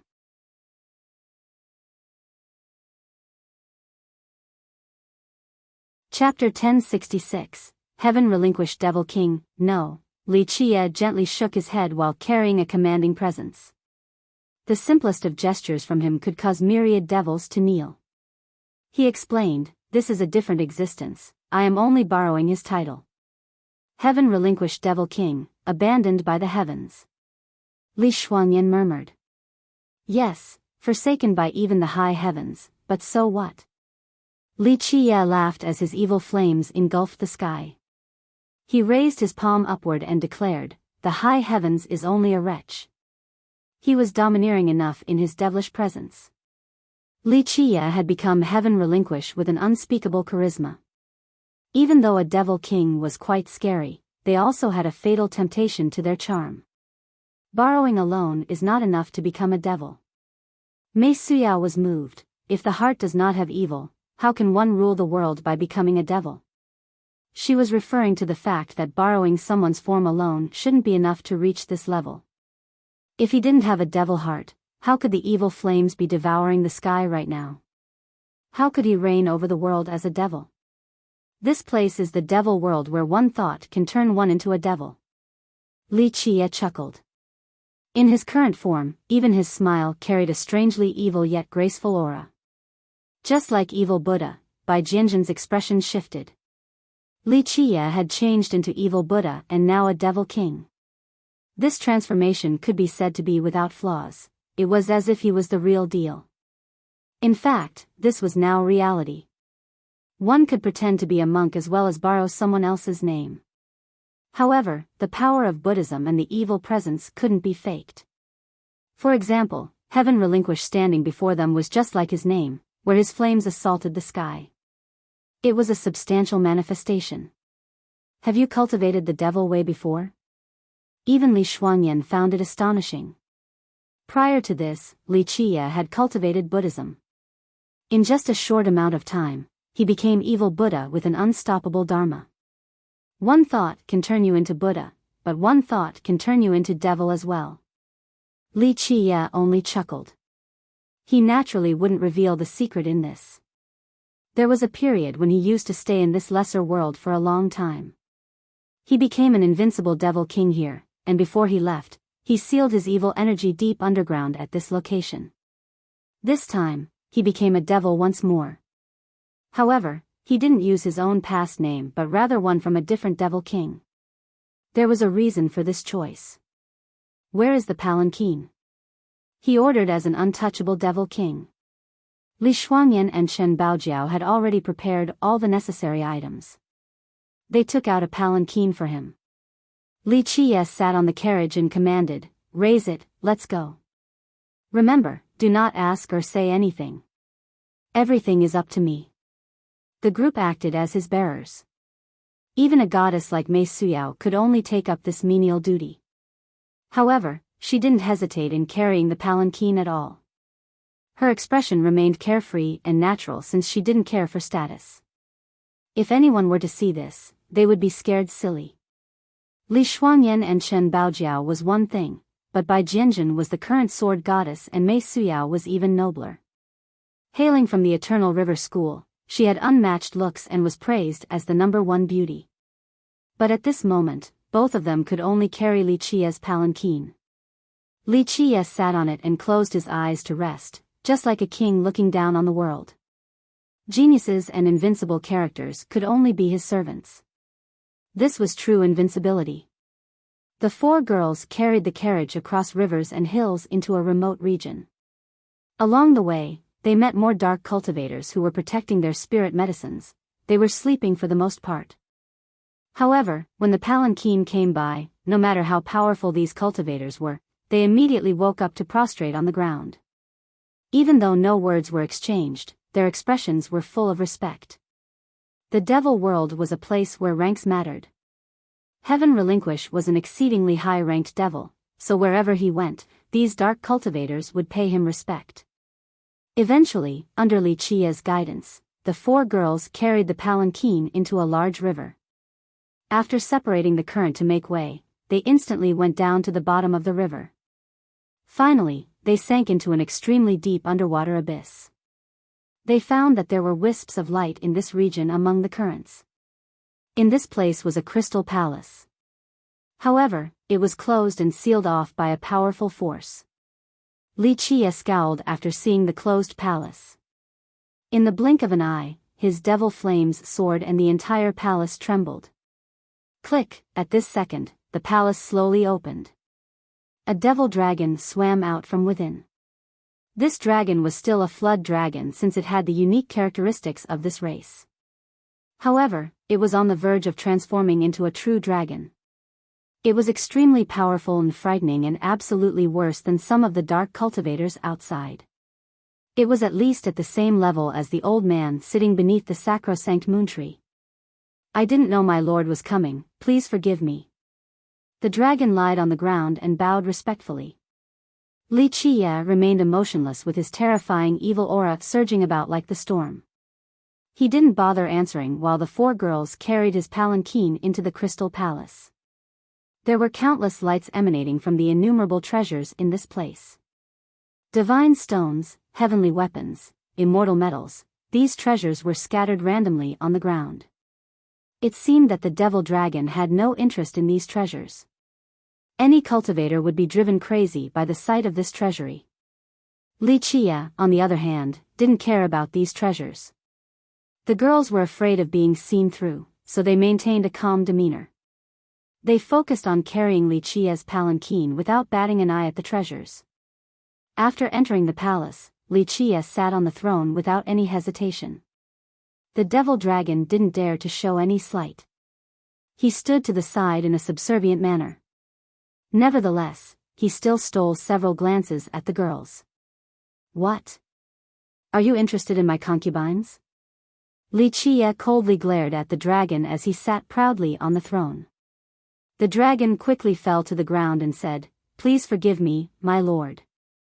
This little one was only curious for a second." The girls blushed a bit after hearing Li Qia, but they didn't say anything to maintain the act. Li Qia didn't become angry. He said indifferently, "I came to your place for just one item. May I ask what my lord desires? Just say the word and this little one will go grab it for you right away." The dragon responded instantly. Li Qia coldly spoke, "In your crystal palace, the only item that can garner my attention is the flower in your inner chamber." The dragon began to hesitate after hearing the request. It softly spoke, "My lord, about that. Li Qia waved his sleeve dismissively. "I know you want to use it for your devil imploration, so I won't take it for nothing. Write down your wish. On a different day on the evil slaying platform, your wish shall be on it." "Thank you, my lord." The dragon no longer hesitated and quickly bowed before going to grab the item. After a while, the dragon came back and offered a jade box with both hands to Li Qia. Li Qia didn't bother looking at it and accepted it right away. "My lord, this is my devil prayer." The dragon respectfully gave Li Qia his written wish as well. It was a divine jade engraved with his prayer. "In the future on the evil slaying platform, go to that place and your prayer shall be answered." Li Qia spoke coldly. "Thank you for your grace." The dragon prostrated again with true gratitude. With a heartless demeanor, Li Qia commanded, "Raise the palanquin." Having said that, he closed his eyes again with an imperious temperament. This was very suitable for his current identity as a devil king. The girls didn't dare to snub him in the slightest. They immediately obeyed and carried the palanquin out of the crystal palace. Once they left the river, Li Qia casually threw the jade box to Li Shuangyan and said, "Little girl, this nice item is your reward." Li Shuangyan was a bit surprised. She calmed down, caught the box, and opened it. A sacred light emerged in an overwhelming yet flawless manner. Anyone who saw it would feel pure inside, as if nothing was holier than this item. It was a lotus flower that resembled a jade carving. It was flawless, truly perfect. What kind of immortal lotus is this? Even those who didn't know better could tell that it was extraordinary from just a glance. Earthmother Sacred Lotus. Li Qia lightly said, "This flower is very useful for you since you cultivate the void imperfection physique. With it, you will be able to unravel the more mystical aspects of the physique." "Thank you, young noble." Li Shuangyan thanked him and put away the jade box. Young noble swindled this immortal lotus from that devil dragon. Chen Baojiao said, "If it finds out, it will definitely go crazy." Li Qia disguising himself as heaven relinquished to trick the lotus from the dragon was too clever. He didn't need to expend any effort and still managed to obtain such a peerless item. "No, I didn't lie to him." Li Qia gently shook his head, "Though I am not the real heaven relinquish, I didn't truly deceive him." This answer left the group a bit confused. They didn't understand him. "But you are not the real heaven relinquish," Chen Baojiao commented. "Yes, I'm not him." Li Qia smirked, "But the real heaven relinquish will help fulfill their prayers."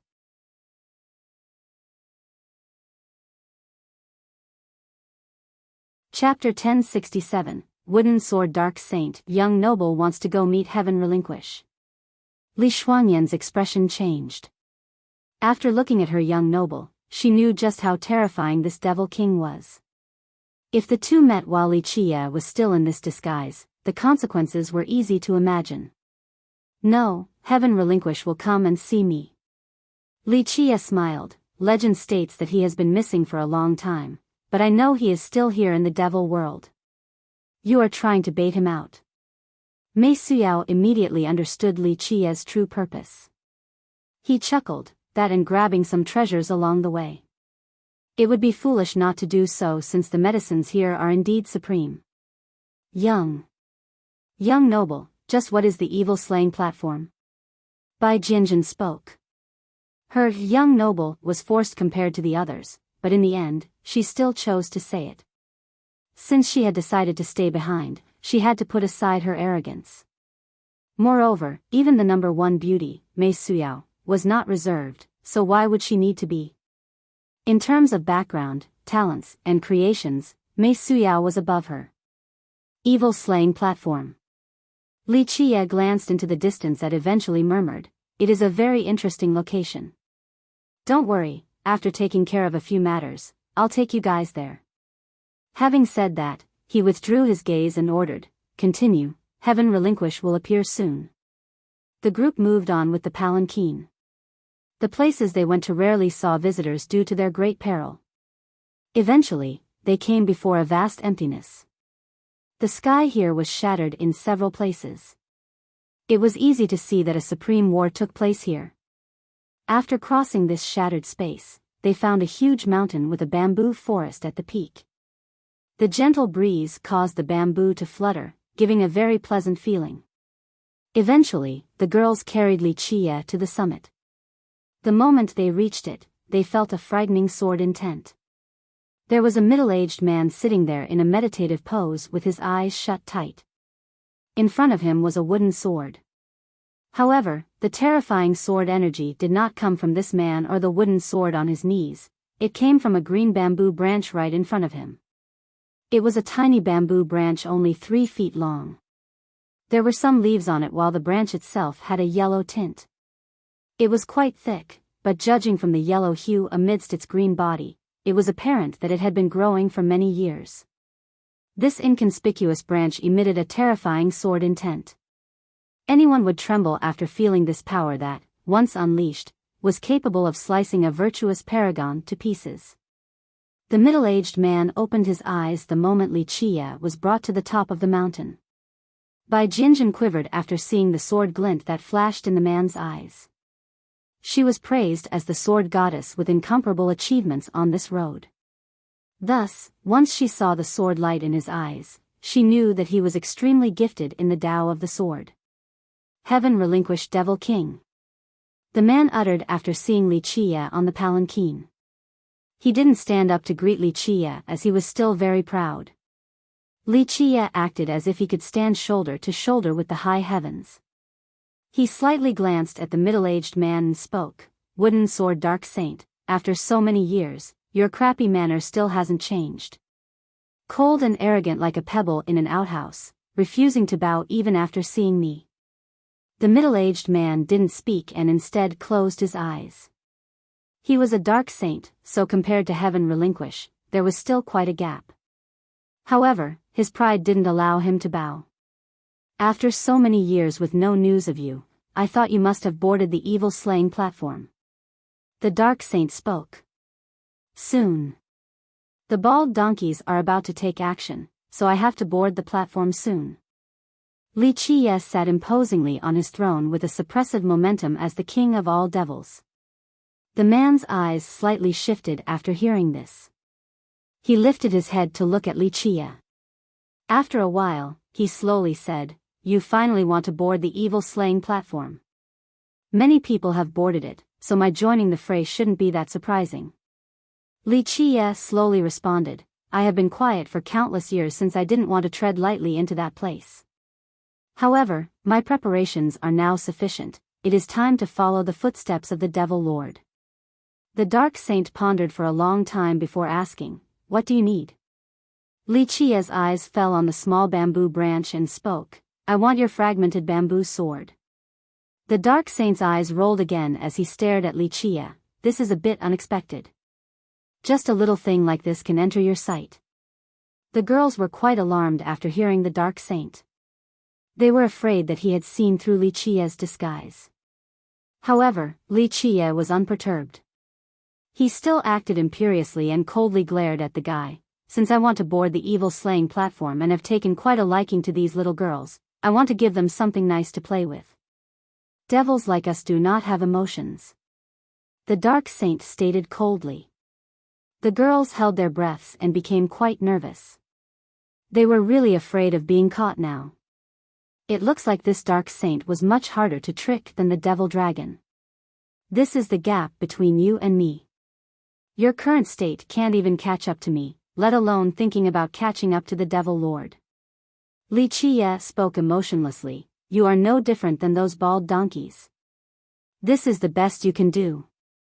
You think you can become the devil lord? The dark saint narrowed his gaze a bit. Li Qie haughtily replied, Devil lord? This is not worth contending over. We have an even better destination, so what's the point of competing for it against those donkeys? The devil lord is gone, the imperial lord is gone, so it is time for me to go as well. The dark saint fell into quiet contemplation. Perhaps this was a question that had always weighed on his mind. I actually enjoy your bad temper a bit, so I came to say hello. Whether you want to give it up or not, I shall have your fragmented bamboo sword. Li Qie's eyes became cold after declaring in a tyrannical manner. The dark saint didn't say anything in the end. He directly pulled the bamboo branch from the ground and threw it at Li Qie. I don't want to owe you a favor, so leave behind your wish. Li Qie spoke insipidly. The dark saint hesitated for a moment. Eventually, he carved down his prayers and then turned around to disappear into the horizon. After confirming that the dark saint was truly gone, the girls finally heaved a sigh of relief. That was pretty close, we were almost caught. Even Li Shuangyan, who was usually calm, murmured. Li Qie smiled and gently shook his head. Shuanger, you're truly underestimating your young noble too much. Even if I wasn't disguising myself as Heaven Relinquish, I can still handle him. Back then, he was also a supreme devil king with the same illustrious fame. Who are the devil lord and imperial lord? Chen Baojiao asked. Are they the masters of the lesser imperial devil world? Li Qie didn't answer and only smiled.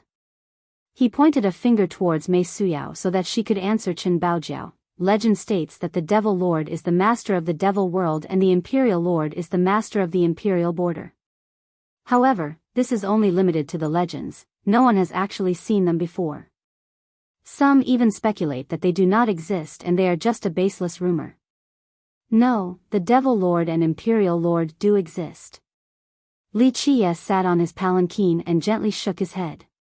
Chen Baojiao was quite inquisitive. What kind of existences are they? Very unbeatable? Who knows?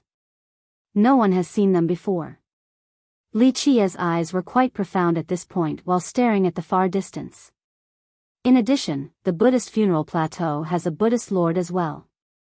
The reticent Bai Jianjun also joined in. Same as before, no one has seen the Buddhist lord either. Just what kind of existences are these three? Mei Suyao couldn't answer this question either. This was an eternal secret that even immortal emperors couldn't figure out. There is a difference in opinions on this matter. Li Qie withdrew his gaze and elaborated. There are two distinct beliefs about the Buddhist lord. One is the Buddhist lord that people always talk about, the ruler of the Buddhist kingdom. What about the other one? Li Shuangyan's curiosity was aroused. Mei Suyao softly answered in Li Qie's stead. The other belief is that there is an even higher existence at the plateau.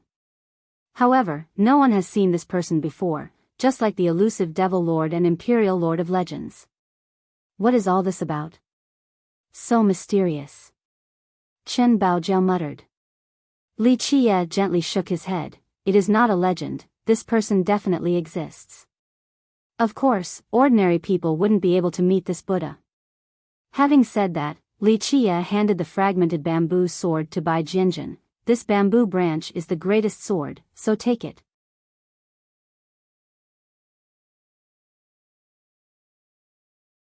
Chapter 1068, A Sword's Sharpness. After accepting the fragmented sword, Bai Jianjun was dazed for a moment before she spoke. I already have a sword, it is of the finest rank.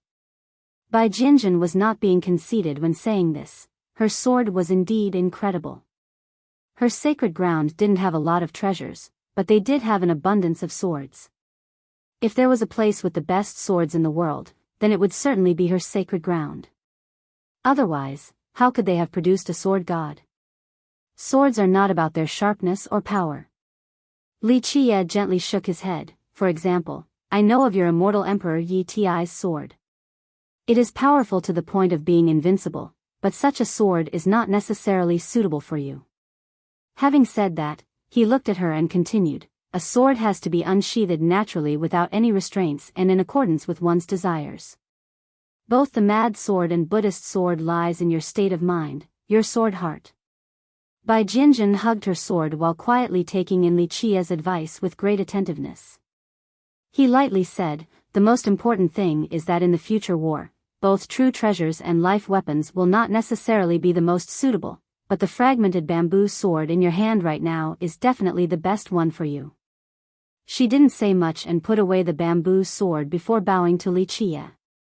She finally learned of Li Qie's generosity today and understood why the other girls still chose to follow him despite cultivating immortal physiques. With her peerless Tao of the sword, a single glimpse was enough for her to tell that the bamboo blade was extremely precious.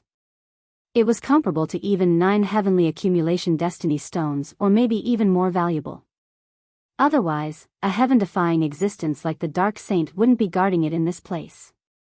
However, Li Qie gave something so valuable to her this easily while she had only just joined him and had yet to make any notable contributions.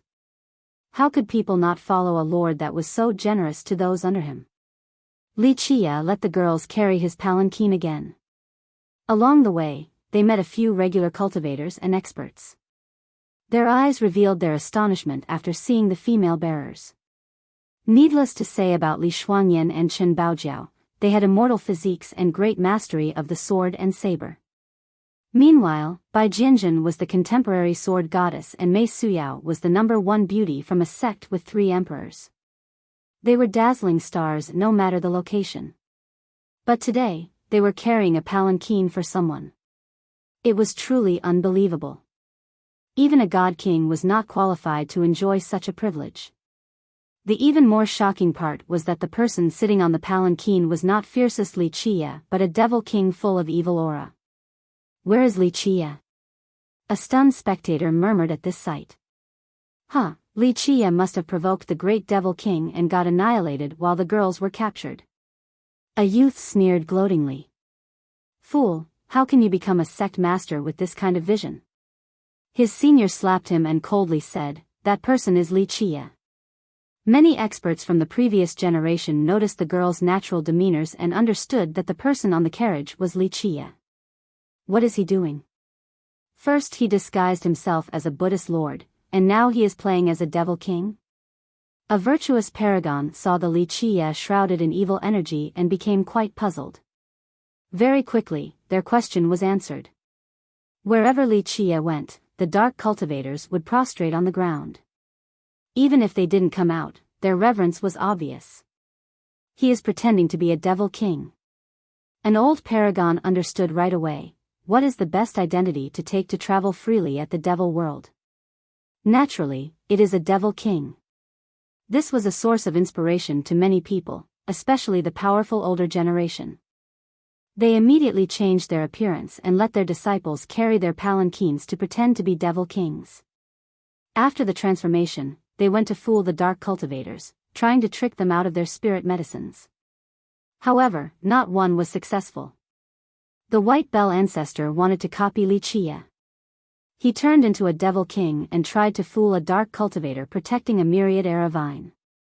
Alas, he was immediately killed on the spot. Not just the White Bell ancestor. An eternal existence copied Li Qie too and wanted to catch an immortal river clam, but the devil guarding that location sucked away all of his blood energy. Indeed. The Cloud Saint child also pretended to be one. He hadn't done anything yet, he only walked by a sleeping dark cultivator, but the thing woke up and chopped him to death. Someone laughed while recalling the event. In a short day, those who tried to imitate Li Qie all died miserably. Their deception was without reward, unless death was considered a sweet release. Why is it that Li Qie can pretend to be a devil king and be treated so well by the dark cultivators? They're even kneeling on the ground respectfully.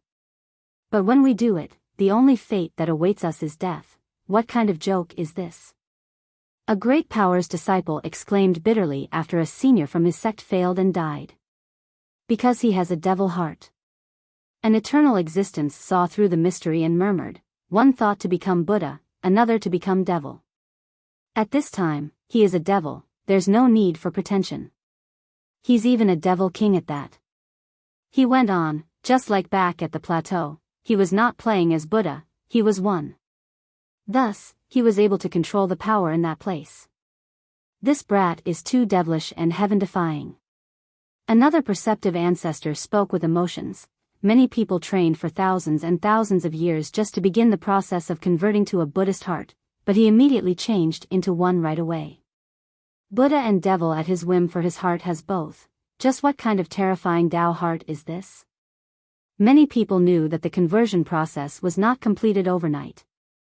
The popular phrase was supposed to be only a legend, but now, Li Qia was able to carry it out to their dismay. Of course, outsiders didn't know that in the distant past, Li Qia spent countless years to become a devil. This process and pain were beyond imagination. While Li Qia was infiltrating the devil world as the heaven-relinquished devil king, there were also a few notable others in the lesser world. The most eye-catching one was Jikong Wudi. Under the protection of Venerable Nine Sword, he entered a palace and managed to steal an ancient imperial cauldron at the imperial border. Jikong Wudi is quite a badass. Many people lamented while talking about this. He entered so swiftly and made his way into a palace, then forcefully snatched a cauldron. Truly a great vanguard. Such actions, however, caused more people to become vigilant. An ancestor murmured, the kingdom of the imperial border has many powerful existences. Jikong Wudi wasn't the only one who contributed.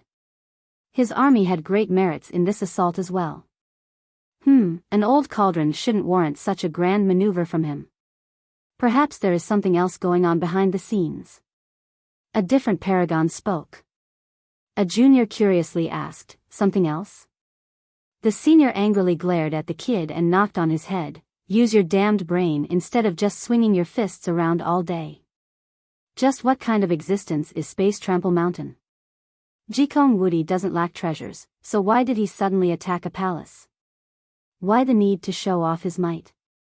He, or perhaps Venerable Nine Sword, simply wants to show others that their sect is strong enough to fight just about anyone. Yes. A different senior nodded. Recently, Fiercest's momentum has soared since Jikong Wudi's group all lost to him. Right now, even Goddess Mei and Sword Goddess Bai are siding with him. This is enough to show that no one in the younger generation can oppose him. Li Qia's might is making the other geniuses insecure. The paragon continued, I'm afraid all the young ones right now are worried that one day, Li Qia would suddenly go crazy and make mincemeat out of them all. Right now, Jikong Wudi's attack on the palace is the same as the Space Trample Mountain, giving everyone a warning. No matter how powerful you are, you cannot touch Jikong Wudi since their mountain has the strength to fight anyone. Besides Jikong Wudi, other geniuses also took actions that attracted a lot of attention. However, they were more subdued compared to attacking a palace. For example, Zhanshe had been staying at the imperial border the entire time and observed all the battles that were going on. What is Zhanshe trying to do? He's not looking for treasures or medicines. People became curious since Zhanshe was using all of his energy to observe fights. He wants to build an invincible legion on top of becoming an immortal emperor. A sect master personally went to check on Zhanshe and said, he has a powerful legion that consists of 8 members. Moreover, all of them are the same age as him. I heard this team has challenged Jikong Wudi before and came out with their bodies intact. A different person who was maintaining a low profile was Heavenly Emperor Lin. He entered the devil world and stole an immortal grass from a dark cultivator. By the time they reacted, Lin had already long escaped. Many people felt sorry for him. I feel that Lin Tiandi has more potential than anyone else. What a shame that he is a vagrant cultivator.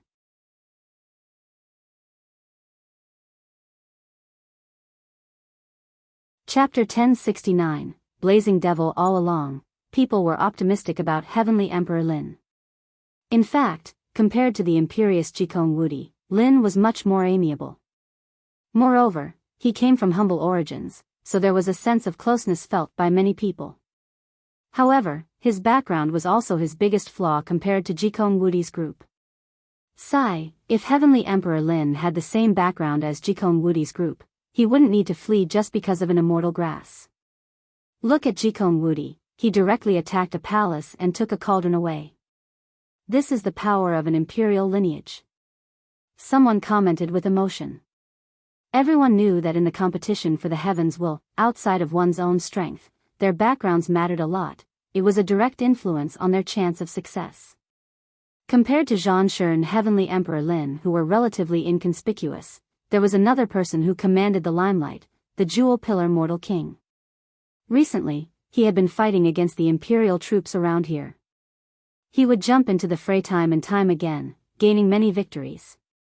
At the same time, he was chased around by the great army here while stricken with grave injuries. No matter what, he became fiercer the more he fought with a world-sweeping momentum. What is the Mortal King doing?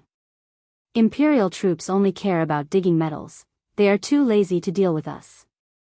Someone noticed his actions and stated, he isn't seizing treasures or metals, so what's the point of struggling against the Imperial troops? Blazing looked again. After pondering for a long time, he was jolted and exclaimed, yes, I think there was a place like this. Tell me the exact location. Li Qie commanded. Blazing mused it over before answering, this lowly one dares not deceive my lord. It was too long ago, so I am not sure. I think that place should have runes like this, but I am not 100% certain. Draw a map. As long as you remember the terrain, it should be simple. He ordered once more. Blazing naturally didn't dare to snub Li Qie. He held a calligraphy pen and began to draw. After each stroke, he tilted his head in contemplation and made many modifications since he didn't dare to make the slightest mistake. After drawing for some time, he finally finished it and handed it to Li Qie to let him take a look.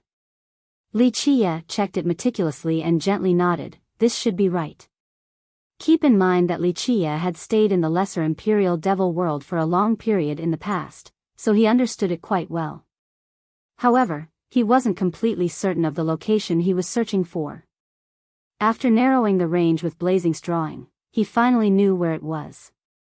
After putting the drawing of the terrain away, he coldly glared at Blazing. If I remember correctly, this inner earth gave birth to a fire god's calm heart. That heart of the fire god. Blazing felt quite awkward once Li Qie brought up this topic. Li Qie coldly stared at him. I have calculated with my fingers. Since the last sacrifice, the heart here has reached maturity. Yes, that's true, Blazing coughed nervously. Li Qie waved his sleeve gently and commanded, go fetch it. Blazing didn't know what to do, so he only stood there while hesitating. You have been protecting it through the long years, so I won't mistreat you. I, heaven relinquish, never owe anyone a favor. Li Qie imperiously declared, I will grant you a devil wish. My lord wants to climb the evil-slaying platform. Blazing startlingly murmured after hearing this. That's right. Li Qie chillingly confirmed without batting an eye. Blazing stood there in a daze. After a while, he spoke, ever since the god-tyrant Devil King went up there, no other kings have done so. If my lord is going this time, who will be the future holder of the key to the Dark Maxim Palace? You don't need to know that. Just leave behind a devil wish. Li Qie's eyes turned cold. Blazing didn't dare to make Li Qie unhappy. He immediately took out the fire god's calm heart. He knew that his refusal was useless. Who could actually stop Heaven Relinquish if he wanted to seize it by force?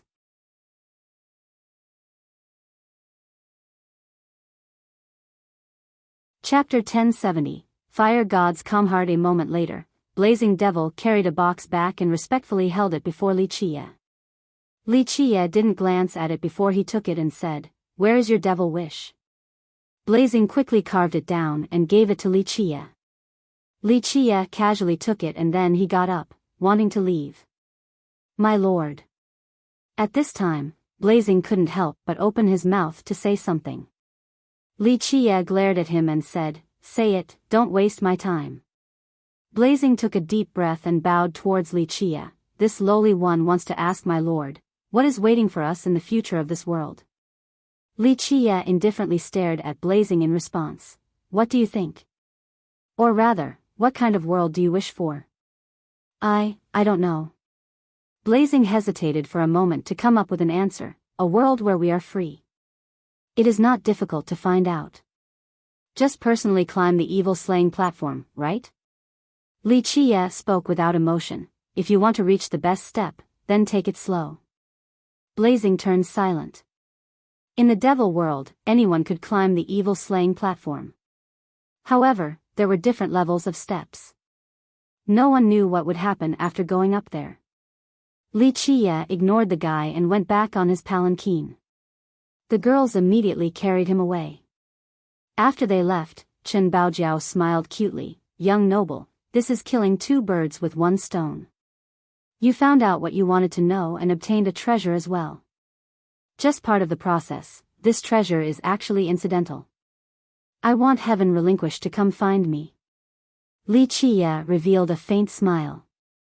"If the heaven relinquished Devil King finds out, I'm afraid he will go all out against you." Li Shuangyan commented. Just looking at the wooden sword Dark Saint was enough to know how powerful he was. An existence like him was definitely at the God King level. However, he was actually afraid of heaven relinquish. From this, one can extrapolate how frightening this person must be. Li Qie calmly sat there and leisurely replied, "He won't." With that, he handed the box containing the fire god's calm heart to Chen Baojiao. "Use this item well, it will be quite beneficial to you." Chen Baojiao opened it to take a look. It surprised her quite a bit because it contained a beating heart. "Do I have to eat this thing?" She was quite creeped out by the thought of doing so. "This is not a heart."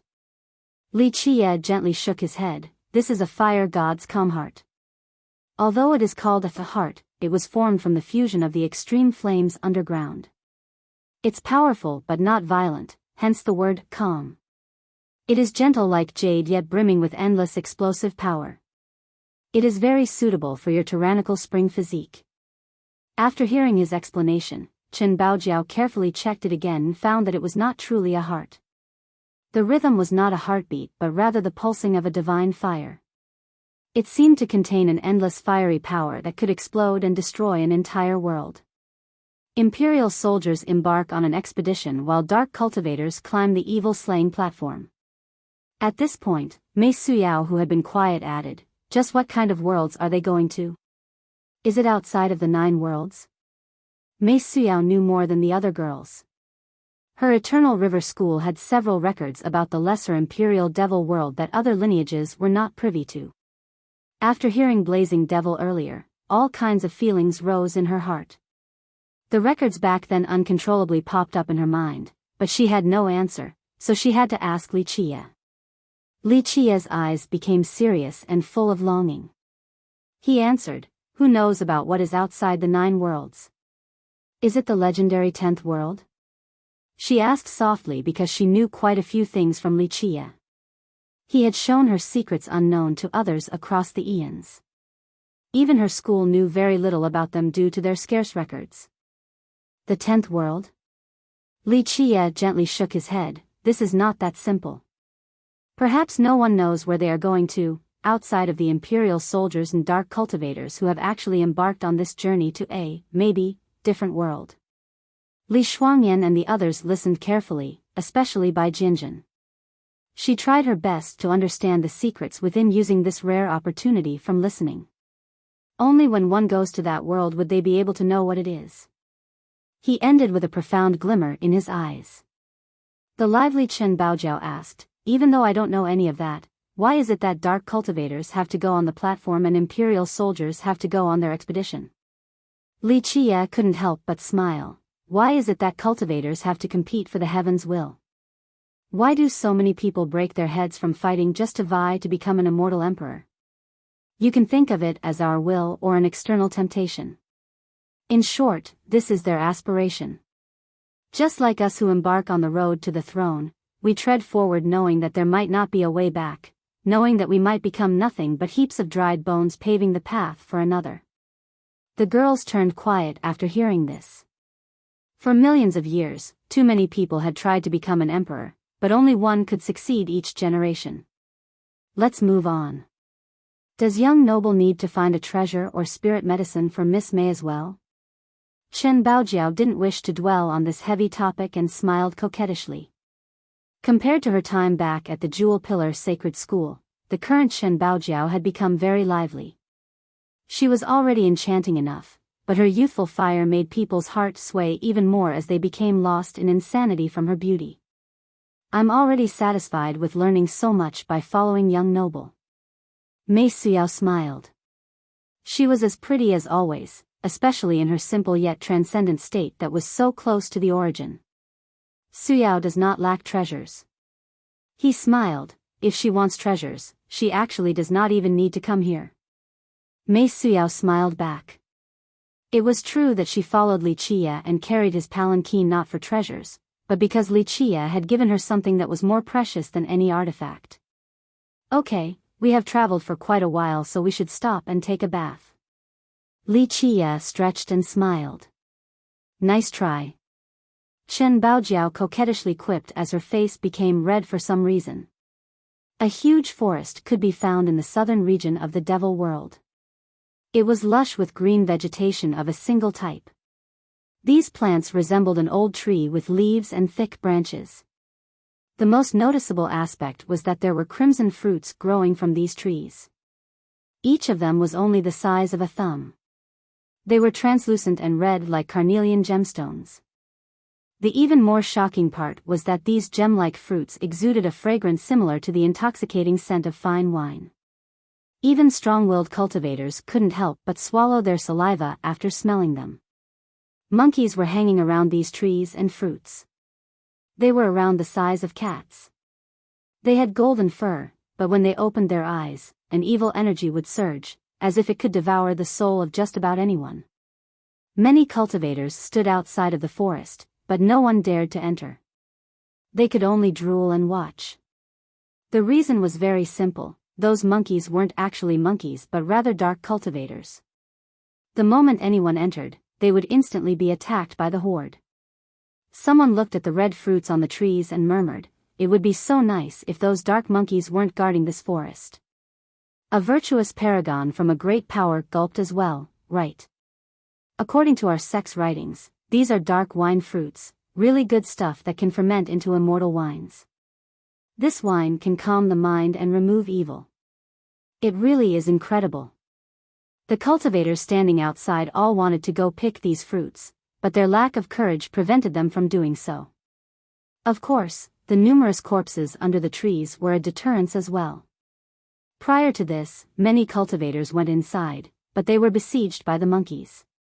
Even a virtuous paragon would be ripped into pieces in the blink of an eye against a large group. Thus, they were relegated to mere spectators. At this moment, they saw a young man enter the forest. He was very young and extremely handsome. His eyes were his most outstanding aspect. They looked just like precious gems, profound and moving as though they could speak. Anyone would instantly be attracted to his eyes. A cultivator from the Grand Middle Territory shouted, "It's Shen Menghui from the Azure Mysterious Ancient Kingdom. Just like the rumors, he truly has unparalleled potential. Unfortunately, he was born in the wrong era, or rather too late. If he was born 10 years earlier, I think he would be able to stand shoulder to shoulder with Jikong Wudi's group."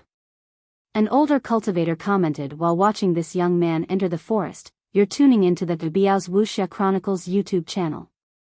Don't forget to subscribe and join us on this journey to catch the most captivating stories."